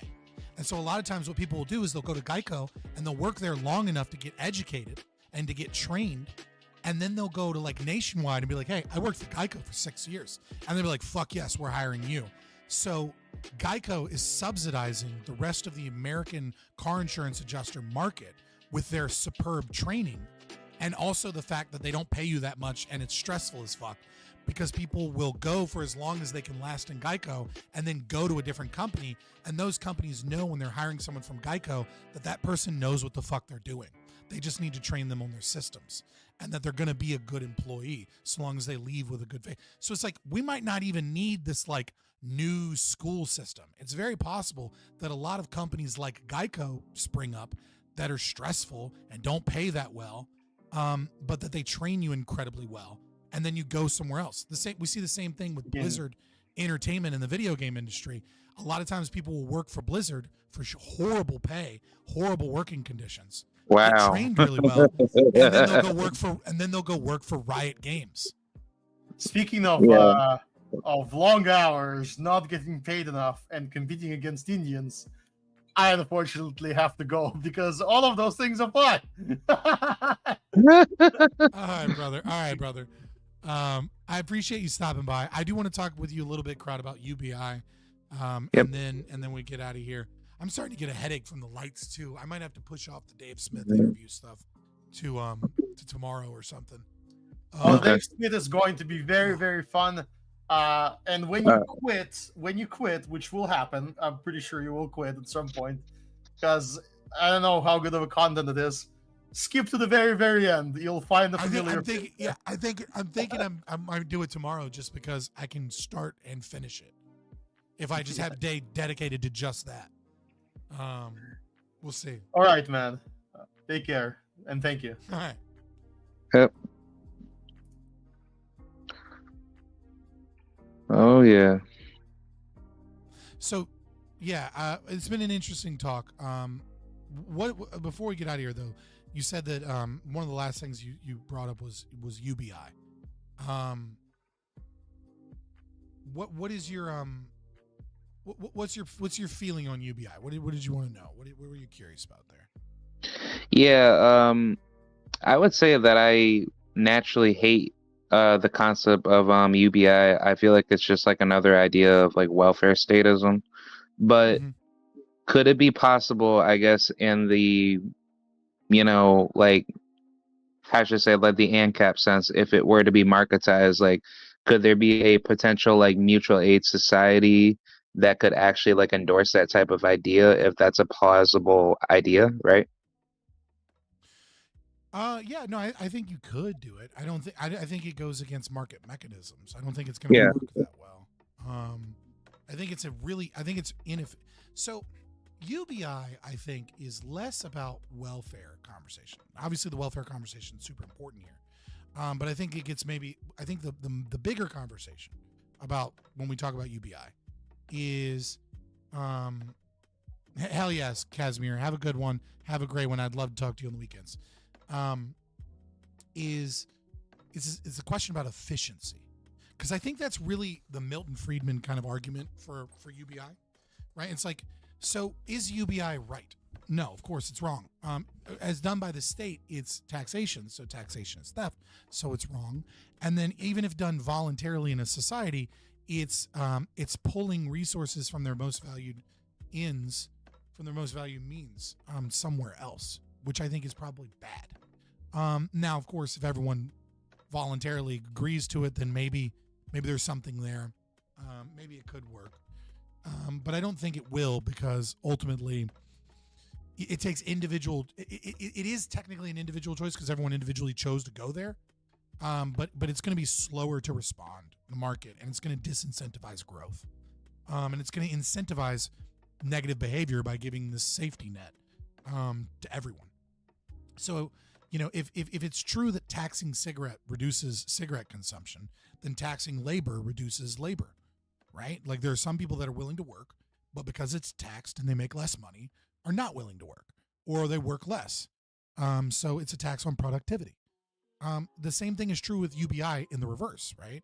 If I'm taxed, the more money I make, the more percentage, presumably, I'm taxed, so that other people can get UBI. So it's disincentivizing the most valued labor in a society, right? Because the billionaire, he may have inherited his wealth, whatever, but over time, and that's the thing too, by the way, like when you look at the Forbes top 400, it's like 2 or 3 people, it's like 7 people last time they did one that inherited their wealth. There's this big communist myth that like everybody like all the billionaires and millionaires are people that inherited their wealth. Most people that are millionaires did not inherit their wealth. They started middle class. It's not super common that people go from rags to riches, but most of them were just middle class kids working in like a regular neighborhood and went to public school. They went to a nice public school, but they went to public school. Like this idea that most millionaires were born from millionaires is silly. And what they do is they don't realize that wealth is more accurately measured by time than it is by class, right? Like this idea of like class, like the rich versus the poor, in and of itself is kind of a silly concept, because the overwhelming majority of people that are born in the bottom quintile make it into a different quintile, and vice versa. So the majority of people that are in the top 20% of income don't end their life in the top 20% of income. And worse, what happens is, so what you're really talking about is that you're talking about time. Because when you're talking about the bottom 20% of wealth, a lot of these people are middle-class kids that just got their first job, right? So they're poor. No, they're not poor. They're 19, right? Like that's not poor. That's just what it means to be 19. And then they go and they build a career. They go to college. They get a retirement fund. They buy their own house. They, build up their 401k, and then they become a millionaire because their house is worth $800,000, and because they have a retirement plan that's $2 million. And we talk about them like they're these super wealthy rich people. No, it's just a middle class person that is old now, and they have a retirement fund, right? Like that's what makes them a millionaire. And so it's not right. Like it's the people in the top 20% are usually just middle class people that are old. Like that's how that works. People move there over time. I don't know what sorority. You're saying bruh. He said millionaires, not billionaires. Oh, are you fucking arguing with Little Bits? Little Bits is a troll sorority. You remember that. You remember Little Bits. He likes to fuck around with people. He just plays devil's advocate. He's literally the only person that has gifted memberships tonight. Okay, he gifted 5 memberships tonight. He's a fan. He's amazing, and he's great trolling, and I love that you guys always fall for Little Bit shit. He's literally the only one that bought membership. Someone else did a super chat for $10 while I was in the debate, and then he gave memberships. Like he it's okay. Like, you know what I mean? Like he's keeping you guys strong. Like you fucking fight him, but don't get mad. But yeah, so what the fuck what were we talking about? Quintiles, poverty, UBI. So I have a problem with UBI because it's going to disincentivize people planning for retirement. It's going to disincentivize low time preference behavior, right? The more that you give this guaranteed safety net, the more high time preference behavior you get, which is not good for a society, generally speaking. It's dysfunctional. So UBI is dysfunctional. But the thing about UBI is that what happens when we get rid of welfare programs and replace them with universal basic income? That's where it becomes interesting, because I'm not for UBI, but if we're going to maintain the current tax structure and we're going to do away with food stamps and we're going to do away with Social Security and we're going to do away with temporary assistance for needy families and we're going to do away with all of this large apparatus of welfare that costs us money to put people in and out of the program, costs us money to hire employees to determine whether or not you ought be given food stamps and what percentage of food stamps you get. And then like you have these welfare queens that are like pretending that they're looking for a job, but they're on unemployment for 2 years. And unemployment insurance costs money, right? That's another thing, by the way, that lowers your wages is unemployment insurance. If we're going to get rid of all of this shit that costs all of this money, and then we're going to replace it with just, here's a check. We're just going to just straight up redistribute wealth and let the market kind of handle that. There becomes a question of whether or not that's way more effective usage of the money, and that like we can reduce the overall tax burden while maintaining the current welfare state, but by taxing less to maintain the same, by creating a system that's more efficient. And so like that becomes, I need like a really, really, really clear cut proof that like that's very concise bill that would do that. Right. But I would totally support that. Right. Like I would totally support just giving everybody $1,000 or $2,000 a month and getting rid of Social Security, Medicaid, unemployment insurance, food stamps, like all of this shit. Because there's just all of these government employees and bureaucracy and like lies and bullshit and complicated tax, write-ins, and like it's complicating all of these. It complicates the IRS, right?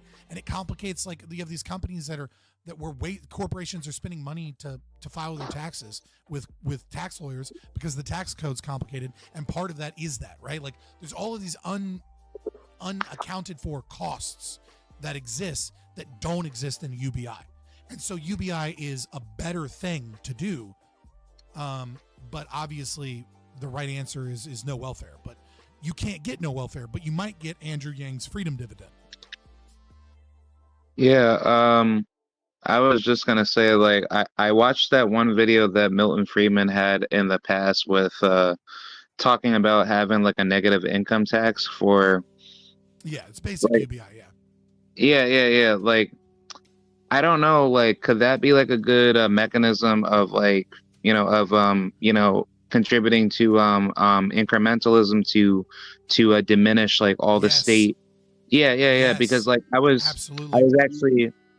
actually thinking like that's a good way to go after, that the state's infrastructure to, diminish all their crazy debt that they create through like the Federal Reserve and central banks and whatnot. And if that were to be gone, to just have one like centralized UBI system that is like have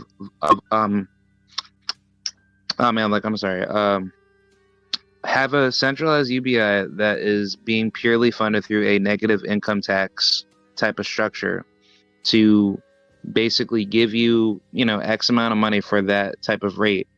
And then as that progresses, that can, like eliminate, like the need for UBI, because like I personally don't support it. Well, I would say is, some things will never get eliminated, but can be eliminated over time realistically via inflation, right? So like if we look at, for example, there's no politician in America, with the exception like maybe like Rand Paul, right, that has, or like Thomas Massey, that has the balls to say we should abolish the minimum wage. And yet the minimum wage is $7.25 an hour right now. Literally no company in America is paying employees $7.25 an hour. Like even fucking McDonald's everywhere is paying like $10 an hour, right? So like, so in a way, minimum wage laws that aren't localized minimum wage, but the federal minimum wage has almost all but been eliminated by not updating it, right? And so if UBI is effective and it replaces, let's say, Social Security or whatever, and all of these other things, you wouldn't get rid of minimum wage. But if the Federal Reserve was still targeting 2 to 4% inflation, with years where there was rampant inflation and then we brought it back down, over time, let's say, for example, Andrew Yang was talking about the freedom dividend being like $1,000 a month. $1,000 a month when he was running for president is a whole lot less than it is now. And obviously that, we've had some rampant inflation in those years, but $1,000 a month, in $1990 is like fucking like $3,000 now, right? Or maybe like $2,000 now. And so like you could do something like UBI, red pill people or yellow pill people, if you will, or black pill, however, not black pill, yellow pill people towards libertarianism. Yeah. And like over time, you could just not increase the UBI. And so the UBI's effect on the market, both its negative effects as welfare redistribution, would decrease over time just because of inflation. Does that make sense? Yeah. Because like I personally think, based out of how broke that down, I think that's how UBI should be structured, in the current, status world that that we live in now. That's what Andrew Yang did with the freedom dividend. People just didn't understand it because he was. Oh wow! He said that what he was going to do was you had to make a choice. You could get food stamps and Social Security and all these other things, right? Or you could get the UBI. And if you could get more money the other way, then like, sure, whatever, just stay on those programs. But most people are going to get more money via UBI or the freedom dividend. And if you did it that way, you wouldn't have to fill out any paperwork. So he wasn't actually abolishing any of these systems. He was just going to let them kind of be abolished by the effect that like people would just choose UBI or the freedom dividend, and then they wouldn't have to like call the welfare people up and like call the food stamps people and be like, yep, I've been looking for jobs. Here's the 3 jobs I applied to. Let me fill out the paperwork. Let me do a blah, blah, blah, blah, blah, right? Like you would just get the freedom dividend and then you would just give up all that other shit and it would just be in your check every month, right? And so like Andrew Yang was actually giving the Milton Friedman minarchist libertarian thing that I think was probably the right prescription. The problem is, and this is the big problem, and this is the ANCAP, in me talking too, right, is what happens when people love the freedom dividend and they love their Social Security and welfare and shit, and then like does it become easier to just make it to where that one provision goes away, and then people are getting both, and so I don't know. It's, you know what I mean? Like it's hard to know whether or not that would be an easy thing or something. But you could see it because Milton Friedman also famously said there's nothing more permanent than a temporary government program. Right? Which is true. Yeah. You know what I mean, like the income tax was a temporary government program to get us through World War II. Yeah, because because I was just going to add like a joke in there to say like, aren't we still being forced by the U.S. American government to pay for the Spanish American War through our taxes? So I mean, yeah. So I mean, like, I don't think UBI is like I said, when UBI is used to destroy bureaucratic red tape and just turn it, because so there's a second aspect to it, right? There's a substantive difference between Social Security, maybe not Social Security. Social Security is age targeted, right? And these other programs are poverty targeted. Now, if you do UBI, what ends up happening is you take money and you give it to everybody, right? And so what that means is if you're in the middle class, you're getting taxed and then you're getting the money back. So you kind of end up breaking even. It doesn't really do much. And if you're wealthy, you're getting taxed at a much higher rate and then you're getting some of that back, so it kind of doesn't do anything.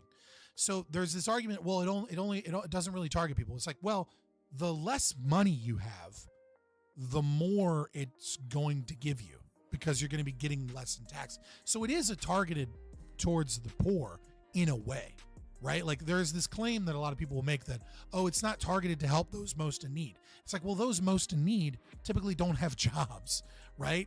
And so this is just additional money. And even if they do have jobs, they're in a tax bracket so low that they're getting money back on their tax returns on top of this. So it is absolutely going to be giving money towards those that are elderly with little retirement plans, right? So they're not getting any capital gains tax. And those without jobs, which includes the elderly, and those without, Scott, your volume is so much lower than this has been. I don't know what to do about my volume. I don't know what to do. There is this fucking thing. I don't know if it's OBS. I don't know where it's coming from, but I have slowly, like my mixer on my Sonar is fucking going crazy high. Like, best I can do for you is that. Does that help, guys? Best I can do for you is like up the game, but it's peaking red on my Focusrite and it's peaking red on my sonar.gg. And no, they're not trolling because it's a lot of people have been saying this. I don't know. And like people were saying it when I was on Prime Guys. There's something with OBS is like limiting my volume output for some reason. I got to mess with those settings, but I'll work on it tonight. But I upped it a little bit by just manually making the gain go up higher on my Focusrite. But yeah, so UBI is targeted towards those that have the least wealth, right? Now, so long as there is a progressive tax, even if there isn't a progressive tax and there's a percentile tax, like 20%. Well, 20% of somebody making $20,000 is, $4,000. And 20% of somebody making $1 million is, $200,000. So even with a flat tax, if it's progressive, even if it's a percentile, it's going to do. So the only way UBI would be like just dumb and not target the poor at all would be if it just like, if we had a flat tax, like, everyone pays $10,000. That's not happening anytime soon. So UBI does indeed. Now it got distorted, but not louder. All right. Sounds like a blown out mic now. All right. I brought it back to where it's mostly green. All right. I don't know what to tell you. There's something is happening that's being limited on OBS, and I have no idea why it's doing that. See what filters I have. I don't even have filters on OBS. It's just something that OBS is doing on its own. I don't know why. Because it's blown out into the red on my virtual audio cable. That's, by the way, managing all my other shit. But yeah. So I mean, yeah. I don't know. I'm. That's mostly how I feel about UBI. I do think ultimately, having a society that voluntarily does UBI is certainly possible in some form of mutual aid. I just don't think it's that effective or good. I don't see why you would do that. I mean, I see why people would do it philosophically. But yeah. Yeah, because I was going to ask, have you ever heard of those friendly societies that used to exist in America in the past? I think they were very popular back in like the early, I want to say 1950s. And I think it was, also popular in Western Europe and England and France, if I'm not mistaken. But basically they were like, mutual aid societies where mass loads of immigrants or just lower income to middle class income individuals chipped in money to have like a system going to help people out for whatever type of mutual aid that they needed, whether if it's like just anything to whatever community type of need that people needed. And it was good enough to the point where, poverty was actually going down, and the U.S. Federal government did not like that. And they tried to eliminate those friendly societies like away, because it was creating a means of decentralization that was growing those populations to a higher means of financial independence. So I think so here's what I'll say. So when you engage in mutual aid, right, or engage in charity, what you're engaging in from an ANCAP perspective, maybe not, from an Austrian perspective, right, is psychic profit, right? Why would I spend money on something? Like when I spend money, I gain psychic profit because I gain the thing that I want. I buy a product, right? So I get my psychic profit is that I give you money, you give me something that I want, right? Charity is the same thing. I give you money, and then I feel good about the fact that I gave you money. It gives me some sense of positive affirmation that I gave you money. Now, here's the thing about it, is that like mutual aid in that form is not scalable as well. Why is it not scalable as well? Well, when I'm a part of a church, for example, right?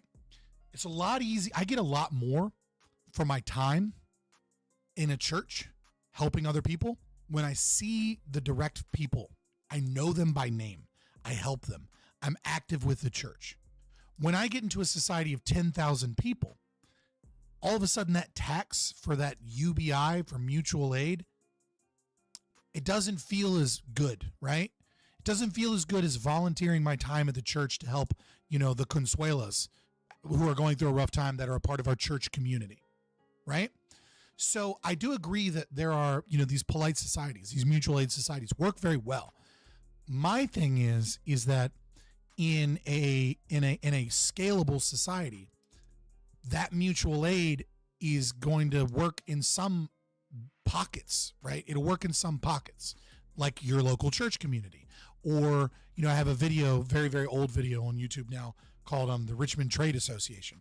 And I talk about how a company can spring forward from charity by cleaning up a specific street, and how that company can grow by offering specific advertising opportunities and et cetera.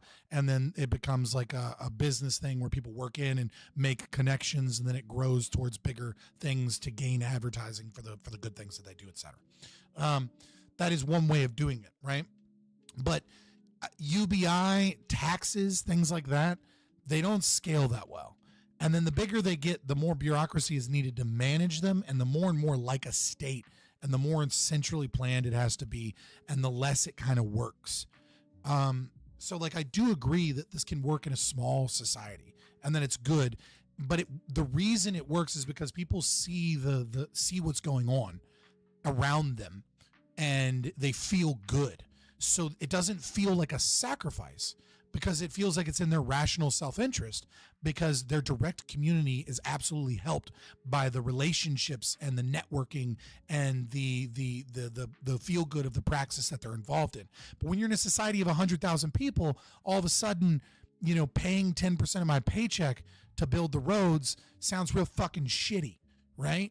And so I think in a free market ANCAP society, what we will have is we will have the small communities, the little Liechtensteins that do that and do that mutual aid and do that praxis, and that's fine. But when we have the larger organizations, you're not going to have that. Instead, what you're going to have is competition in the marketplace to fill a market void. And the market void is going to be the homelessness problem, because there is a value in society to getting rid of homelessness.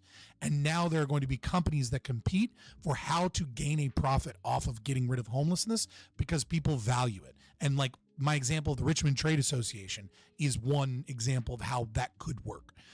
If it's valued, people will do something about it. But people aren't going to, 10,000 people aren't going to voluntarily sign up to give everybody $1,000 a month, especially because you're going to still have strung out heroin addicts that just kill themselves because they got their paycheck on the first and blew it all on heroin and got a big dose of fentanyl and died. And now you are being taxed for a UBI, and all it's doing is giving you strung out dead fentanyl people on the streets. It's not solving any problems.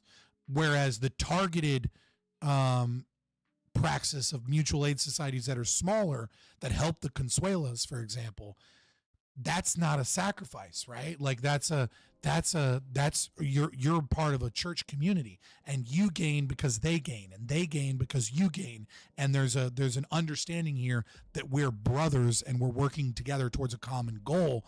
And like, I value you. That's what makes it not a sacrifice, right? If you want to look at it from an objectivist perspective, I value the Consuelas because they're a member of our church, and we have hilariously enough, using objectivism to be pro-church is hilarious. But nevertheless, like I value you because we share a common community, we share common things, and I know you're good people, right? Like you helped watch my kids when we were doing the annual fish fry or whatever. You know what I mean? Like I know you. I have things in you that I value, and I want to help you through your hard time because I know you'll help me through my hard time. Very, very different than a scaled society where we start instituting taxes. Instead, what you're going to see is you're going to have to see companies that gain profit off of the people's desires to have a more polite, more clean, less gross, less feel bad city, etc. Yeah, I definitely agree with that. Because I always tend to have this issue to have in particular debates, and I remember debating a communist in the past that was trying to ask me a gotcha question to say, well, the issue with having charitable, mutual aid, societies is that they won't be large enough in scale. So, therefore, a free market wouldn't be able to sustain the mass amounts of people that need quote unquote welfare money. So therefore, government is better in providing welfare because you are taxing X amount of people to sustain for, the right amount of people that need welfare. But the issue is that if heroin addicts can just get welfare every year and prove to the state that they're poor and they can't work at all, then they'll just do that right now, and more people will die by suicide freely to just get government welfare checks. But if you had that switch over to the market, that should be heavily reviewed to a standard where if you need money, you need to have some proper means to be, how should I say, you need to be evaluated, effectively to even be, qualified for that type of a means to get money. I don't purely support it because I would work hard to. Yeah. I think maybe let's decouple it from people, poverty, homelessness, right? And let's talk about it. Let's talk about it in another example that I think makes clear the real issue we're talking about here. So the real problem we're here is, let's change it from homelessness, right? Let's change it to clean air. Right? You with me? Yeah. So we can do clean water and clean air, right? Clean air, clean water. All of a sudden, when it's clean air, we start to see all of the problems that we have a hard time seeing when it's people with real lives. It's hard to cope with the fact that some people will always be homeless. Some people will always be drug addicts. Some people will always be a fucking problem, and they won't want to help themselves. But it's really easy to see a human and go, I have to do something to help this human. But you can't always help everybody. It's real easy to do this when we talk about clean air or clean water. What's clean water? Well, clean water can justify anything, right? What is the acceptable lead content that isn't poisonous? There isn't one. Any amount of lead is poisonous and toxic to the human body. Okay. So how much money ought we spend as a society to clean our water? How much money do you want to spend?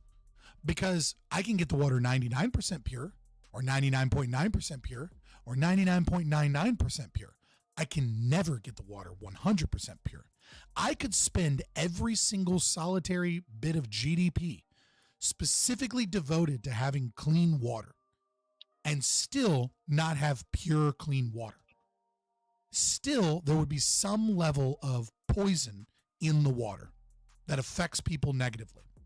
But I could get rid of every single goddamn freedom you have and every single piece of property that you have in the socialist state, right, to make the water purely clean.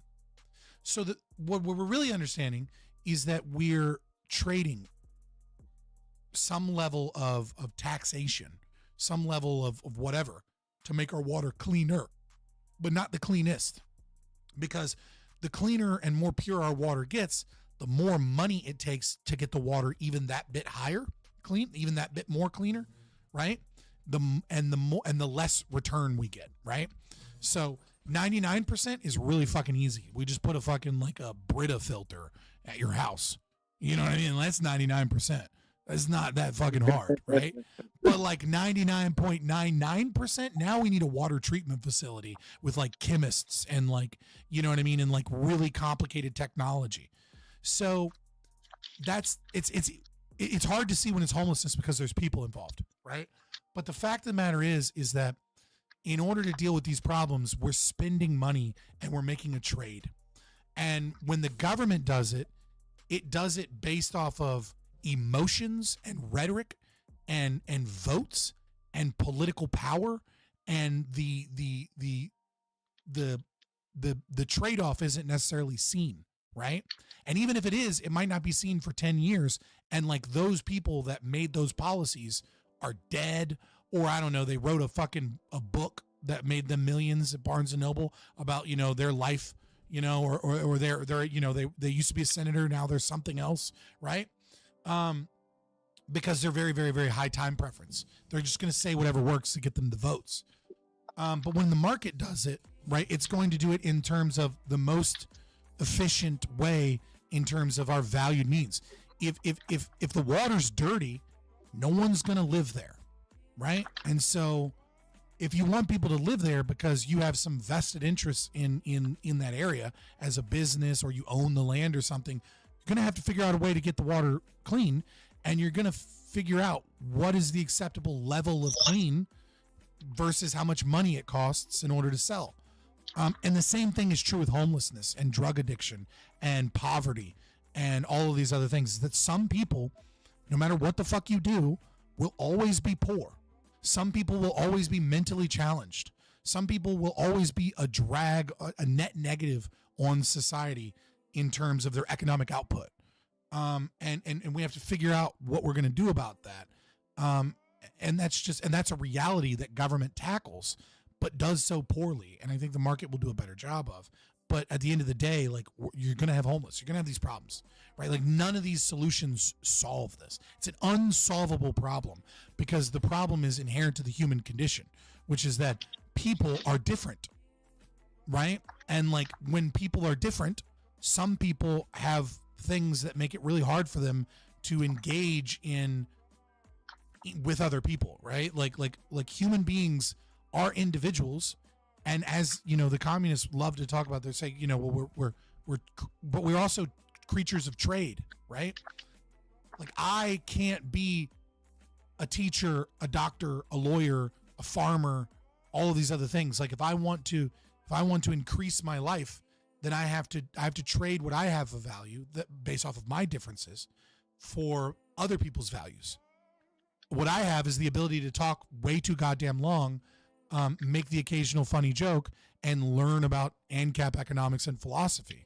And maybe I'm good at it, maybe I'm bad at it, but I'm trading that with my viewers right now in the hopes that they think it's dope and they give me some memberships or give me some, you know, a super chat, you know, asking a question. Like, I'm trading what it is that I have.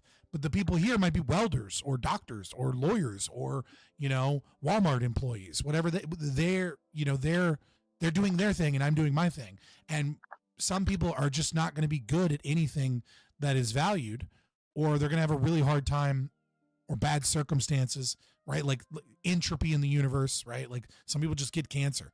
Like shit happens. It's not common, as people like to make it out to be. More often than not, poverty is your own fault.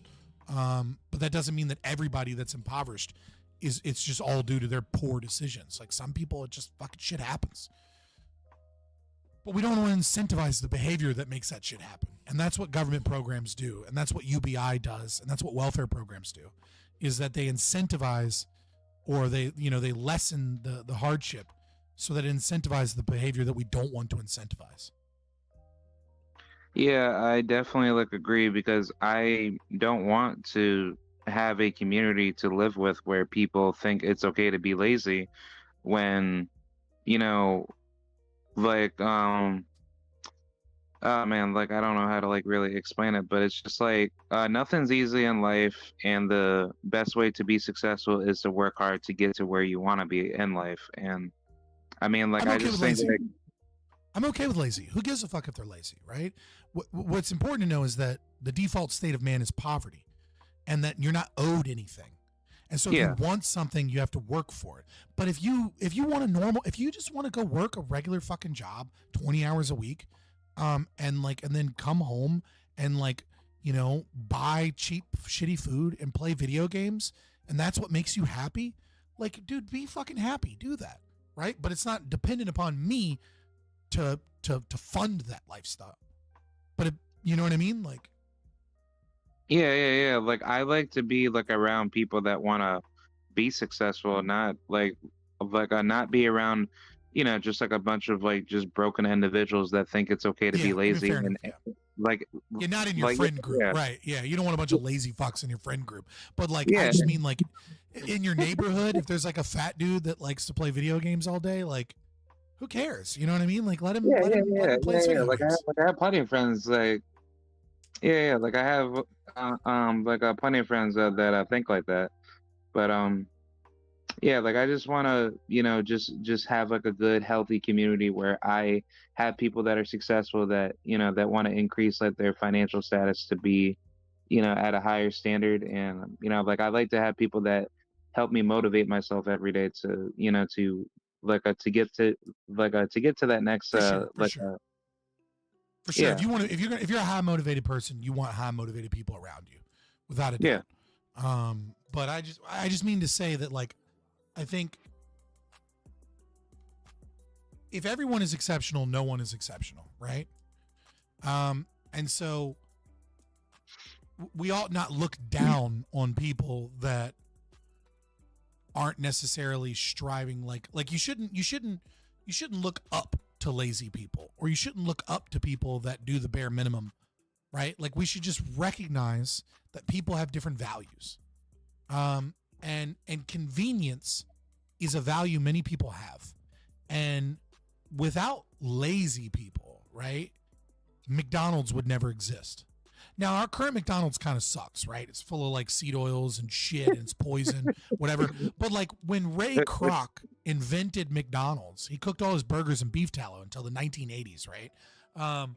And it was, believe it or not, it was a bunch of Karens that like were complaining that got rid of it. It wasn't actually like a money real thing. meat.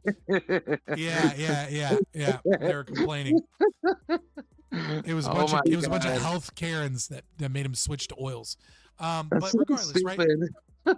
Right? But like McDonald's is fucking awesome, right? Like McDonald's, before all the poison and shit, the concept of like being able to get a cheeseburger cooked in tallow with real meat, right, very quickly, is about convenience.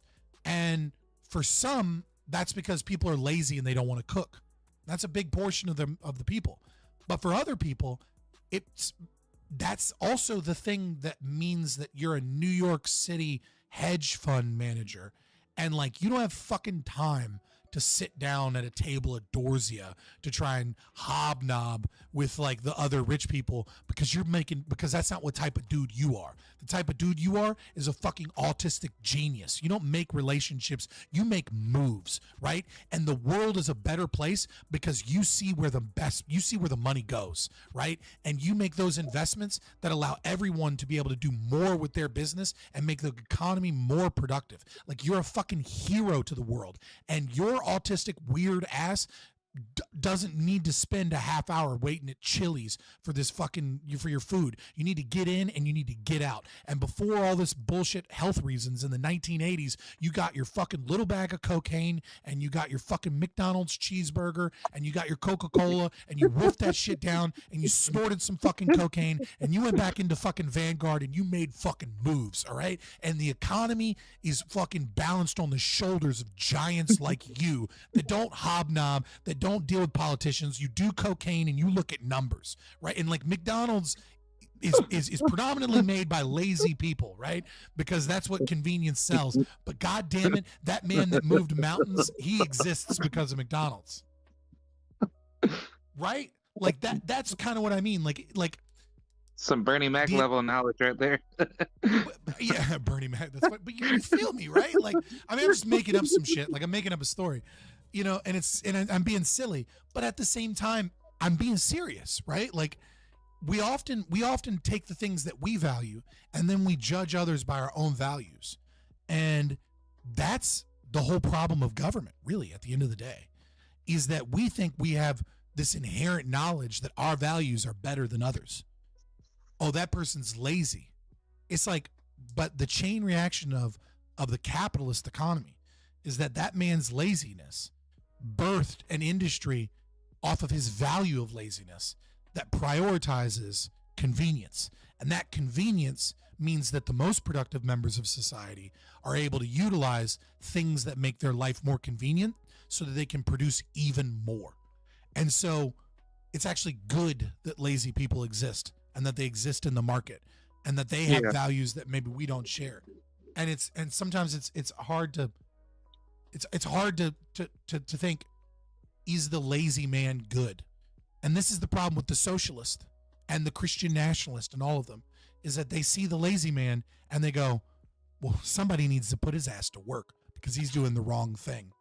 And it's like, nah, dog, that guy's the backbone of America. That fat fuck in his hover-around scooter and his fucking bucket of KFC chicken is making the world a better place, and you don't even know it. That's the beauty of capitalism, right? Is that, like, that guy plays an integral role as much as anybody else does in the market, and we're blind to it because of our own values bias, the way that we view the world, because we view the world based off of our own values, and we don't necessarily see the butterfly effect that things that we don't necessarily like have on our lives. Yeah, I definitely like agree, because I would, primarily think that being lazy is just a bad incentive for people to, put themselves in like a more despotist type of mindset. Because I tend to see, that a lot of people that are lazy tend to just be like, well, there's no point of working hard. There's no point of actually being motivated to be successful. People that are rich are only privileged, to get to that level. And you'll never get to that level because it's like, that's going to be extremely hard for you to get there. But it's just like, that just seems like a defeatist mindset where people philosophically don't apply themselves, and they don't want to be a jack of all trades. They rather be a master of none, and they rather put themselves in a very, a delirious type of future where they don't want to put themselves in a better position to expand themselves to be a better influence for, other people. Well, I think so. The predominant difference between socialists and like individualists, one of the big differences that you can tell between them is internal versus external locus of control, right? Like when we look at it psychologically, collectivists tend to believe that the reason life circumstances exist are outside factors, right? The environment that you grew up in, the educational opportunities that you had, or another good example, one that's super true, right? Like adverse childhood events, right? ACEs. You ever heard of those? No. ACEs is something that is really, really, really important that nobody talks about. Adverse childhood events. You can do a survey of ACEs. And so some of the ACEs, for example, would be like, you have a parent in prison. Someone in your immediate family died when you were young. You witness a murder. You've seen a dead body before. There are nights you went hungry, right? Like you can find these like basic things. And if you have enough of these, your likelihood of like dying of a heroin overdose increases by like 16,000%, like insane numbers, right? Because we're talking about like, now obviously some people are mentally resilient, some people aren't. Some people get over shit like it's fine, and some people they crack under the smallest bit of pressure. And mental resilience is not something we know about, but this is the type of thing that every pediatrician should be asking. This is the type of thing we should be looking for, so we can identify those people and we can get them the help they need at a young age. So hopefully we can keep them from going down a really bad path in life, because you want to get them while they're young, just like the pedophiles. You want to get them when they're young, so before they turn into adults, right? Because shit gets bad when they turn into adults and they have all these problems. So that's an example of external locus of control, right? Is that like recognizing that these environmental pressures have all of this shit that ruins your life. And the more conservative, the more libertarian, the more individualist you get, you have an internal locus of control, right? Which is, I didn't get that job because I didn't work hard enough.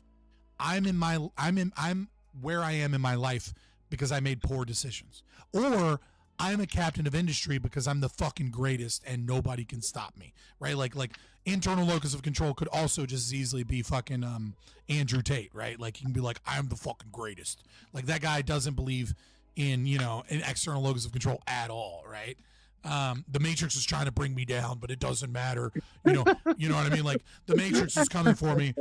You know, they're fucking coming, but I'm the greatest. I'm going to defeat this. And it's like, why is the Matrix coming for you? Well, apparently I like to fuck 15-year-old girls on camera and then keep them here with no passport and take all their fucking money and, you know, hire people to talk online for them because these bitches are locked up. But I don't know why they're coming for me. It must be the Matrix. You know what I mean? Like, whatever. AI is taking over everybody's mind, so therefore, you know, everybody will be fake in 30 years. I mean, maybe, but so it's an internal versus external locus of control, right? So that thing you're talking about, right? That victim ideology is what happens when you have too much of an external locus of control. You don't take enough responsibility for your actions, and you don't recognize that, and that's a worldview, right? That causes all sorts of problems. Because if you believe that you're destined to fail no matter what, then you fail. Yeah, right? I mean, it's a pretty simple thing. You know what I mean? Like you're going to fail. But if you believe that it's all up to you, well, you're way more likely to succeed. Flip side of that, though, if everything is your fault, what happens when tragedy strikes? You place the blame. Like, let's say you have a codependent relation problem. Everything is your fault, and like your parents abused you, right? And so you kind of like have this like overabundance of negative emotion that like everything that goes wrong is like because you're unworthy in some way, right? And so when tragedy strikes, you become crippled by your own self-hatred that you allowed the tragedy to strike. It's difficult to say where the healthy balance is, right? Because that balance is going to be different for different people with different circumstances, right? Internal locus of control is really good at making you more successful, and it drives you towards the higher powered jobs. Now you know why white wealthy men that have a tragedy occur kill themselves. Why is it white wealthy men who seem to have everything going for them in their life, that seem to be in the most positions of power in society, kill themselves? One of the reasons is they have a real big internal locus of control. That's what drove them to that success. White culture, if you will, is very individualist. It's about what you do. Black culture is more collectivist, right? So you get these people that rise to the top, and they don't really face a ton of adversity in their life, to be honest. And they succeed a bunch. And then something happens where they lose it all. The wife, they find out their wife's fucking somebody else, and she wants a divorce, and she wants half, and she's got a really good lawyer, and it's going to bankrupt your company that you built over, 20 years. And it's going to destroy everything. And she doesn't give a fuck. She wants half your company, and she cheated on you, and she's going to get it all, and you know it. Sometimes, and you know what? This isn't just a circumstance. This is, I'm horrible. I ignored her. I'm the reason she cheated, right? It's not that your wife's just a whore. External locus of control people are like, your wife's a whore. Internal locus of control people are like, I didn't do enough for her. I didn't make a family like I should have. I did everything wrong. And then you get into a thinking trap. And that thinking trap, see, here's another thing about it, about why these people don't succeed or why they kill themselves, right? Same difference. These victim people is that neurons that wire together fire together, right? So when you have a brain pathway, right, what you have is you have a neuron, and you have the dendrite and like the axiom, right? And so like you have chemicals that are released from one that are caught by the next neuron, right? And that causes the neuron to fire. Every time a neuron fires, it grows the myelin sheath, right, which is this protective barrier that increases the speed of the synapses and protects it from damage, right? And neurons that don't fire very often, they wither, and eventually they don't die, but they kind of go dead. They go pseudo dead. They can die and get replaced. I don't want to go too far in the realm of what is it? I can't think of the term now. Brains. Neurology? Not neuropathy. Neurology. Thank you. I don't get too far in the realms of neurology, but you get it, right? Like, and so what ends up happening is when you think a thought and it's similar, it actually goes through a similar brain pathway, and that means that every single neuron that it goes through, the myelin sheath grows, it gets healthier, it's easier for the signal to not get lost, right? So it's a real strong signal so that it completes as opposed to getting lost. And it not only that, it reinforces wanting to grab those chemicals, right? So like for example, like SSRIs, depression medication. These are called selective serotonin reuptake inhibitors. Basically what they do is they force serotonin out and they won't let the serotonin come back. So it stays out and will connect to the next neuron. And so that neuron will activate, even though it might not have, because the serotonin might have just drifted back.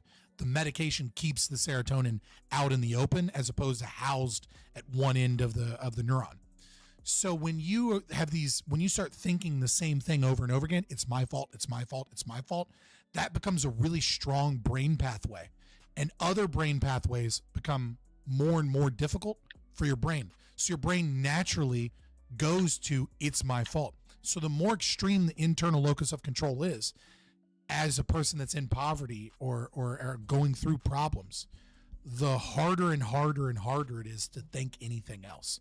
Your brain literally starts acting against you and starts growing new pathways that make it to where this is the only thing you can think. So the victim ideology that focuses too much on an internal locus of control becomes a habit. And then that habit, people don't realize that a habit of thought is way, way more dangerous than they think. They don't realize that, like, your brain, it becomes difficult for you to think other things because the other pathway in your brain is easier. So this is what your brain naturally goes to. Yeah.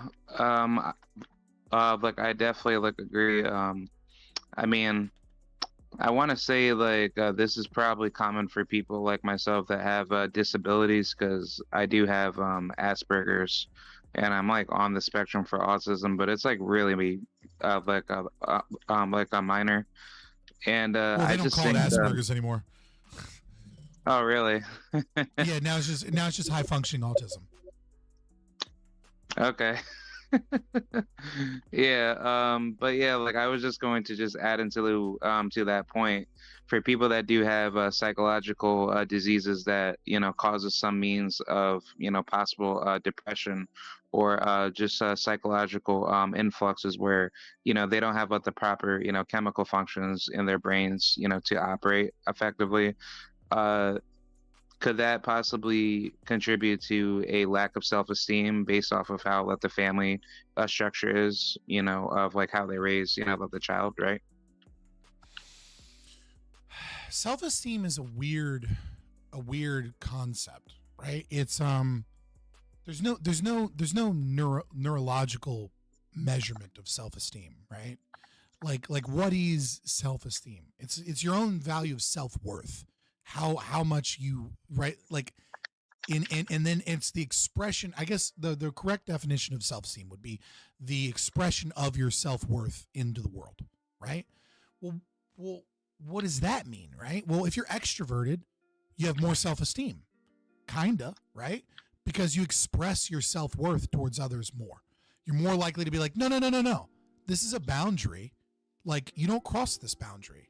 Right. Whereas an introvert might be a little bit more recalcitrant to cause confrontation and say they might let you cross their boundary, and then feel bad about it later, because they wanted to be non-confrontational.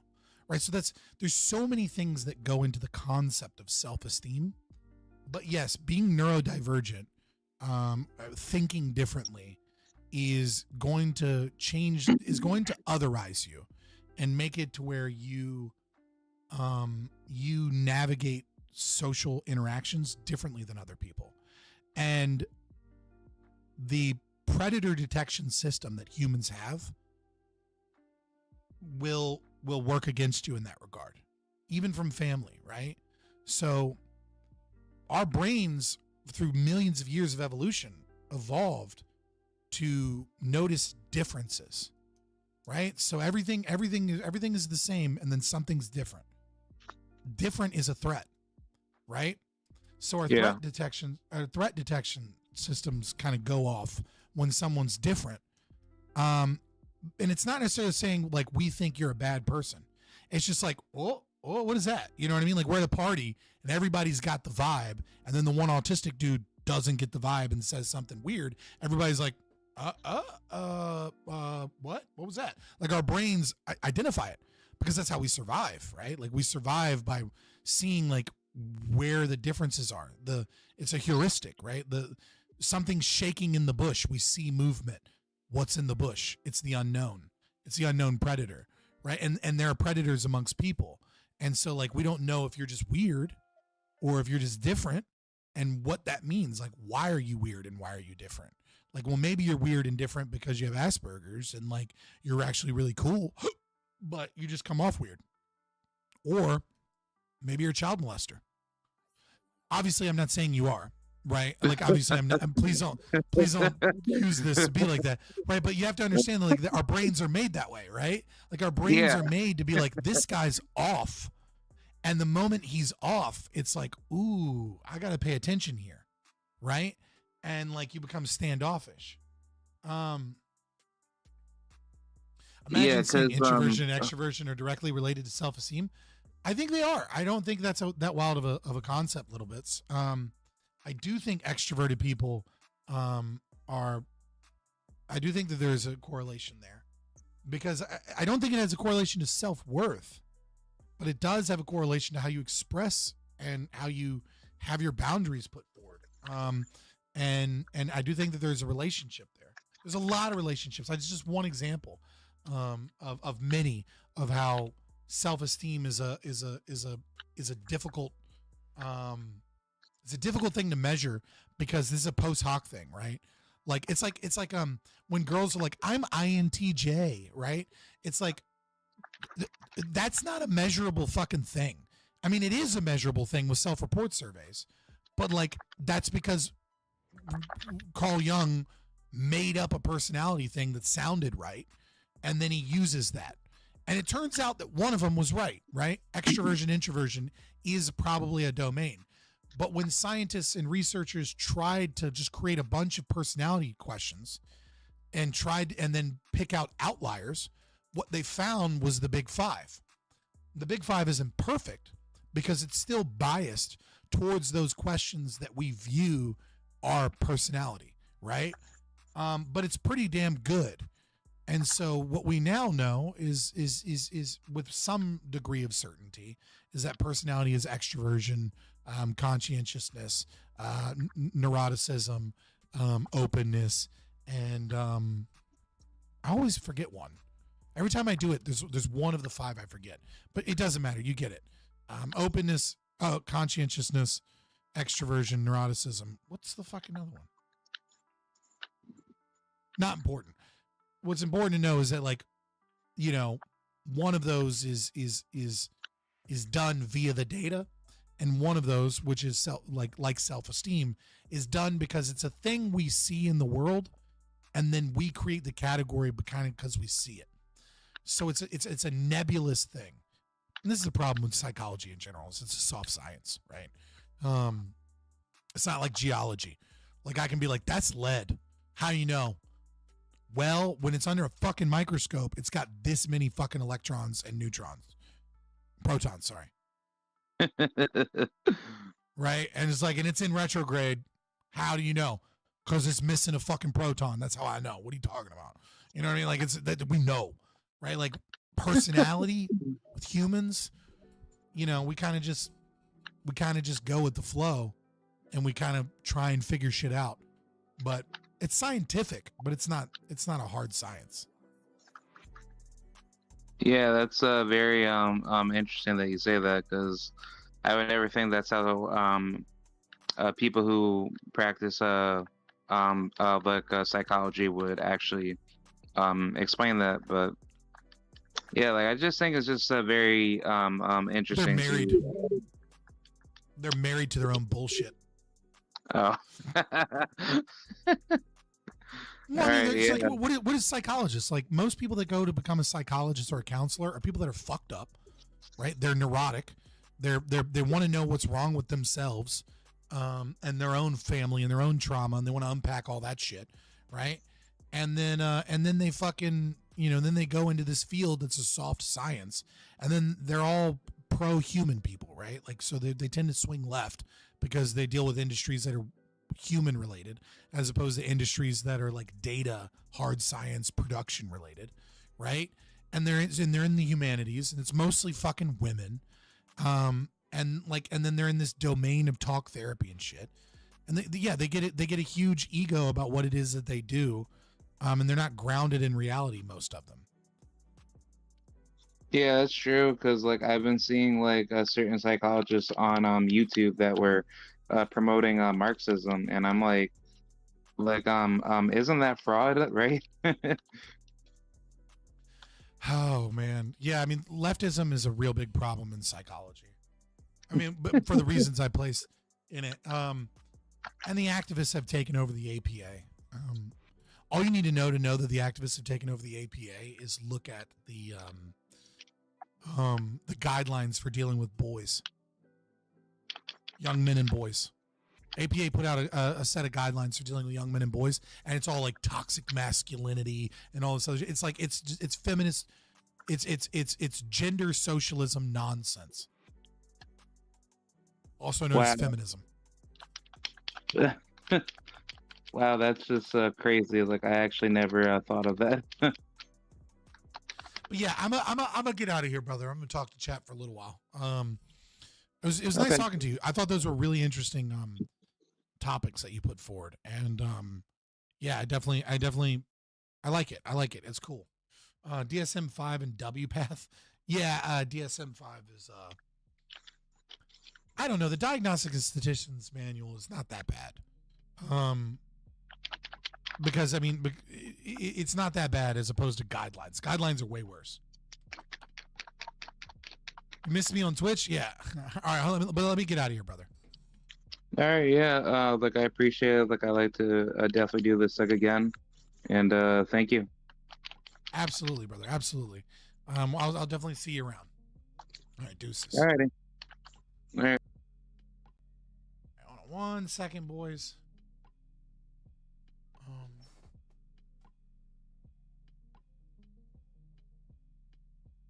I know. I have to figure out a better way to transition this.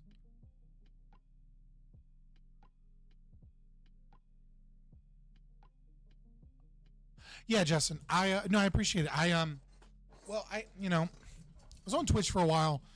Twitch got to be a bit of a problem. The censorship on Twitch got worse and worse. It was getting really bad. Like, and the thing that's really scary about Twitch is if you get banned from Twitch, you can't you can't be on other people's Twitch streams, right? Like I remember when we did that huge thing where I got Blair White and Taftage and Tranpaw and Chloe Cole and Richie and Sinead from Genuflect and Shapeshifter, right? To do a trans issues panel. And we're really talking about detrans and trans issues. It was really good. It was cool. It was awesome. Loved it. And immediately it was like, oh, Taftage was banned because she was given a 3-day ban because she had someone appear on her show for like a minute, or she was watching a video of a banned person and they mass reported her. So like it was like, okay, we have to stop and we have to go to YouTube. And at the time my YouTube channel was like 200-300 fucking subscribers, and like I had like, so I wasn't monetized or anything. We had to immediately like leave and just like make a quick YouTube thing in the middle of the panel. And like we were like, we had just started and we had already reached 100 viewers, and it was steadily climbing. We were going to be the top of politics that night because I had Blair White and and fucking and I had like several famous people to talk about this issue. And to this day, it's got like a couple thousand, like maybe like 10,000 views on my YouTube. It was like it was just killed because that's the way the left, you know, that's the way the left does it. You know what I mean? Is like, well, Blair White's huge, but Chloe Cole was huge. And it was my second or third time talking with Tranpaw. Why can I not think of his name right now? Oh my God. The trans female to male porn star. Buck Angel. Thank you, Buck Angel. God. It's been a long day. It's been a while. It's been 5 hours. Taftadge is huge. I don't think you're not talking about her audience. Little bits. I love Buck. Buck's cool people. Yeah, no, Twitch won't allow you on any Twitch stream if you're banned. Right? And so you can get a chain reaction of that too, which is what we were about to hit, because the left was targeting her and targeting me at the same time. They were just targeting everyone on Twitch that was going to be on this panel because they wanted to silence it. And it worked. I mean, they did silence the panel. Like, it got way less attention and views. Basically went nowhere.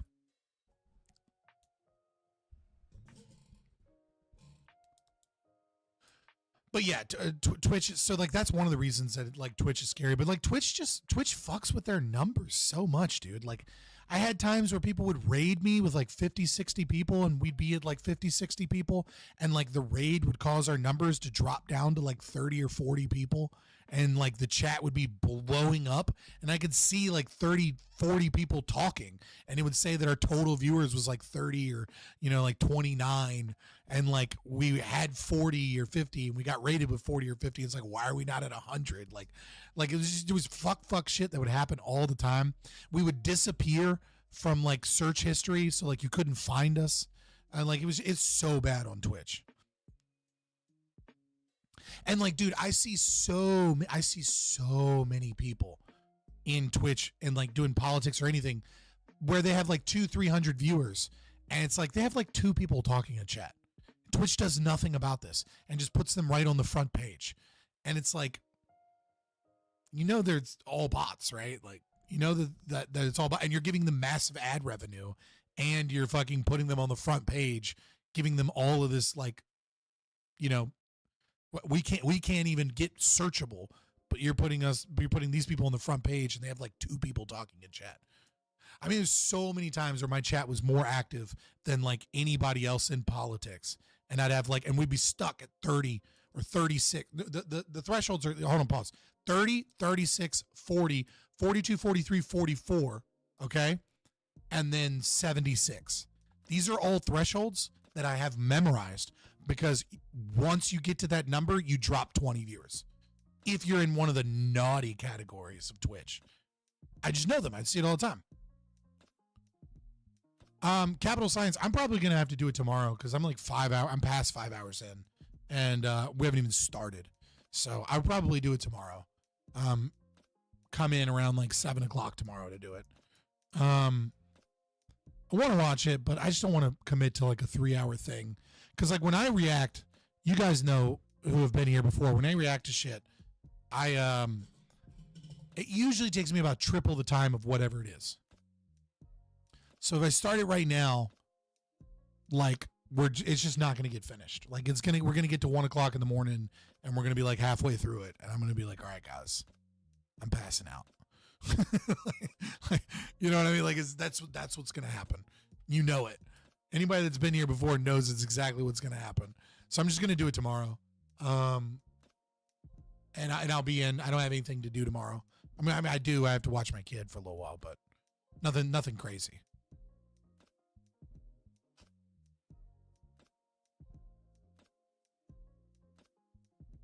I ran late talking to the commie, and then I ended up talking a long time with Krod because of that. It's already 10:30. It's supposed to be 7 to 8:30.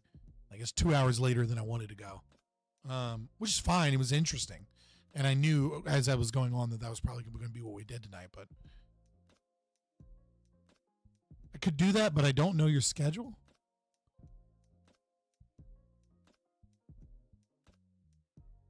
I don't know what you mean. Oh, I keep my live streams up, so if you can't catch it, then.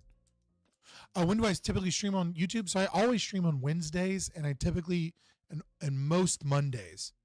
So most Mondays I'm doing Prime Guys. I always do Wednesdays. Everything else is just kind of a wash. I'm doing other stuff. New Star Wars show is horrible. Dude. The trailer was so fucking trash for Acolyte. I haven't watched it. I might watch it at some point, but the fact that Disney Star Wars is just so done, dude. It's so bad. I mean, like, they have some shows that are okay, that would be okay if they weren't Star Wars. But it's like, how does anyone know what? What are you talking about? But I'm just saying, like Disney Star Wars is so bad. So like, I have, like, when I saw that trailer, and the funny thing is, like, Prime sent it to me, and he was hyped for it. He was like, yo, check out this trailer. And I was like, what? All right, cool, I'll watch it. And I watched it, and I was just like, oh, it was so rough. I mean, you had, like, the chick from The Matrix, like, obviously being too old to do good fight choreography, right? Like, you had, like, these, like, woke, like, little fucking, like, tie-ins of, like, oh, it's not about right or wrong, it's about power and who holds it. I'm like, yeah, Disney, we get that your writer's room is full of a bunch of people that believe in power dynamics as the meta narrative for the world, and a bunch of retarded ass feminists wearing t-shirts that say the force is female. Like, we get it. You know what I mean? Like, it's just like, there's so much there. I mean, like, at least it's set in the High Republic, which is great. Like, I'm all for them doing shit in the High Republic because it doesn't shit on the legacy of Star Wars. But, like, they've kind of already done that, so it's kind of too little too late. You know what I mean? Whereas, like they never should have touched directly after, like, they ruined everything that George Lucas made in terms of, like, narrative structure. No, the Force is female isn't a line from Star Wars. It's a thing that what's her name? The chick that's in charge of Star Wars, Kathleen Kennedy. It's like a thing that she said. And then she wore t-shirts and went on red carpet events with other people from Star Wars, including, like, the chick that played the in the new trilogy, with t-shirts that said, like, the Force is female, because they're all gung-ho on, like, feminism. And it's like, it's just like the new Star Wars movies were horrendous. Yeah, the continuity of, yeah, you're absolutely right. The continuity of Darth Vader's redemption was ruined.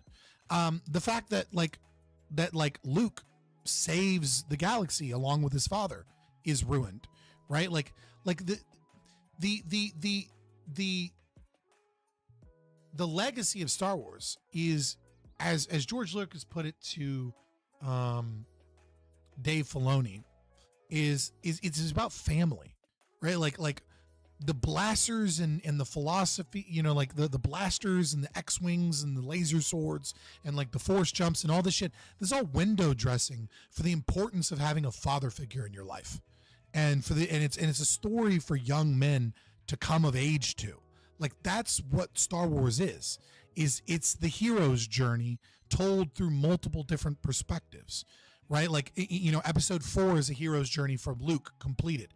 Episode 4, 5, and 6 is a hero's journey for Luke completed and the pure redemption of the father. Episodes 1 through 6 is a hero's journey of Anakin Skywalker and a deep, deep fall from grace and the resurrection of himself, and the rejection to the call of adventure by his son, right? And it's a fulfilling of the prophecy of the balancing of the Force, right? Like it's just the new Star Wars, like, they were just, like, they shouldn't have touched it to begin with, number one. And number two, like, they're just terrible writers. Like, I could easily write a better Star Wars episode 7 than anybody at Lucasfilm. And, like, the fact that I'm capable of writing something 10 times better than what they can write is pathetic, because I'm not a writer, right? Like, I'm just a Star Wars fan. Well, not anymore, but I used to be. AI can do a better job writing a sequel. I don't know that AI could just yet, but soon it will, for sure. I thought it was for a woman's sneaker called the Force, but Kennedy knew what the optics would be? Yeah.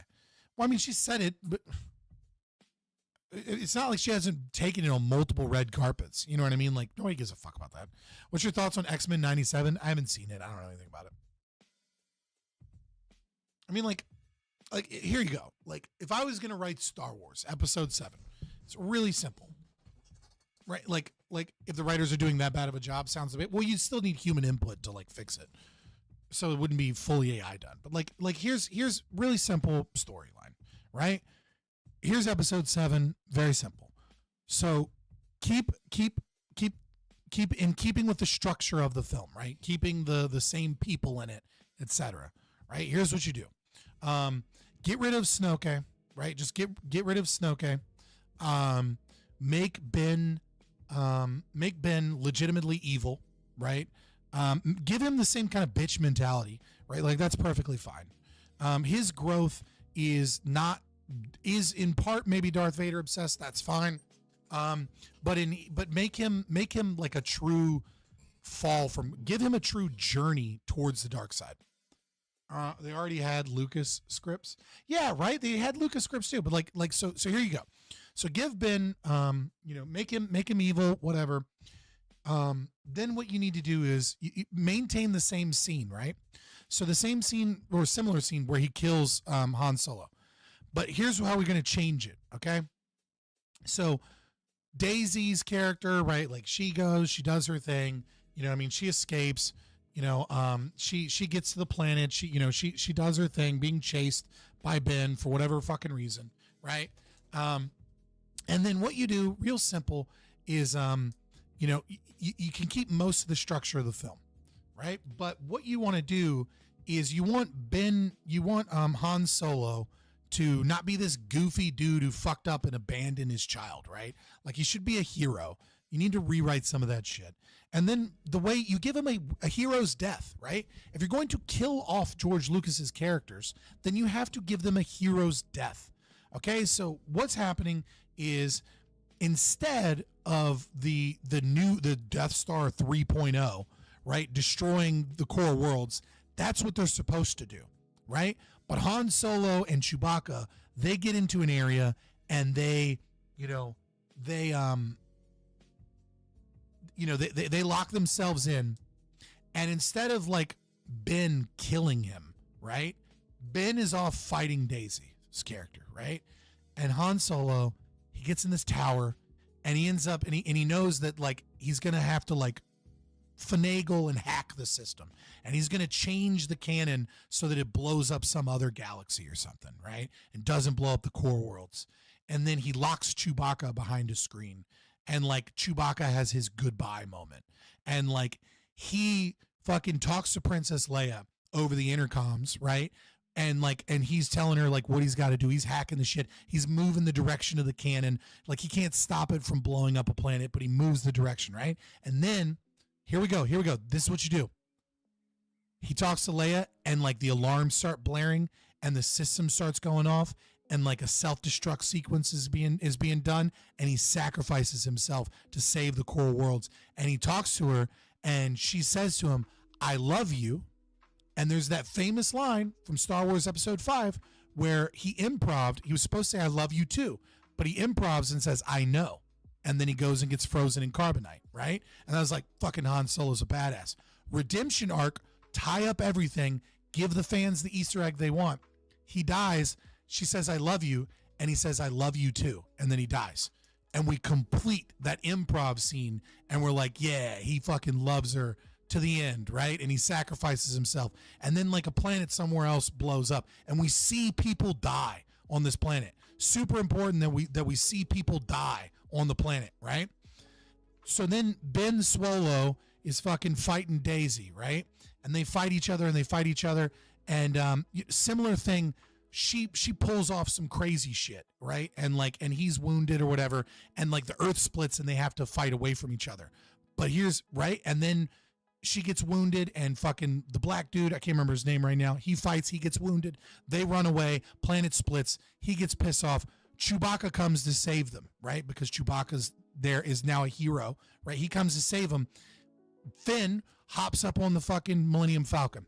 He goes to reach for her, and then Finn uses the Force to pull her up because she's like weakened and wounded, right?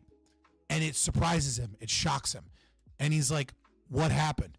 Then you say some nebulous weird shit like, like it felt like you had your hand on my throat, like some dark weird shit, right?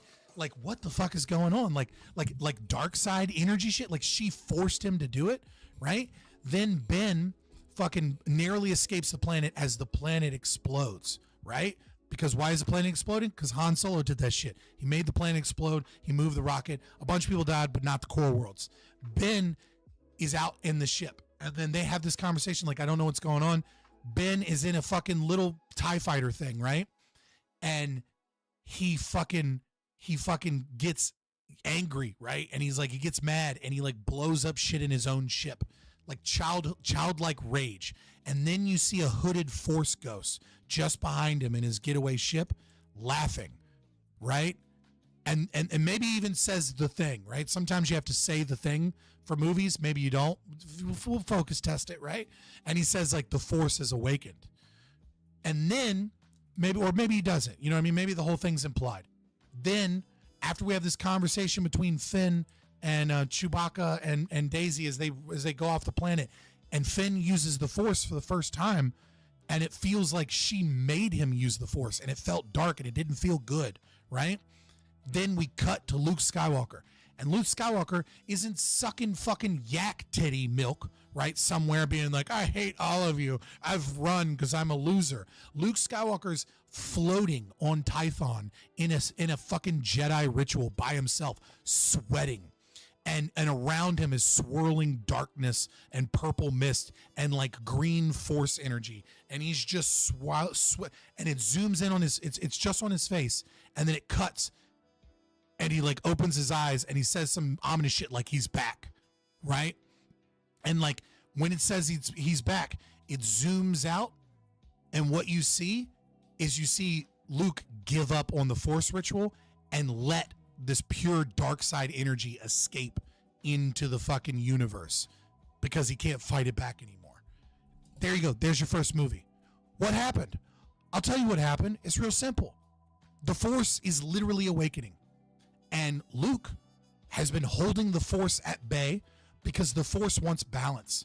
And the way that the Force wants balance is the way that it always works, is by starting galactic wars, by making Exar Kun or Revan or Malik or Ajunta Paul or whoever these people are that plunge the galaxy into darkness and war, right? They do it every couple hundred years to bring balance back to the Force, because the Force doesn't give a fuck about human life. It gives a fuck about balance between dark and light side. And Luke isn't running away because he's a scared bitch. He's so fucking powerful that he's using a Force ritual that uses his own life force to keep the Force itself at bay, to stop this process for as long as we can so the galaxy can heal. It's an anti-war trilogy now, and it's an anti-Force trilogy.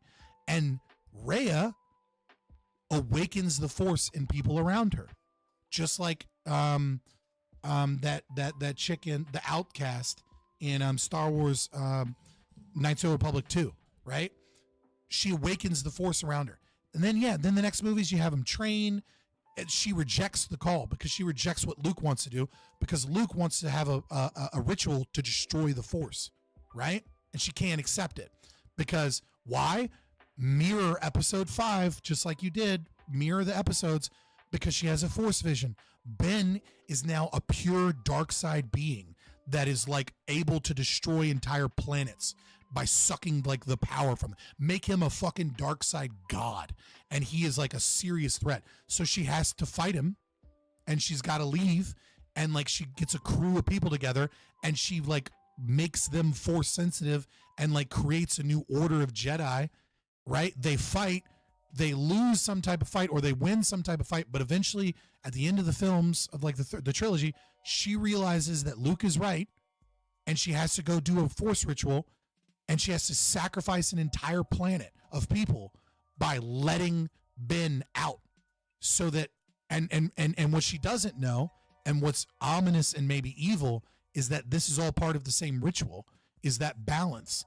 And what happens is all her new Jedi and Luke come together and they kill the Force.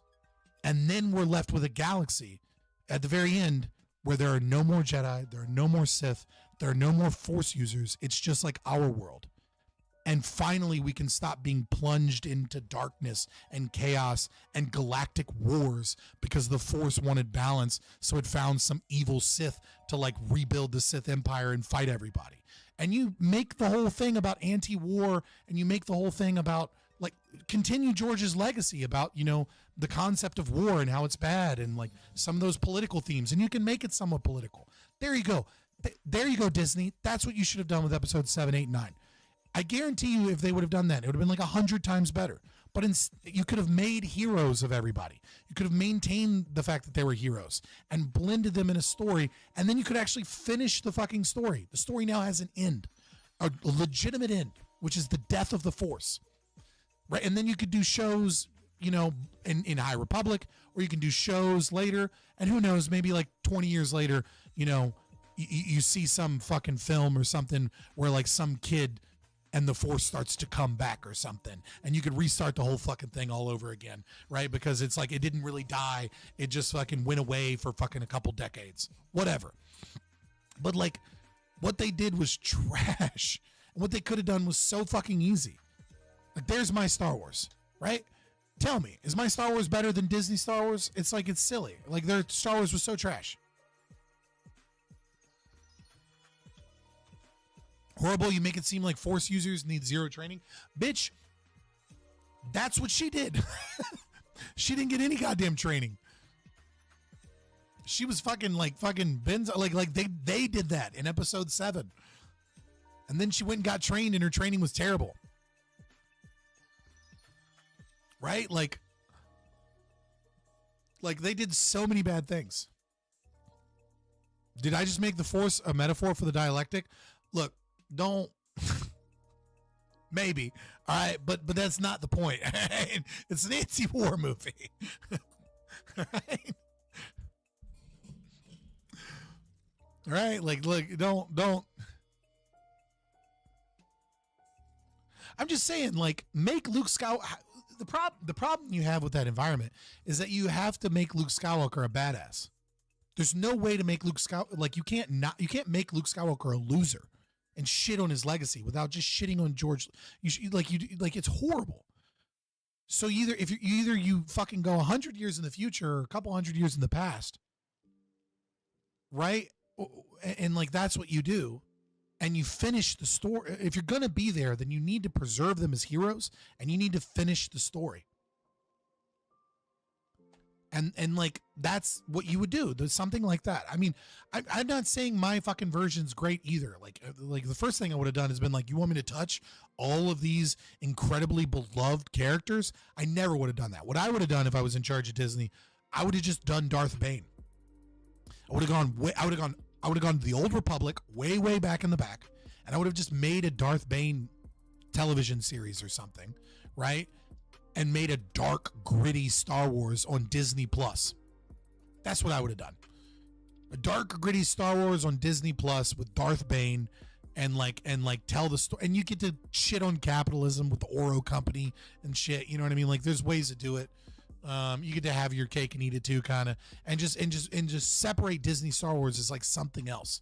Then I would have gone into like the Bounty Hunter. And if I would have done a movie, I would have done movies in like the High Republic era or the Old Republic, or like way in the future, at like where like there's only flashbacks to what Luke did reestablishing the Jedi Order, and like done like the Yuzong Vong Wars, and like made a movie about like the dangers of like artificial intelligence. Right? And like tapped into those fucking like cyberpunk artificial intelligence people gone a couple 100 years in the future. We could have made it like not necessarily steampunky, but really upped the technology with all the new CGI shit that Star Wars, that Disney has available to them, and like had them fighting fucking an amorphous artificial intelligence thing for sure. Like I would have told George Lucas to fuck himself. Mara Jade would have been a thing, right? Like he would have had kids. Like it would have been a thing. You know what I mean? But I would do like, yeah, do like Lucas's grandchildren or something. You know what I mean? In like this new world.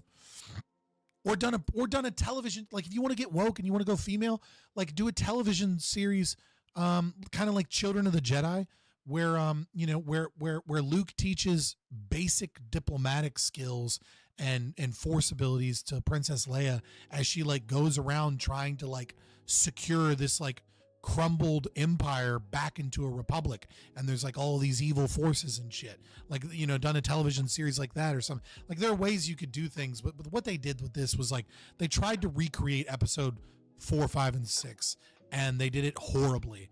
And I just can't, like so bad. Yeah, I mean, George Lucas wanted Luke to be a father. Like the whole fucking story is about fatherhood. Like that's the point of Star Wars, is that young men need fathers. That's the moral, right?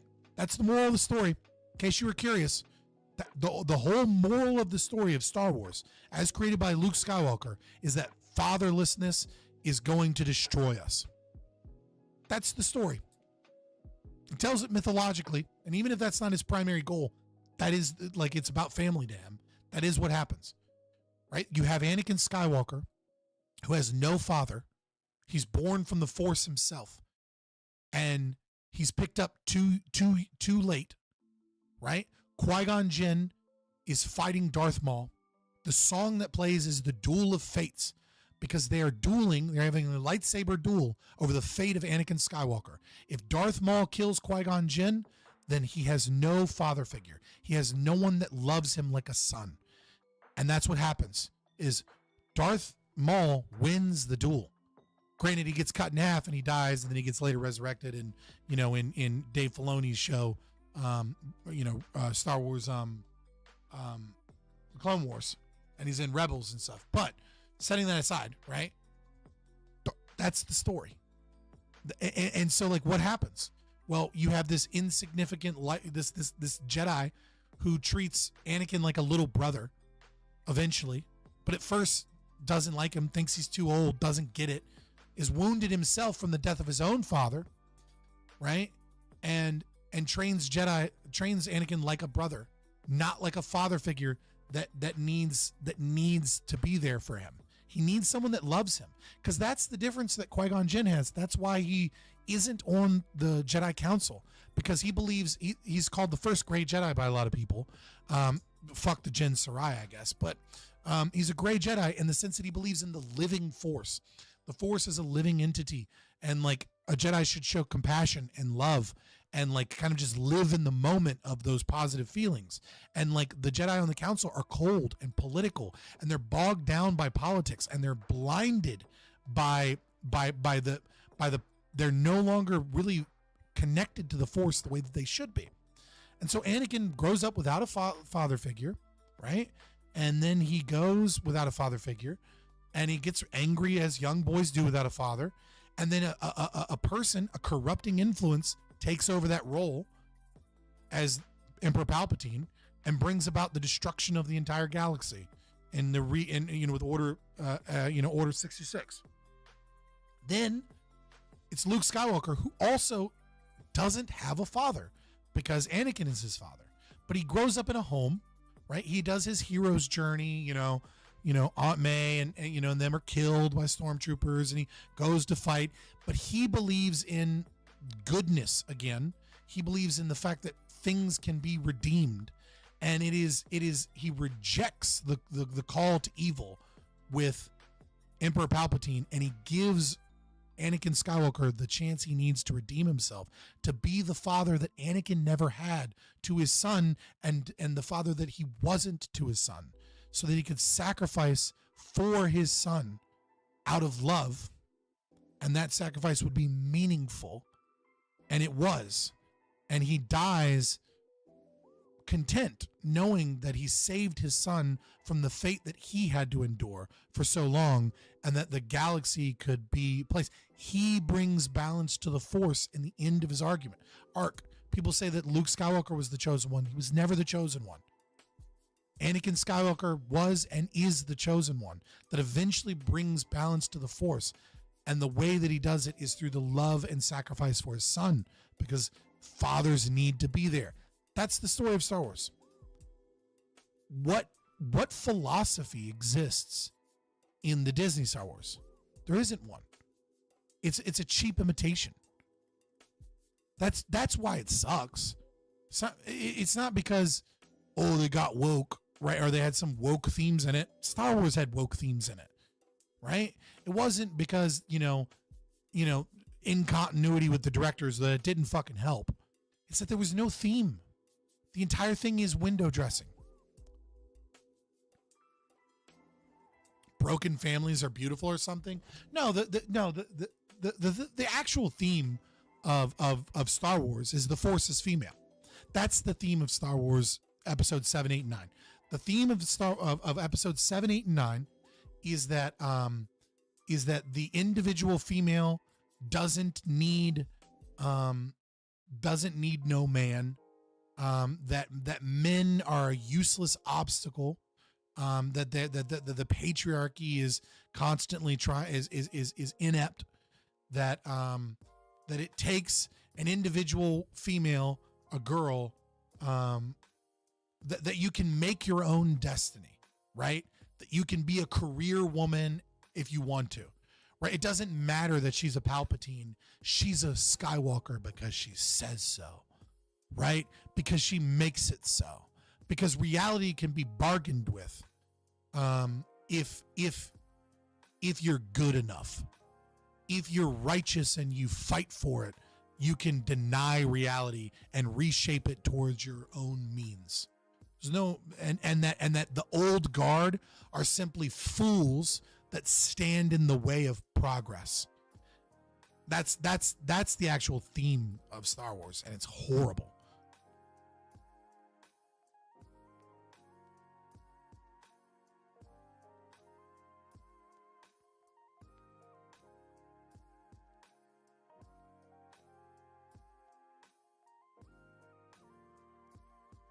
It's more bizarre than my guess. Yeah, but that's the theme, right? It's like, she's a Mary Sue. Luke Skywalker is inept and corrupted by his own cowardice. Princess Leia is a badass, but she goes out in a blazing glory because she needs to die so that the new young ones can come. Like, there's a whole scene of like a female just being retarded for like 45 minutes. And then there's two people, Finn and Tan, whatever, I can't remember her character's name. They run off to just go have a whole anti-capitalism arc, right? And then they come back. Oh, and it turns out that everything they did was completely unnecessary to the story itself. What? It's completely unnecessary to the story itself. Oh, and all you were mad for nothing. If you'd have just trusted a female in power, then you would have known we had it planned all along. And her plan was just to sacrifice 2 ships for no fucking reason, and then turn around and ram the ships. But like, she could have done that in the beginning and saved people. So they proved that she didn't have a plan. It's illogical and so poorly written that it's just nonsense. I agree with you, Casimir, but I was just explaining, how I would have done Star Wars and what I did and what's wrong with it. Like, but there's beauty in there's a reason that Star Wars, what is his name? That Star Wars guy or whatever got made fun of for crying when Luke Skywalker showed up at the end of season 2, I believe, of The Mandalorian, and everyone was laughing at him. They were laughing at him because these new woke Gen Z fucking Star Wars fans are fans of window dressing and anti-life affirming propagandistic crap. And what he was a fan of was that story, the story of fatherhood, the story of the need for a father and how a galaxy can be destroyed when one man isn't loved and protected, and the masculine tradition passed on from man to man, so that a man can be forthright as a father, and then redeemed, and then at the end, even those failures of men can redeem themselves through their children. That when your life is tough, when all of the things that you thought you could make come true don't come true, right? When everything in your life has been destroyed, and yet you find someone that you love and you sacrifice for your legacy, and you put value in a young man that is your son, and you teach him everything you know, and you teach him to not have the pitfalls that you went through, and you watch him succeed, that can save everything within you. That all of the trials and tribulations and shit that you went through as a young man and as a young adult can be redeemed by passing on the wisdom you gained from those hardships to your son, and that your son can make the world a better place in your name. That's what Star Wars meant. Now it's woke trash, and nobody understood why he cried, because those kids don't fucking get it.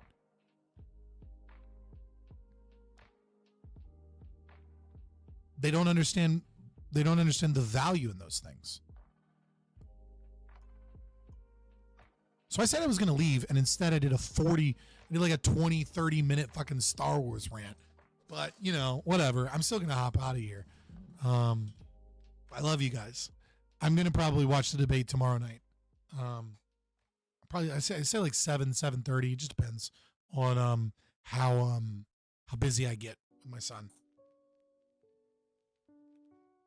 Make a young man and give him a green slug to help him. I don't know. I've not seen X-Men 97. I don't know. But I appreciate you guys. Like, subscribe, consider becoming a member if you want. You don't have to. Totally up to you. You get some cool emojis. That's about it right now. But, you know, maybe if you comment as a member on the post, on the community post, I'll be able to see it and see what type of stuff it is that you guys want. Appreciate you guys. And yeah, I'll come back. We'll come back tomorrow and we'll watch the Dave Smith, Andrew Wilson debate. Part 2, this bitch. Had fun debating a commie, talking with Krod and Casimir. It was really good. Everyone should watch 3 episodes of Delicious in Dungeon. Delicious in Dungeon's pretty good. It's pretty fun. I haven't seen. I watched a couple episodes of it, but yeah, it's pretty good. Just go check out anywave.to, I think. Yeah, anywave.to. You can go watch Delicious in Dungeon. Or I think, is it a Netflix show? I think maybe you can watch it on Netflix. Can't remember. But it's a great it's not an isekai. It's kind of, I mean, half of them are technically isekais, but it's good. You should watch it. It's fun. I haven't finished it, but have a good night, boys.